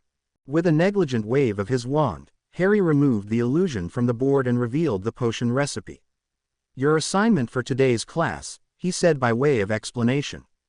"Finish it before you leave, label the bottle with your name, and leave it on my desk." As an afterthought born from his not wanting to be completely like Snape, he added, "If you have questions, I will assist you." While the class erupted into a sort of controlled chaos as the students began their work, Harry settled down in his chair and wondered what he would do if they didn't get it right. A sigh of disgust drew his attention, and Harry immediately recognized the source, Severus Snape. The look on his face made it clear that he thought this potion was beneath him, and Harry was sorely tempted to dock points from Slytherin. "Sir, Lily called out, approaching his desk as other students began working. "I'm not sure we're supposed to be brewing this potion today." The headache turned into a pounding migraine. "Does it really matter?" he asked, doing his best to keep a level tone. "Well, we're supposed to learn them in a certain order. Didn't the headmaster give you any of Professor Slughorn's lesson plans?" "Now I know how Snape feels when Hermione is on a trip," Harry thought, almost feeling sorry for the man now sitting on the other side of his desk. As much as he loved Hermione as a friend, sometimes she drove even him up the wall with the way she was planning things to the extreme and got upset when those plans were not followed exactly. Harry half-heartedly found the pile of papers that he'd looked at. "Yes, he did, and for your information, Miss Evans, that potion is marked in the lesson plan for this semester, signed off by the headmaster himself." "But sir," Harry really needed a painkiller now. Glancing at and noting the way in which Snape was looking at the board with barely disguised boredom, Harry knew that at least Snape would get it right. For once in his life, he was grateful for the snarky future potions master. Deciding that he needed to nip this in the bud before it became worse, he stood and picked up the fourth-year textbook, preparing to mount the first defense of his teaching methods. "Seeing that I am new to this class, and I have no idea where Professor Slughorn left off, I feel that I need to evaluate the skills of you and your classmates before making a decision about what to teach next. According to your textbook, this potion is perfectly acceptable for your grade and level." "But we didn't, Miss Evans," Harry said slowly, desperately trying to hide from her the effort it took to hide how nervous he was. "While I appreciate your attempts to help, I would much prefer it if you got started now." The remainder of the class passed in relative silence, though Harry did notice that Snape seemed to be looking at him with far less disdain than he had when he had first walked into the room. "Now that's a scary thought," Harry mused, "me, being Snape's role model." 10 minutes before class was scheduled to end, the last of the students had placed their finished potion on his desk, and Harry decided to dismiss the class early. He was rewarded with a brief cheer from the class and, as they left, got the feeling that they didn't hate him. Thankful for small victories, he tried to figure out how he was supposed to grade the 24 potions that were left on his desk. Holding each of them up against the light, he soon realized there was going to be a huge issue with that, since all of them were a different color and consistency. Feeling like banging his head against a brick wall, Harry opted to drop his head into his arms instead. "How in Merlin's name am I to grade these?" Harry wondered out loud. He knew only the appropriate color for the finished product, not having really examined or used samples of the potion in his time. Snape, he thought suddenly. He must have gotten it right. Searching through the flasks until he found the correct one, he held it up to the light and let out a relieved sigh when it was the appropriate color.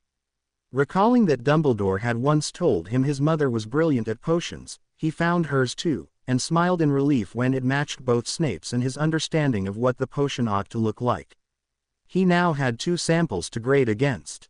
"What are the odds I can do this for all other potions I'm going to go over?" he idly wondered. Odds were, in fact, good that he could do this. After all, both Snape and his mother couldn't both be wrong at the same time. With that thought in mind, he set the samples aside and began prepare for the next class. By the time they arrived, Harry was in a much better mood than he had been earlier that morning.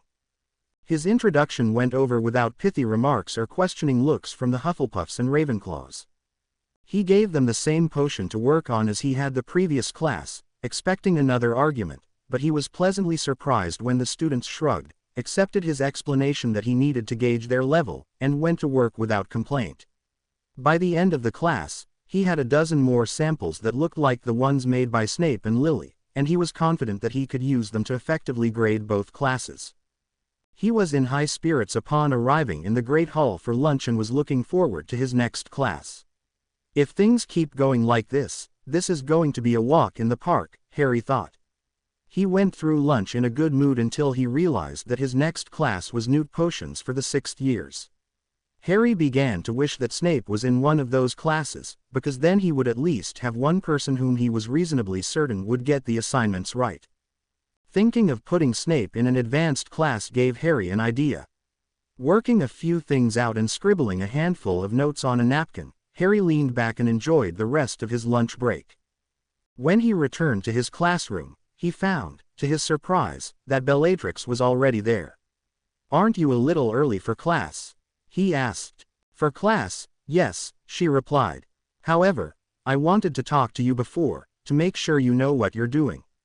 If you screw up, that makes our situation tougher." Harry commented, amazed at the amount of sarcasm he managed to hold back. Bellatrix ignored Harry's tone and continued. "I've interviewed a number of students you taught this morning, subtly, of course. It seems you're doing a fairly good job. Most of them like you. Surprisingly, I even heard good things from some of the Slytherins about you. The only downside is that a few of them seem to think that you're a little bit dim." "Dim," Harry muttered under his breath. "That's perfectly all right," Bellatrix commented casually. "Lots of famous and powerful people have been dim.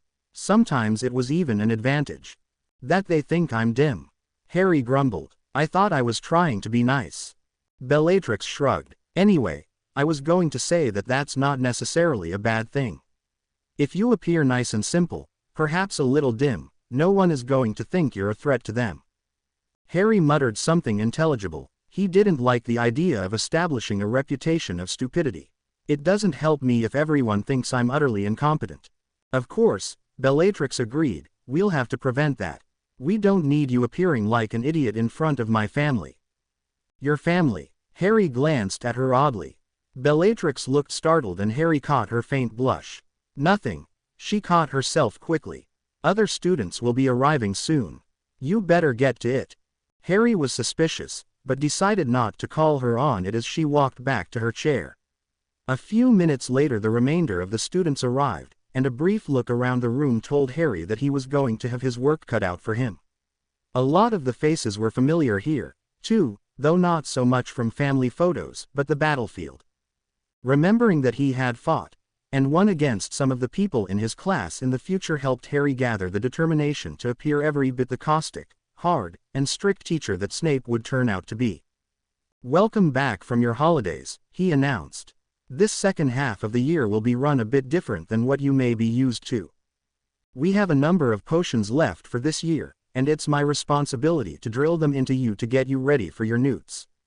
You'll be split into groups, and I will assign each group a set of potions to study, master, and make. You will then present your findings and the potions you made to the rest of the class. Presentations will begin Monday of next week. Since that is relatively short notice, I am willing to accept volunteers for that group and award extra credit." The students seemed to think that this was a decent idea and class was soon off to a good start. Harry felt quite productive as he divided up the potions in class periods and then assigned them to each student. There was soon a productive hum coming from the students as they worked in their groups to master their assigned potions. This might not be so bad after all, Harry thought. Professor Binns droned on and most of the students slept. Bellatrix, on the other hand, was taking the opportunity to write a carefully worded letter to her father.